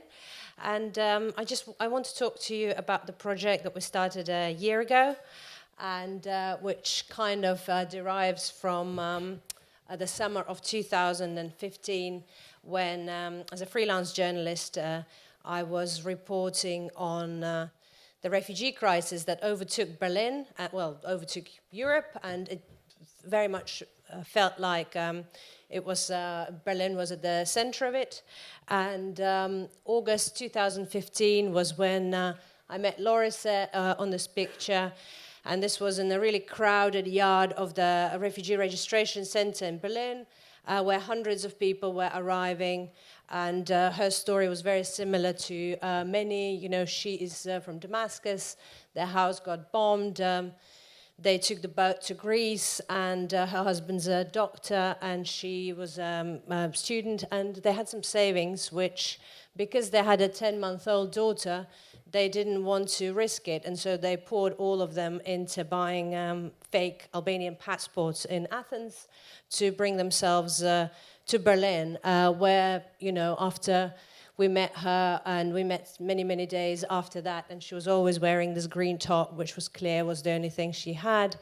But they were happy to be there, and they're making, you know, good progress and good life now in Berlin. And the atmosphere of these days was quite electric because you could see, you know, the scenes were chaotic, but in Berlin, as in the whole of Germany, you could see that there was, empathy was the word for sure. And you could see overwhelmed workers in the center doing what they could, although they could do very little because bureaucracy still prevails.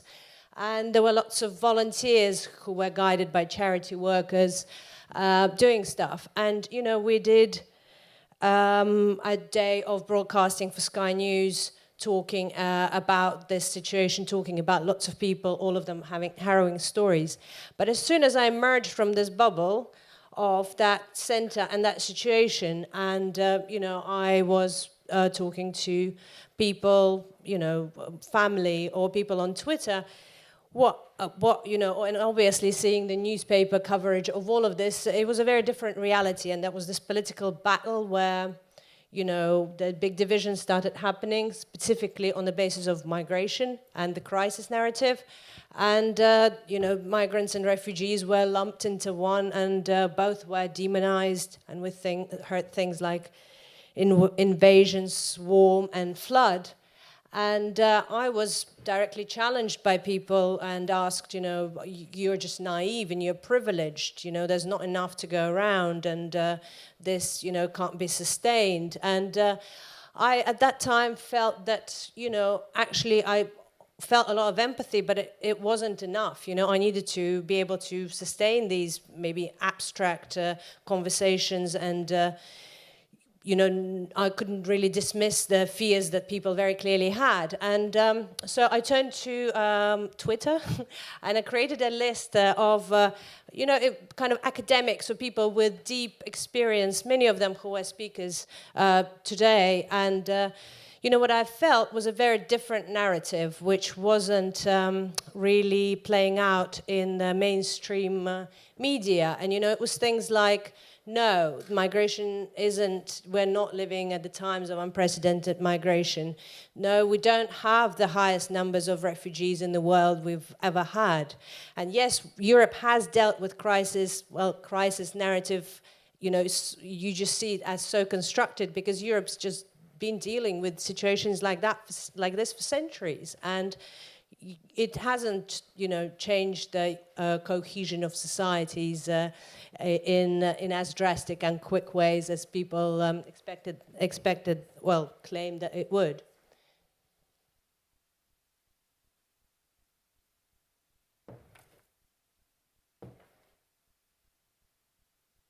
Okay, and so our project was born, and it's called Migration Matters, and it's we are a team of journalists, filmmakers, and also academics, and the idea is that we create short-form visual content that is based on the bigger picture, the deep knowledge, the nuance, the research, the understanding. And so what we've done over the past 10 months is we went back to the same people that we were following on Twitter, who were contributing to the conversation in a very contextual way.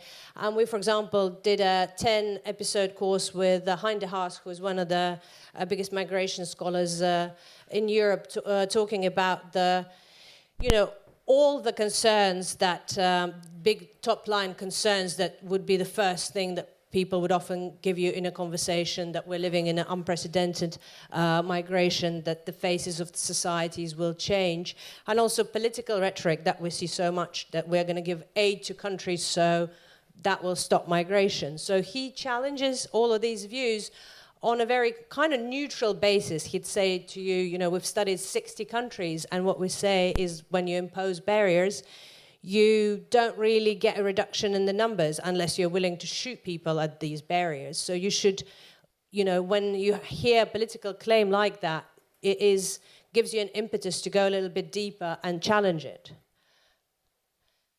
We talked to Nasim Majidi, who is a scholar based in Kenya, but she runs offices in Mogadishu and Kabul, working with returnee migrants. And her view is very much of the origin country perspective. And she talks about, what is a smuggler to a person who is migrating. She talks about what is the effect of detention, this deterrence thing that Europe is doing and how that's playing out, and what happens to people when they get deported, that they often, just go back on another journey because the big factors that drove them there haven't changed. And we've spoken to people from this parish as well, and Alan Manning, rose to the challenge of dealing with the question, do migrants take jobs? And Chandran Kukut, as the head of government here, had very foresightful words to say about freedom and how gaining back control means actually controlling the citizens rather than just the migrants. And you might say, does any of this matter in the post-fact world now, the world where we ignore experts? And from my experience of the 10 months of doing this project, it really does. The problem definitely exists. A study has shown that fake news have generated, in the pre-election period, have generated more engagement than top shared stuff from bona fide news organizations on Facebook. You would think that people can see fake news, but they can't. A recent study just released this week showed that 82% of school children, middle schoolers in America, couldn't tell a news article from a paid-up advertorial. And so in this situation, if you don't do the homework, where is our society going? But what we've found in the last 10 months is that lots of people are really interested. And we've spoken to volunteers who say, their family are divided over this, and they want to have facts and bigger picture because empathy is not just enough. We've also spoken to academics who said their friends who've never been interested in anything that they've been doing suddenly have been asking them for books. A publisher who's put out a 15-part reading list on understanding post-Trump America had their server brought down. And so for us, what we think, Europe is definitely in a precarious situation, but it's also a huge opportunity. And it's clear that two levels need to be engaged, and one is that level of personal connections and empathy, and the other one is of that big picture. And our project is very much about that, and I want to finish on Larissa, the lady that I met in Berlin, and she is doing really well, but the family that stayed back in Syria isn't, and her husband's sister has just died because she couldn't procure the drugs to treat her chronic condition. And this just reminds us that, our societies are divided, but there are people that have really difficult parallel realities in Europe right now that we need to sympathize with. But compassion alone isn't getting us there, so we need to do the homework to be able to have these difficult conversations with people who will not trust anybody, but their friends and their relatives. Thank you. Third and final panel, we spoke about the role of education, business, and now it's the role of universities. And to do the honors, I'd like to introduce the moderator, the chair of the session, Professor Eric Bergloff. Eric is director of the Institute of Global Affairs, and in many ways, I guess my spiritual leader and academic leader, certainly in the construct of this event. So over to Eric.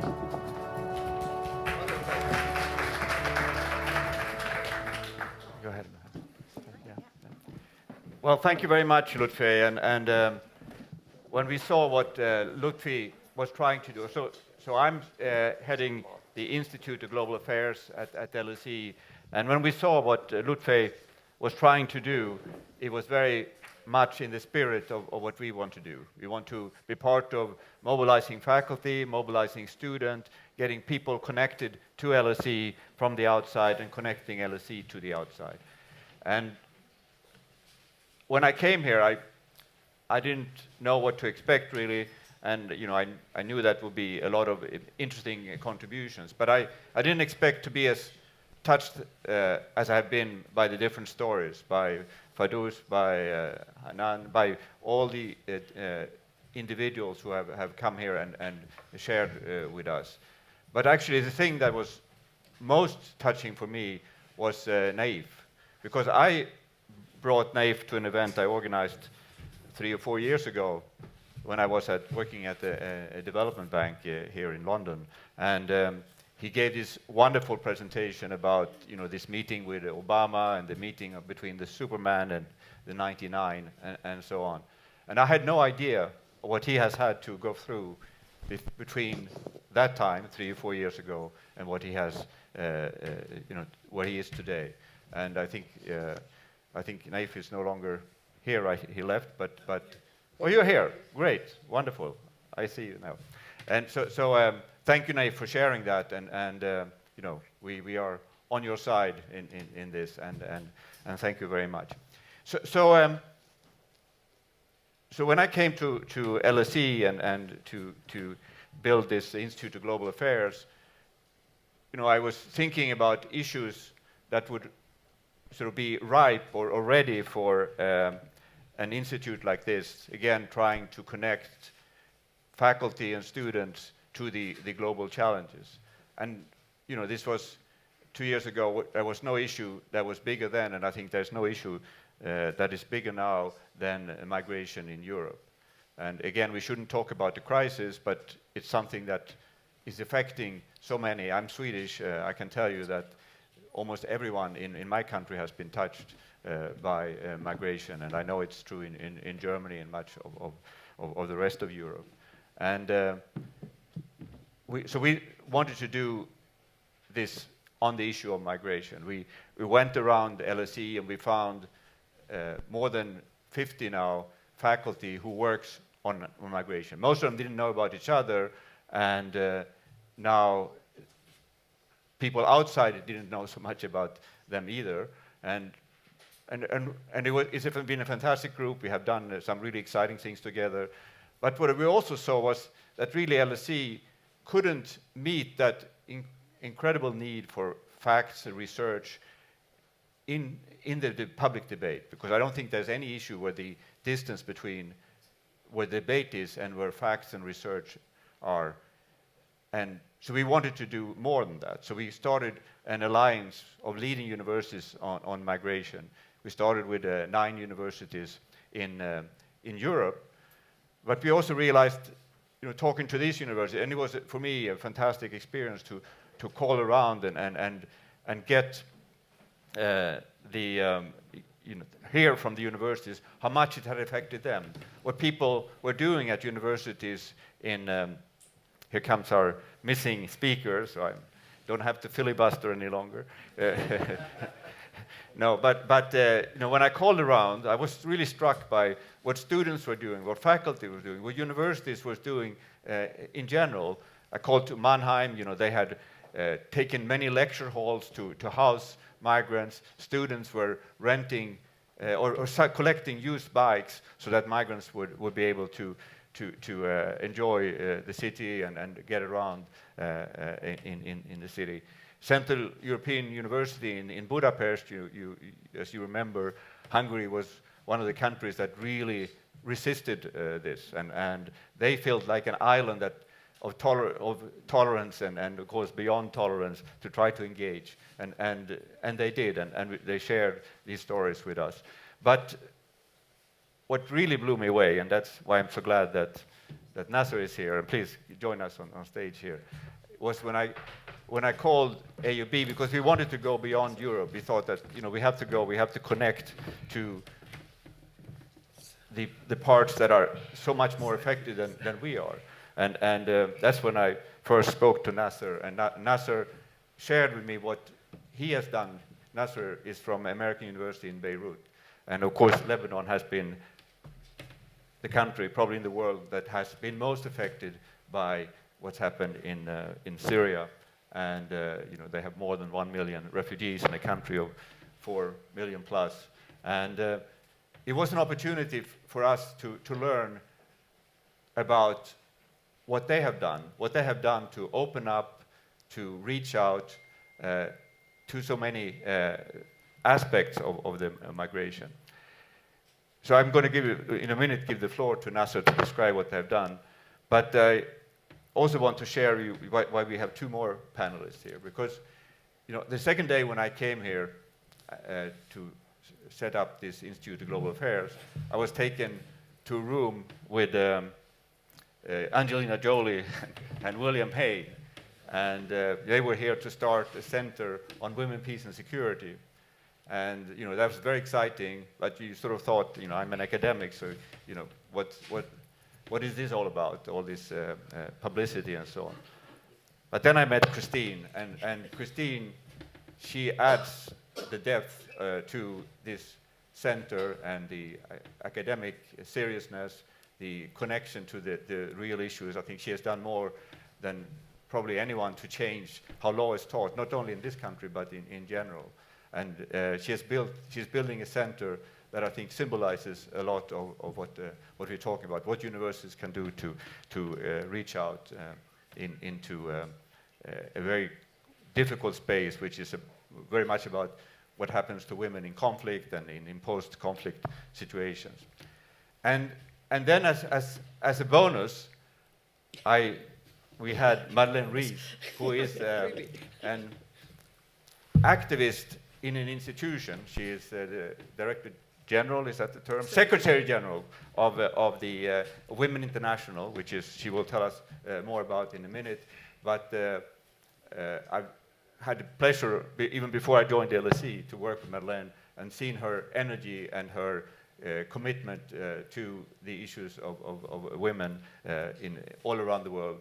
And I had the pleasure of spending an evening discussing with her in Pretoria, where she now lives, a few weeks ago. So please, even though you are the man on the panel, Nasser, I'm going to give you the first floor.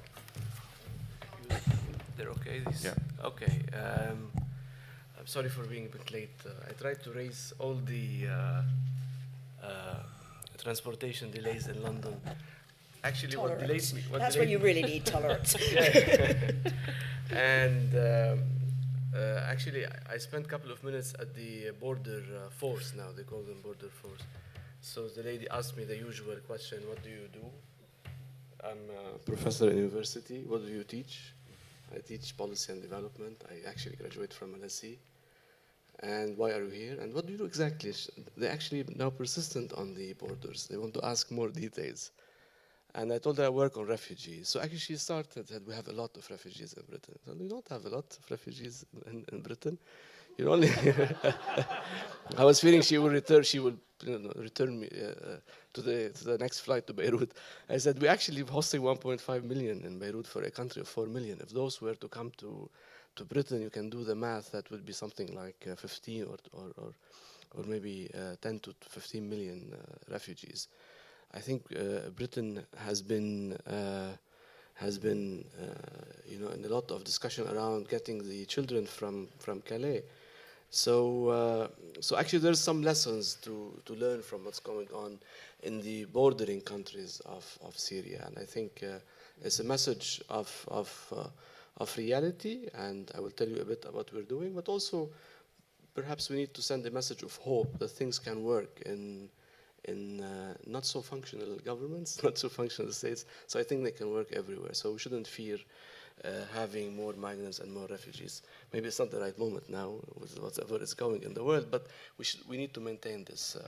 So I'm actually a graduate from LSE. This building wasn't there, wasn't here when I was at LSE, and I've been working with refugee issues. Lebanon, before the Syria crisis, hosts something like 250,000 Palestinians. We shouldn't forget about the Palestinians in Lebanon. Those are protracted refugees that suffer a lot in Lebanon due to the, being thrown out from their country in 1948.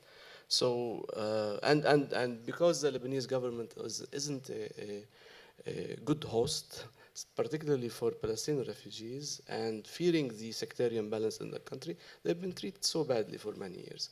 So there's a country with a history of refugees and not always doing well in that regard. So when Syrians came in, I started to ask myself this question. I mean, how this country is coping, how we're coping with 1.5 million.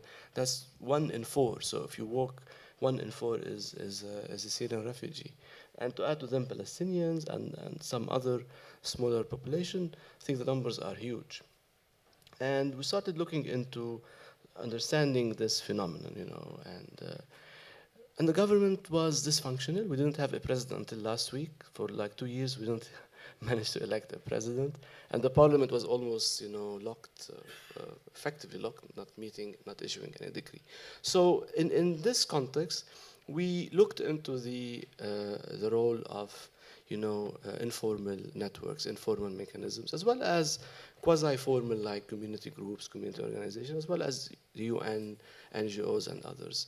And largely, the refugees in Lebanon have been doing, and I want to be cautious here, doing, okay in terms of, for the last 6 years that the country hasn't exploded, and they've been managing in a way or another because a lot for the role of the informal mechanisms and the way communities themselves have been organizing, and contributing to their own livelihood, as well as the Lebanese host communities.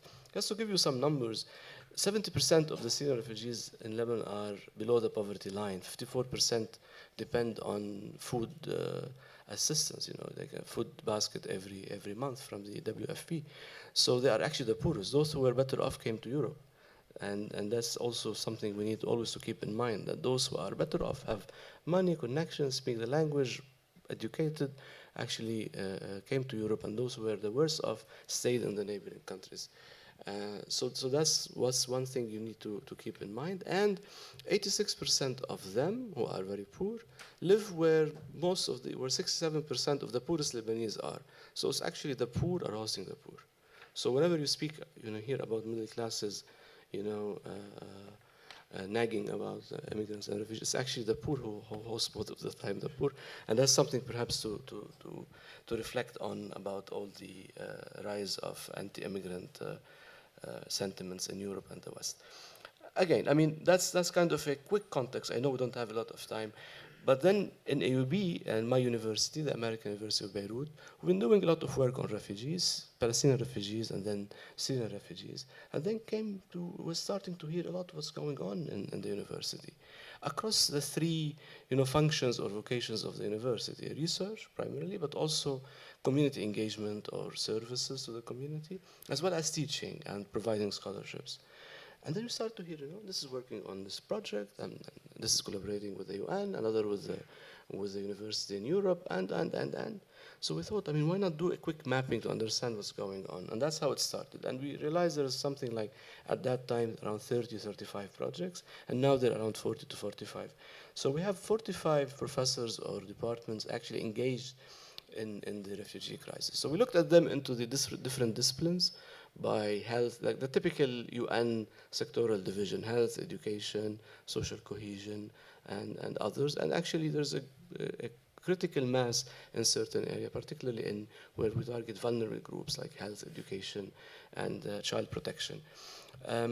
That's fine. We said okay, but then I started, discussing it with colleagues, and we brought it up to the provost and the president of the university, who actually liked this idea of bringing those people together. This is where we started this AUB for Refugees initiative, and we didn't want to do a program or center, because centers and programs and institutions are territorial by definition. They will put people, exclude some people from. So we thought, let's put this as an initiative where those 40 plus academics and professors can come in and work under it. And we actually took kind of a hands-off approach. I said, we're not going to take on your work and say, this is our work as AUB for Refugees. Keep doing whatever you want to do, but let's create some synergy among each other. If someone working on health, nutrition, medicine, why not come together for a joint work? If others are working on education and well-being, why not consider this also as a joint work? And it's working. So this has started last August, September. So we're just, in an early stage of this. In addition, we thought we'll keep this initiative to look at the overall, work of the university and give it an address, an umbrella, or a brand, if you wish, where anyone would know what AUB is doing goes to this AUB for Refugees, rather than create a center or an institute. So that's how it started, and now we're moving into discussing the pathways for higher education. Only 3% of the Syrians in Lebanon are actually in universities or have university at university level. Again, back to that, those who are educated are actually being picked from the resettlement countries, particularly European and North American, or actually those who managed to come to Europe. So with working with some foundations, we're trying to work for scholarships like MasterCard Foundation and others to give scholarship. But again, there are a lot of issues around scholarships for the refugees, because they sometimes lack the language, but mostly their education is not compatible to universities like the American University or LSE, for example, or others. So you need to do a lot of preparation for them that might last 1 or 2 years. And there's also the psychosocial support that we are working with certain units in the university. So that's kind of an overview, and there's the other branch of the work under, that we're looking at or we're coordinating now, is the work with the community engagement, the community service, where students are engaged in service learning, an approach for service learning through their courses, or some work like a project or something with the Syrian community. So one group of architect students just built a public library for Syrian kids in Biqa and the eastern part of Lebanon. Others are working on renovating schools and so on. So we're trying to encompass all of this through the, but I mean, universities cannot do and I'm being reflective on this, like solve the problem.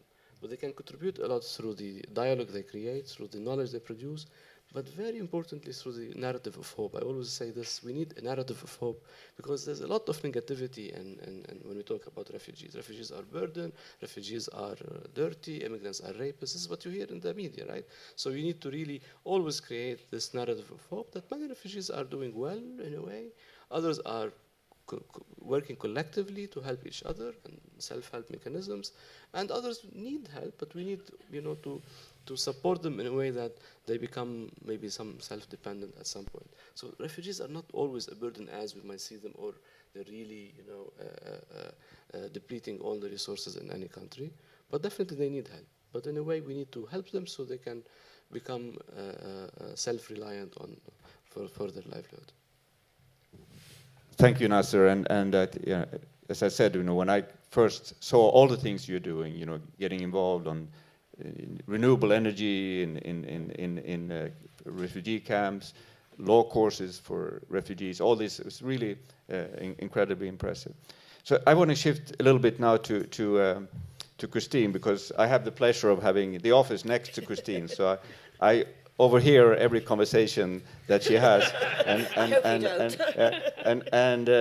on top of that, I see all the energy that she generates in the office, and she has these resident scholars, but she has even a resident activist, and she's started a new course here. So I wanted to get Christine, your perspective on what can universities do to reach out, and it's not only about refugees, but really reach out to engage with these big issues.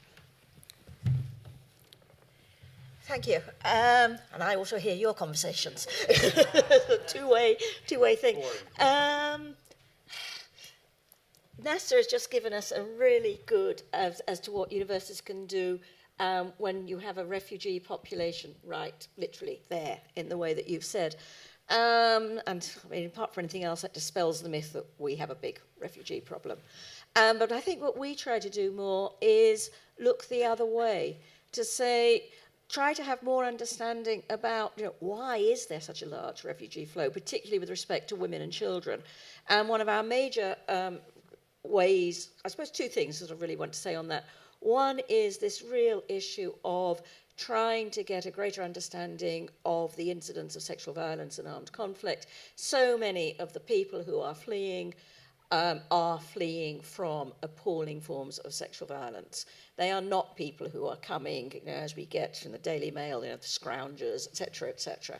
What they are doing is fleeing very real forms of not just the bombing and so on, but also forms of gender-based sexual violence, and the need to understand why that happened. Why do we now accept that that is a tactic of war?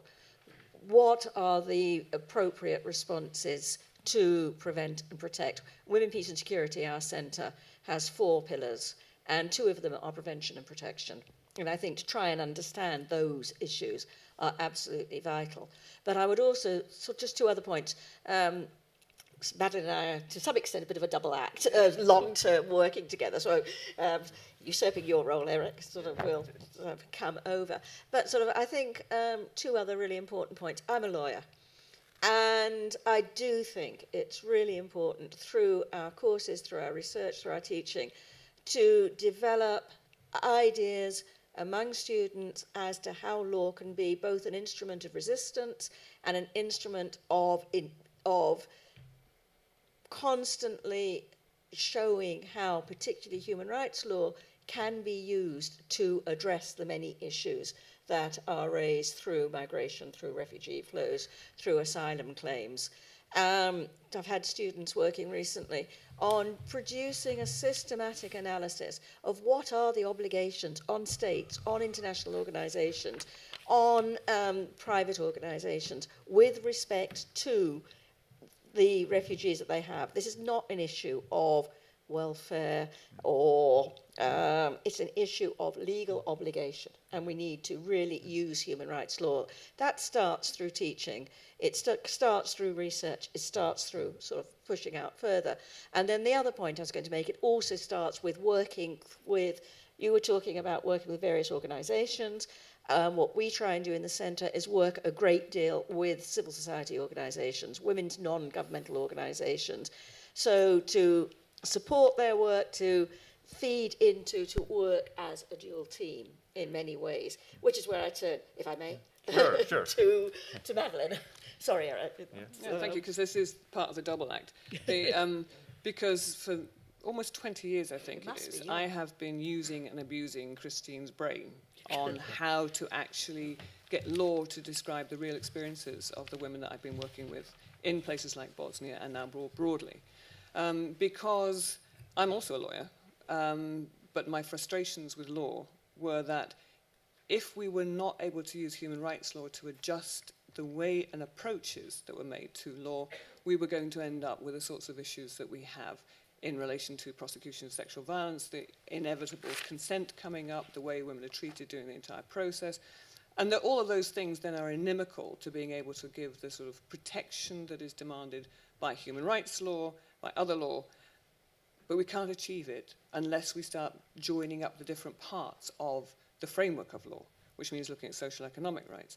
So what I was constantly doing was seeing it was not working, but not being smart enough myself to know how to make it work. I'd run to Christine and say, how do we do this? It's not working. How do we change it? What are the dynamics?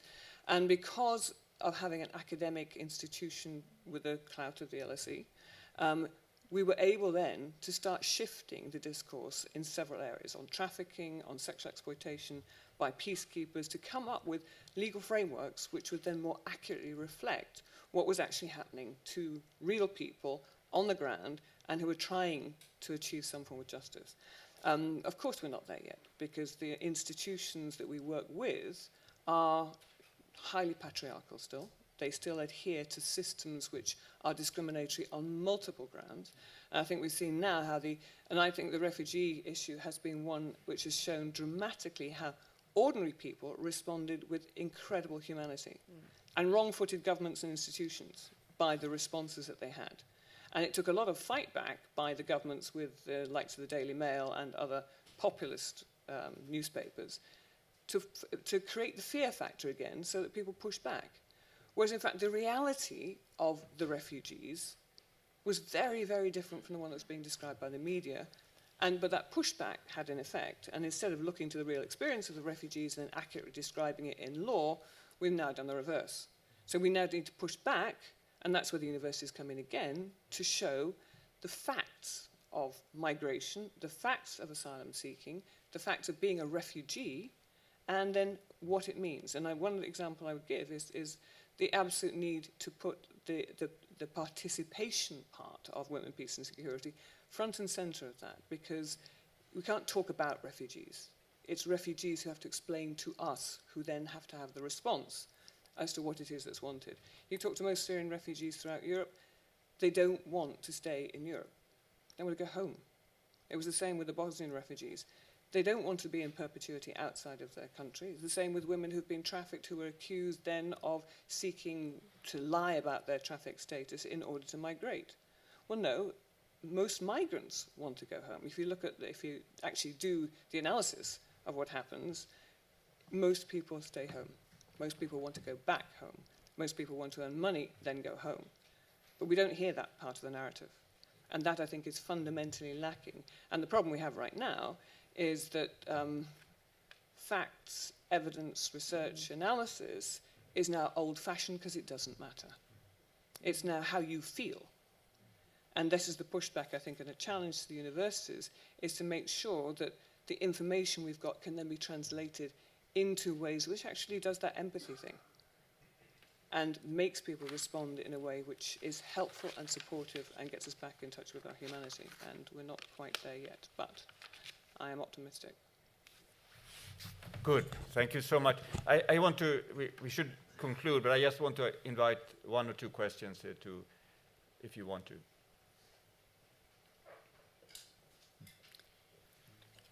One.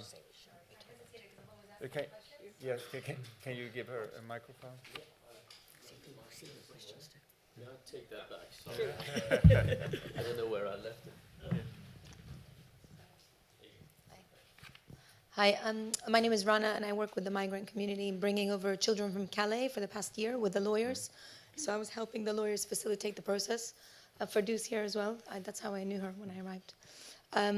Anyway, I was just wondering, have you ever thought of, because I'm also a mediator, and I always thought, how amazing would it be if universities started getting the Syrian community together in the UK, in exile? It could be, very private, nothing on TV, nothing on record, just to talk about the conflict and mediate the conflict and come up with some practical solutions. If the university can be a platform for this, it would be ideal. And then it's obviously passed around as policy advice, maybe for the government, putting it forward, etc. Have you thought about doing something like this? Do you want to take any more, Eric, or should we? Well, if there's one more, we can.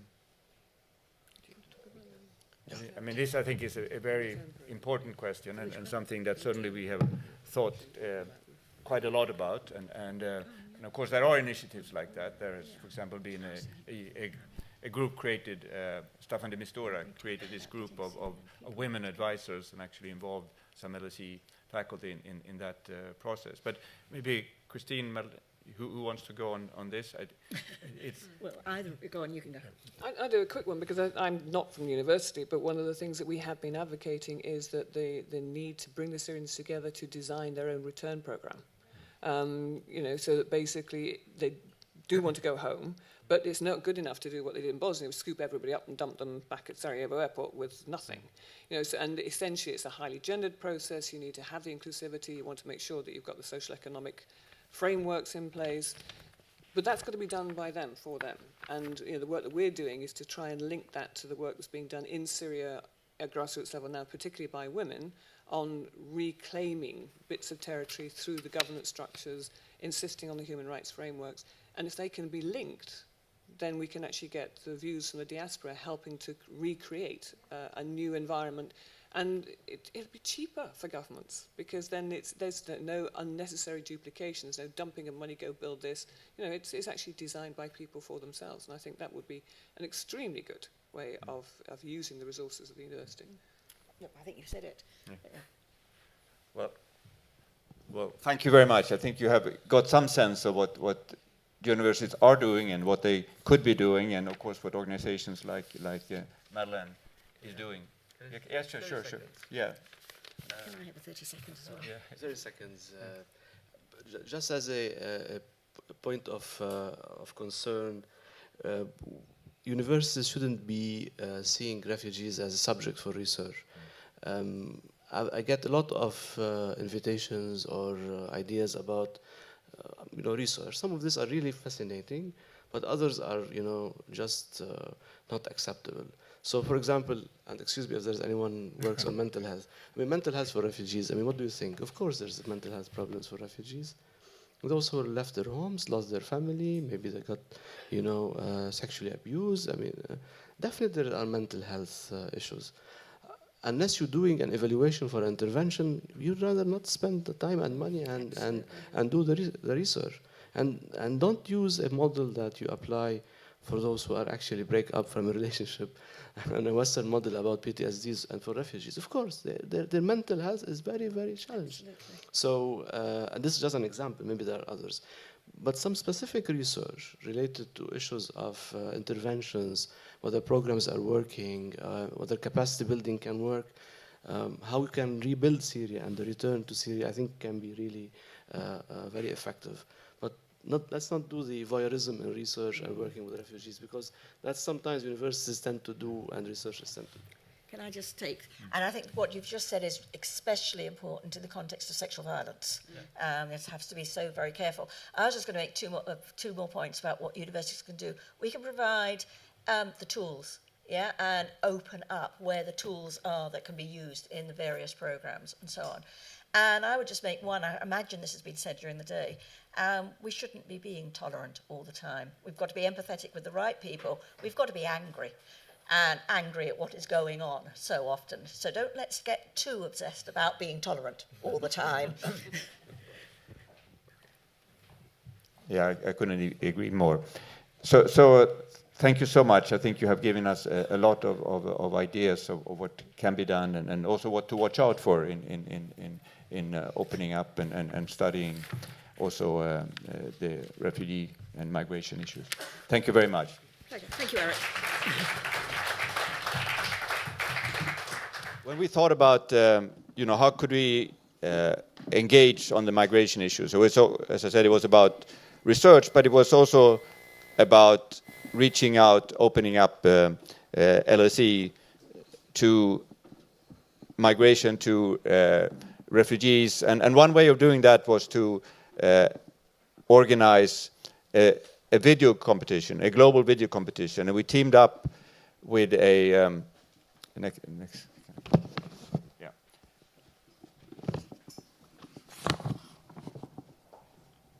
So we teamed up with a platform, a creative platform that has, at least one or maybe more LSE alum working to build it, and we formed this competition on videos. We found two fantastic judges, Patrick Kingsley, who is probably the foremost journalist working on migration in this country, possibly even in Europe, and Laura Gregory, who is one of the judges of Cannes Lions.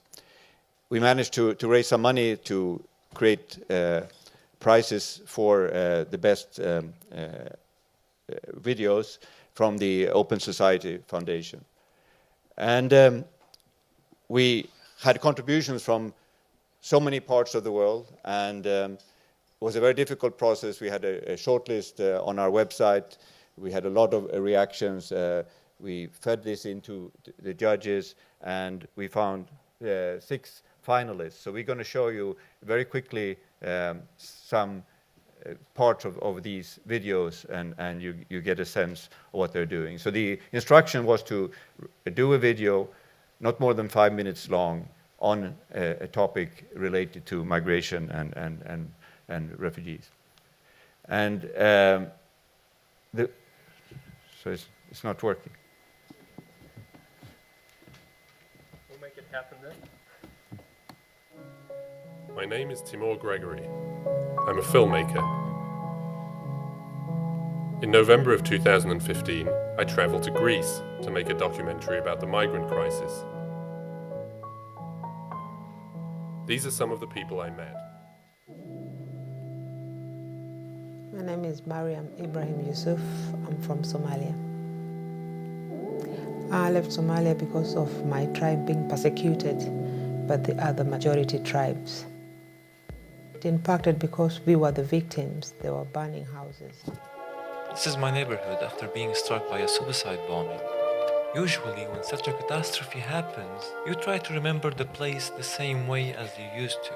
You will be looking for anything that defines this place's real worth to your heart. Maybe a childhood memory, a love story, a family visit, but the smell of the ruins mixed with human flesh.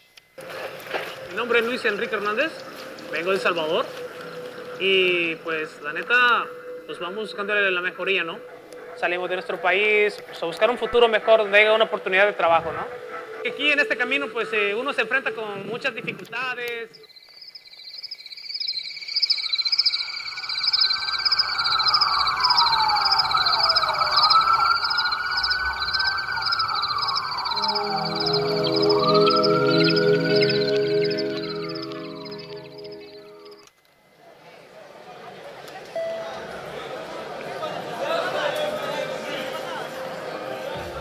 In an ideal world, I believe we have the right to move about the globe. Money whips around at lightning speed. We have container ships transporting all kinds of products throughout the world. The only thing that cannot move freely is people. People. That should be the one thing with the most rights to move. So you saw that the wide variety of contributions from all around the world. And it was a very difficult choice between these 6 finalists. But there was a winner, and the winner is Monsa Davish. And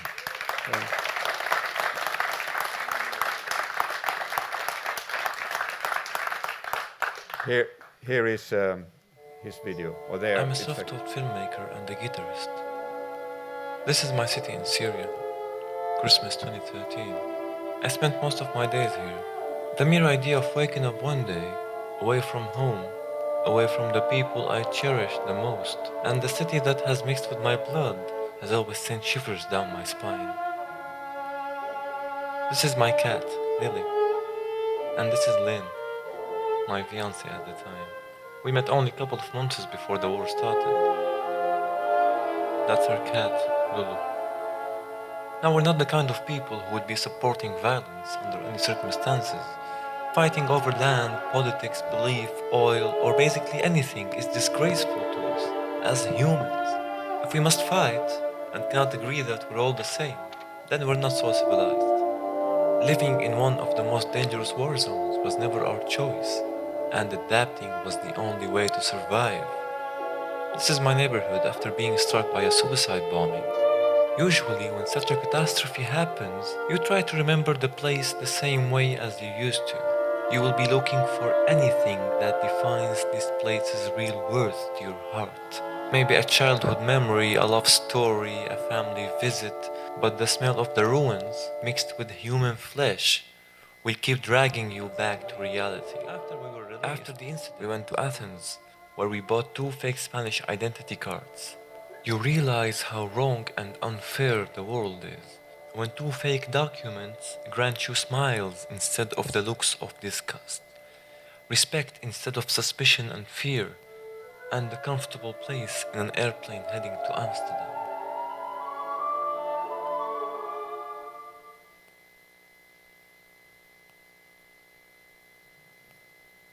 Well, I think you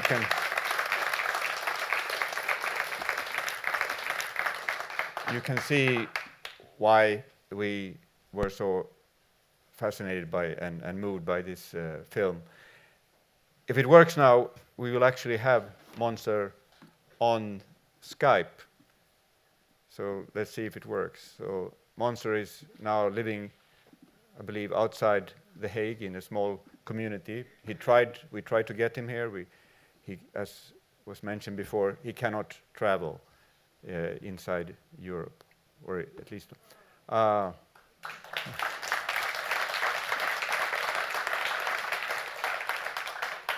Monster, can you hear me? Can you hear me? Hi. Hello. Hi. Well, I think everyone here is just so moved and fascinated by your video. You did a journey that very few of us could even imagine.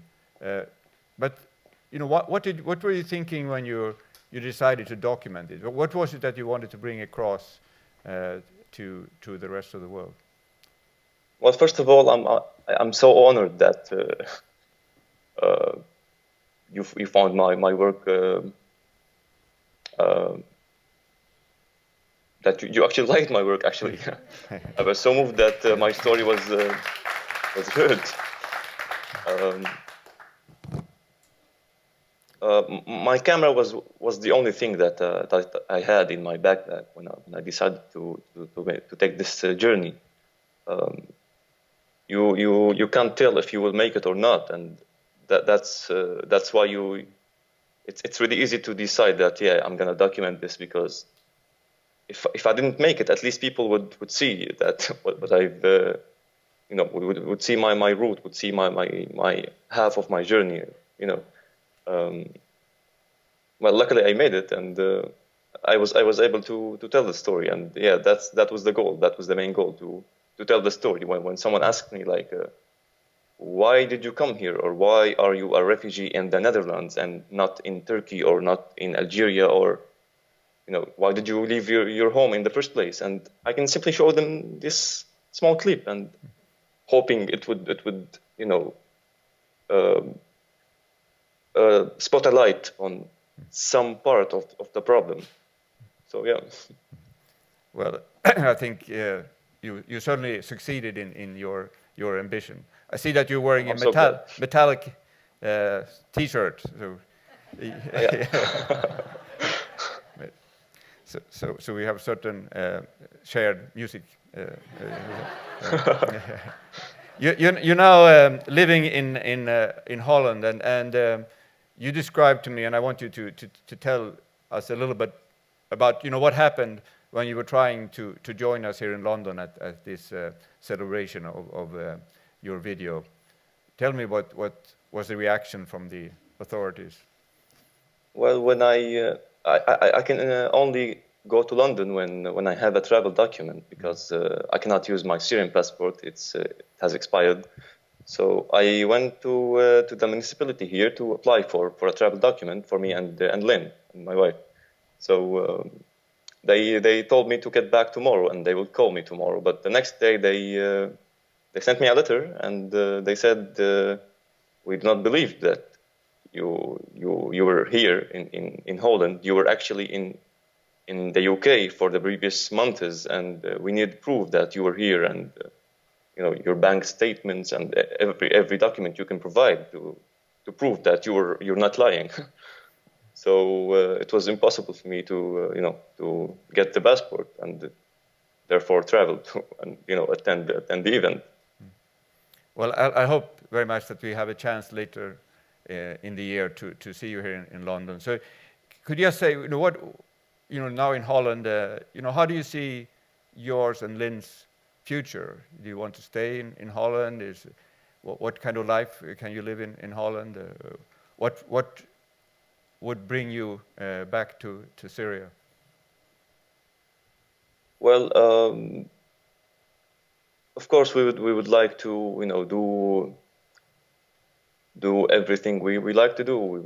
I would like to, for example, play music or make films, and Lynn would like to draw and make art and this kind of things. But we cannot know for sure that Holland in the next few years would continue to, welcome us, because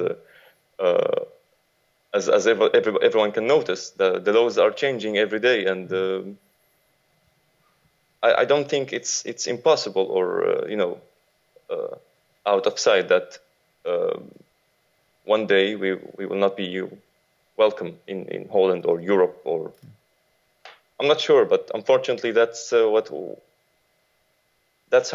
I see it. That's how I see it's going to Well, I think we can very much share your concerns about that. Did you get any cats? Yeah. Yeah, of course. Yeah. Well, thank you very much, Monser, and we're very happy that you will get the first prize of £5,000. It's a great pleasure. Yeah. Thank you so much. And we hope thank that you so much for helping me to tell my story. It means a lot to me and to Lynn. Yeah, and as we were saying before when we talked, that you have a chance maybe now to make another video of what happened in Holland and share that with us and help move the debate forward. Thank you very much, Monser, and thank you so much. All the best to you, Lynn. I appreciate it. Thank you so much.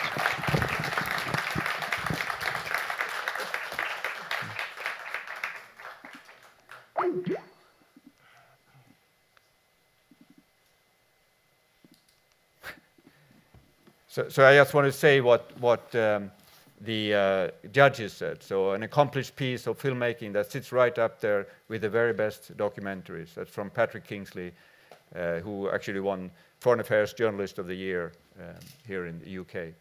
And Laura Gregory said, Monser allowed us to walk in his shoes, see through his eyes, and feel his fear and isolation. I think that summarizes very well what Monser had achieved. And it all started, you could say, because we had this collaboration with Cheney. And here's a short little video that Phil, who worked for Cheney and who happens to be a Syrian refugee here in London. They say home is where the heart is. They say home is where love resides and memories are created. But I still remain searching for one. Or at least I think I've been for the last 3 years. You see, I'm a Syrian refugee, taken away from home and sheltered by London. A beautiful big city with life, lights, and madness. I find myself left with pictures of home. Pictures of memories, moments, and loved ones. Pictures of a better time left behind. And so, I decided to keep taking pictures, to keep creating moments, to find strangers and grow together becoming loved ones, to find experiences which blossom to memories, and to find new friends and grow a family. And I suddenly had an epiphany. My pictures disintegrated from a physical medium into my surroundings, a moment of beauty where it all came together. And what I saw was incredible. Suddenly I saw bits of home everywhere I went. I saw bits of my family, bits of my friends and my loved ones. My old pictures once disintegrated and now a perfect fit. And I found myself with albums, pictures of the new and old. Albums that now have become my new life.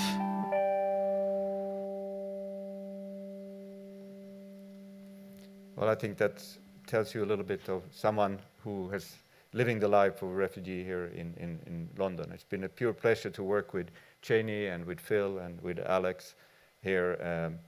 We also have actually one of the finalists here in the audience, Tim Are you here, Tim Gregory? So on behalf of all the competitors and the finalists, congratulations, Tim, and there will be a prize for you as well. So thank you very much. As you may have noticed, we had an education segment, a business segment, migration, clearly a huge part. So now we'd like to finish off with a few quick burst sparks and an insight blast, the final one. But before that, I'd like to invite Teddy's son, Teddy, onto stage, please. If you would give a round of applause to Teddy. Teddy conceptualized and hosted a brainstorming session yesterday. Actually, why don't you tell us? Sure, thank you, Lotfe. So when Lotfe first came to me, and just as background, I'm a student here at LSE, about how to engage the student community in polarization, we sort of came up with this idea for a hackathon together, because the LSE community is so diverse. We have 150 different nationalities, 100 different languages spoken, and for our student community, it's really a topical issue about polarization. And I thought, what better thing to do than to have a hackathon event. And hackathon, for those of you who don't know, is basically an intense brainstorming session where people work in groups to come up with ideas that they can then present. And so we challenged a group of students about what they can do to address polarization. And is there a clicker? The clicker, did Alex run away with the clicker? Ah, okay. Sorry, you point at the... Yeah, so this was yesterday. We got a group of really fantastic people together, and we also got experienced mentors from different fields, from academia to social enterprise to corporate sector. And we gathered here in the LSE Student Union, and we worked on some really fascinating ideas. So firstly, we had the mentor sessions where people gave elements of their experiences. And then everybody sat down in groups. And we had pizza, and we had some brainstorming, and we really explored.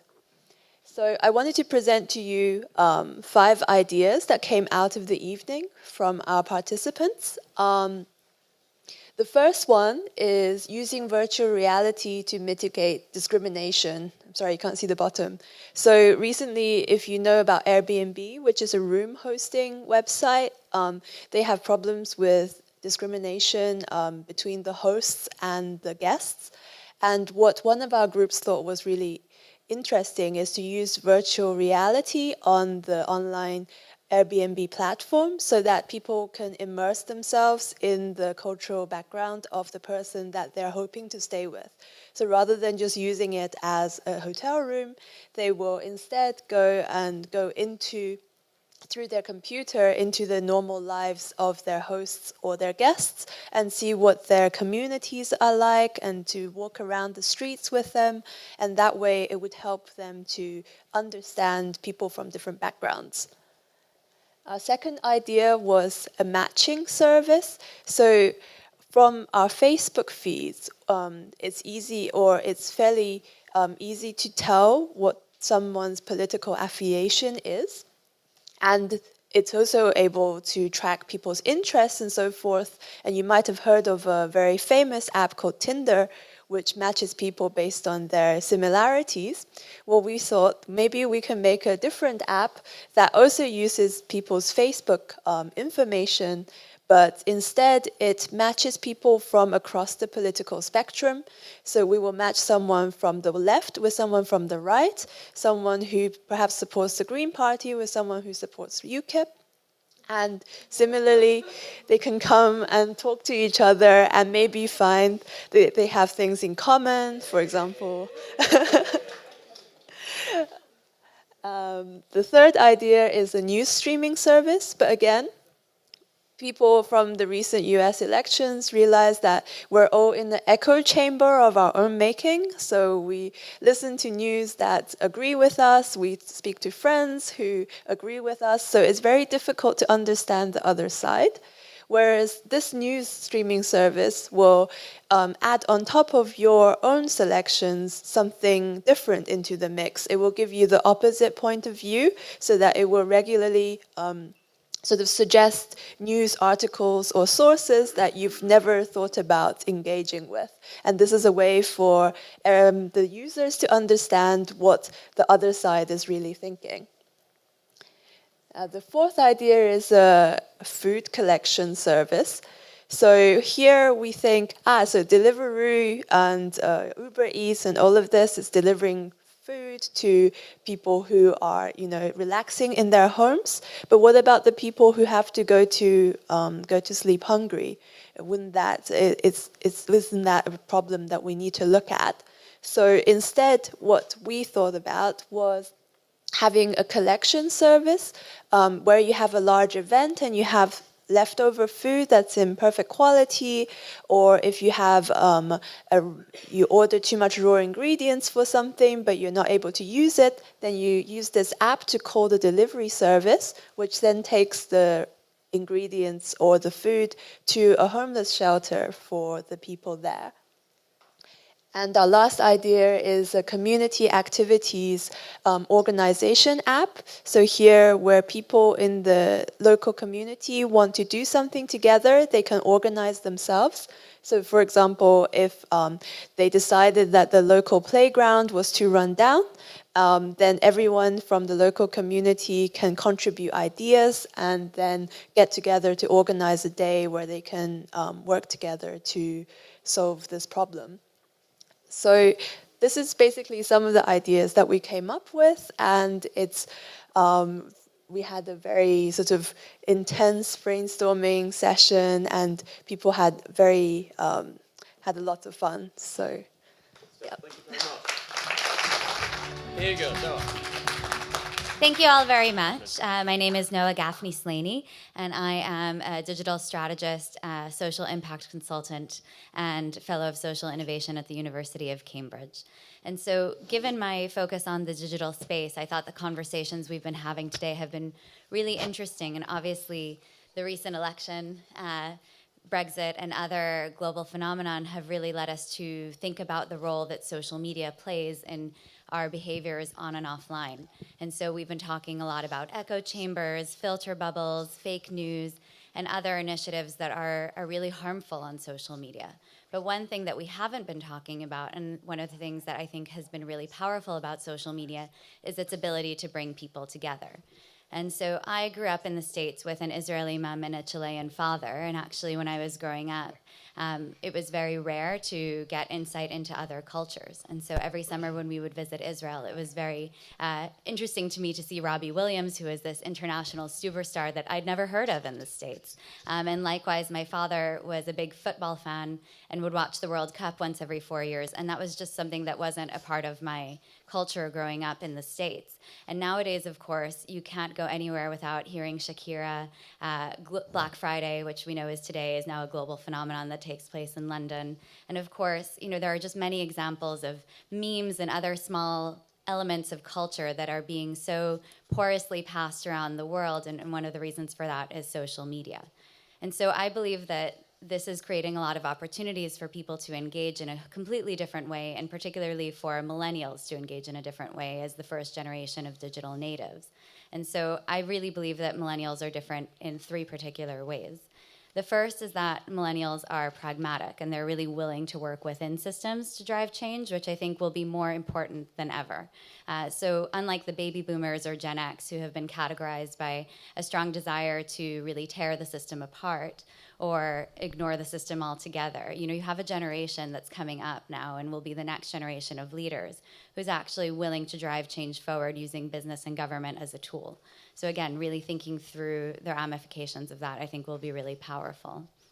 The second is that this generation is integrated. So millennials are really looking to engage around social causes through all aspects of their lives. They're more interested in the role of social enterprise can play. They're engaging in initiatives such as Movember, which is not only a way to give back to a social cause, but also a social element and something where they can really engage with others in a fun way. And of course, Movember has now tapped into this idea of moving, and sports for social change is a really common element across millennials because people don't see that one aspect of their lives needs to be separated from another. For millennials, it's all, it all counts towards social good. And then the final piece, of course, is that millennials are empowered in a way that previous generations simply couldn't be. And so I think social media has enabled millennials in particular to engage with those in power in a really new and compelling way. And of course, those in power are engaging with the public in a new way as a result. So even though we're seeing many of the negative ramifications of social media these days, I'm still quite positive, and I believe that we all have a role to play in keeping the internet open, because the internet is only as open as the people who use it. Veronica Nieder. Hi, I'm a theatre practitioner, and as the world is speeding up crazily, we need to slow down and learn to breathe again and just be in our bodies and actually engage all our intelligences, not just our brain, our hearts, our body. So as a theatre practitioner, I was looking for something that could make a difference in the world, and I found it. It's my life, playback theatre. It's a spontaneous, improvisational form of theatre that really listens to people's stories from the audience. People volunteer. It's not enforced. You volunteer to tell, and we immediately, spontaneously perform them back. It generates empathy. It generates real dialogue, a real listening to each other in a full human way. Don't we need more of that in this world? We do. I believe we do. And if you'd like to know more about it, talk to me, search Playback Theatre. It makes a difference, it really does. Thank you. So my name's John Alexander. I run a thing called the New Citizenship Project, kind of innovation consultancy come think tank. There's been a lot of ideas, lots of different things. I've got some real favourites. I just wanted to so I'm going to be really punchy. I just wanted to share a little stat and a kind of thought for today particularly. One of the things we do is some social psychology research. Step forward into the light. I should have done that slowly and kind of advanced into it. So I just want to tell you about one study we did because it's very relevant today. What we did was we asked 2,000 people one question: to what extent do you think it's important to participate actively in society? Before they answered that question, for 1,000 of the 2,000 people, we asked them, to what extent do you think it's important to find brands that fit your personality? The people who saw that question, regardless of the extent to which they agreed with it, were then significantly less likely to agree with the participation question. So, and the same is true if you do studies where you put the word consumer response study on the front half versus the word citizen, and this what lies behind the name of my organisation. And I guess that's just my the reason I picked that out of all the stuff I could have shared with you is today being Black Friday, what we've been talking about here. Let's have a little awareness as we go out into that. Let's think about some of the things we've heard of, like being present, being the change you want to see, which is in Caroline's words. Think about the empathic business, think about some of the prompts that are around us and telling us and encouraging us to behave in certain ways and kind of go a little more consciously. And today of all days. Thank you. I actually work on job polarization. So polarization for me, what it has been is basically the hollowing out of the labor market, this disappearing middle. Therefore, employment growth in the low-skilled and high-skilled, and they actually have middle-class jobs disappearing. So that's how I come about at this polarization themed event. And therefore, what you can see, this has been a long-term phenomenon from 1985 to 2005, where you can see this in the US. Now, what has happened in the last 3 recessions, in blue you have employment in routine occupations, and this has drastically disappeared in the last 3 recessions because employers took the chance of actually getting rid of idle jobs in those occupations. So what I'm trying to get at is that this is much more than just the Internet of Things, of millennials, and of actually the future work, not just in the past couple of years. It's something that has been a long-term phenomenon, and we should not, in a way, get stuck into thinking that we should address this right now. It's something that, is just happening right now. It has been going on for a while. Automation has been going on for a while. Now, what you can probably see here is most of you will think, okay, it's the results from the US elections. Actually, it is not. It's free trade's impact on the United States. It's the exposure of all the different countries to Chinese imports. Now, there is some correlation there, of course, with the results. What I'm trying, again, to get at is let's focus on this phenomena, addressing these phenomena such as globalization, such as automation. But these are phenomena that were also mainly present in the 90s, 2000s. And what we should look at is also at the benefits we have had from these phenomena, such as, millennials have greatly benefited from globalization. So let's have our mind open and not think just, oh, globalization is so bad or automation is so bad. Thank you very much. Well, good afternoon, everyone. I'm very conscious I'm one of the very few things between you and lunch, so I'll keep this, try to keep it short and crisp. I'll be bringing in some, having seen how a lot of the kind of insights today came around communities and networks, some of our kind of research and practice over the last years, and hopefully a couple of the insights that came out of it. And one of the things that really struck me, particularly in our research, was that essentially when you look at the world today, how organizations work, how a lot of communities work, they're essentially still based on this very old Maslow hierarchy of needs, Most of you probably, who of you came across Maslow's hierarchy of needs? Yeah, most of you. So you first fulfill material needs, then safety needs, then emotional needs.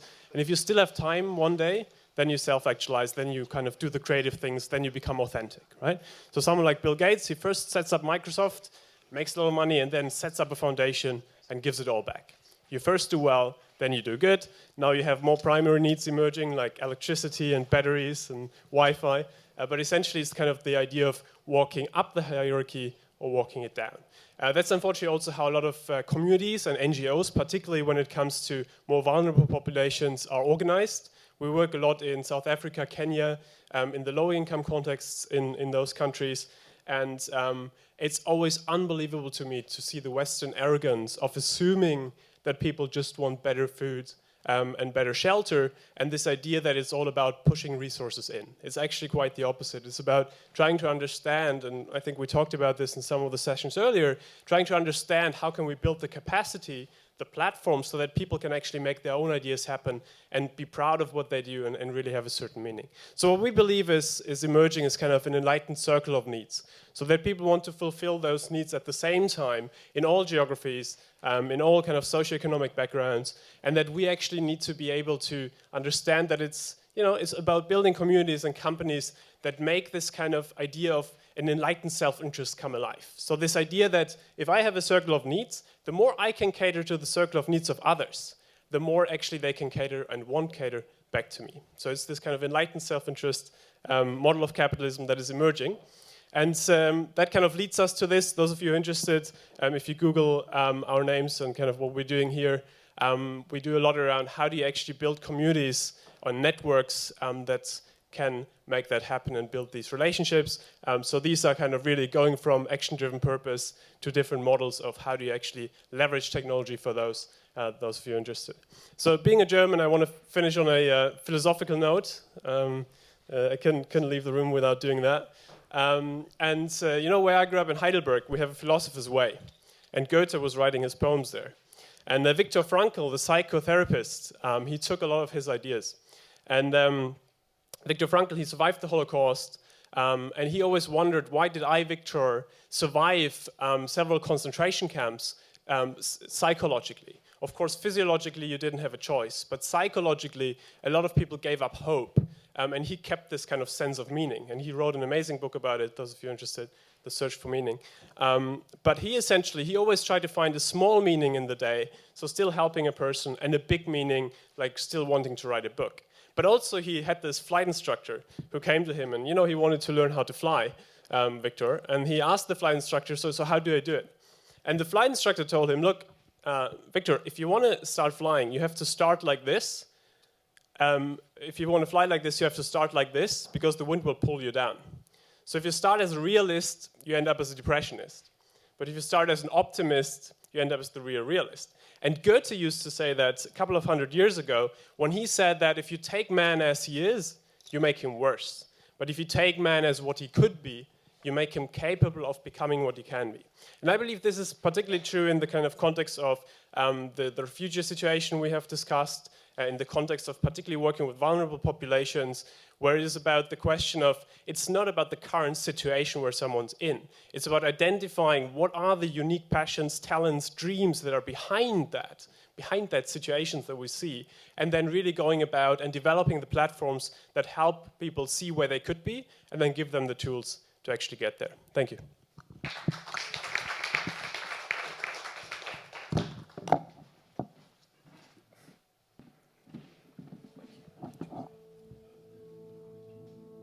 All right. Did I miss anyone? No, I hope not. So we're kind of done. There's a lot of food up there, untouched. So please do help yourselves to that. I don't know about you, but I had a good time. I thought we had a few things to digest. I should thank people. There's a lot of people here who've worked behind the scenes. The LSE family, the Institute of Global Affairs, the International Relations Department. I don't know if they're all here. Particularly the two Sophies. Is Sophie around? Yeah. I can see one of the Sophies. Could I get a round of applause, please? And is Sophie Wise around? Sophie's at registration. And I see Jerry, I see Alex, I see so many others. So thank you to everybody. I think the only thing to say is let's just remember what it is that we're trying to solve. I don't think we have the solutions, but as I said at the start, this should be the start of a counterinsurgency. So thank you very much. Thanks again for your time. Let's have some food upstairs.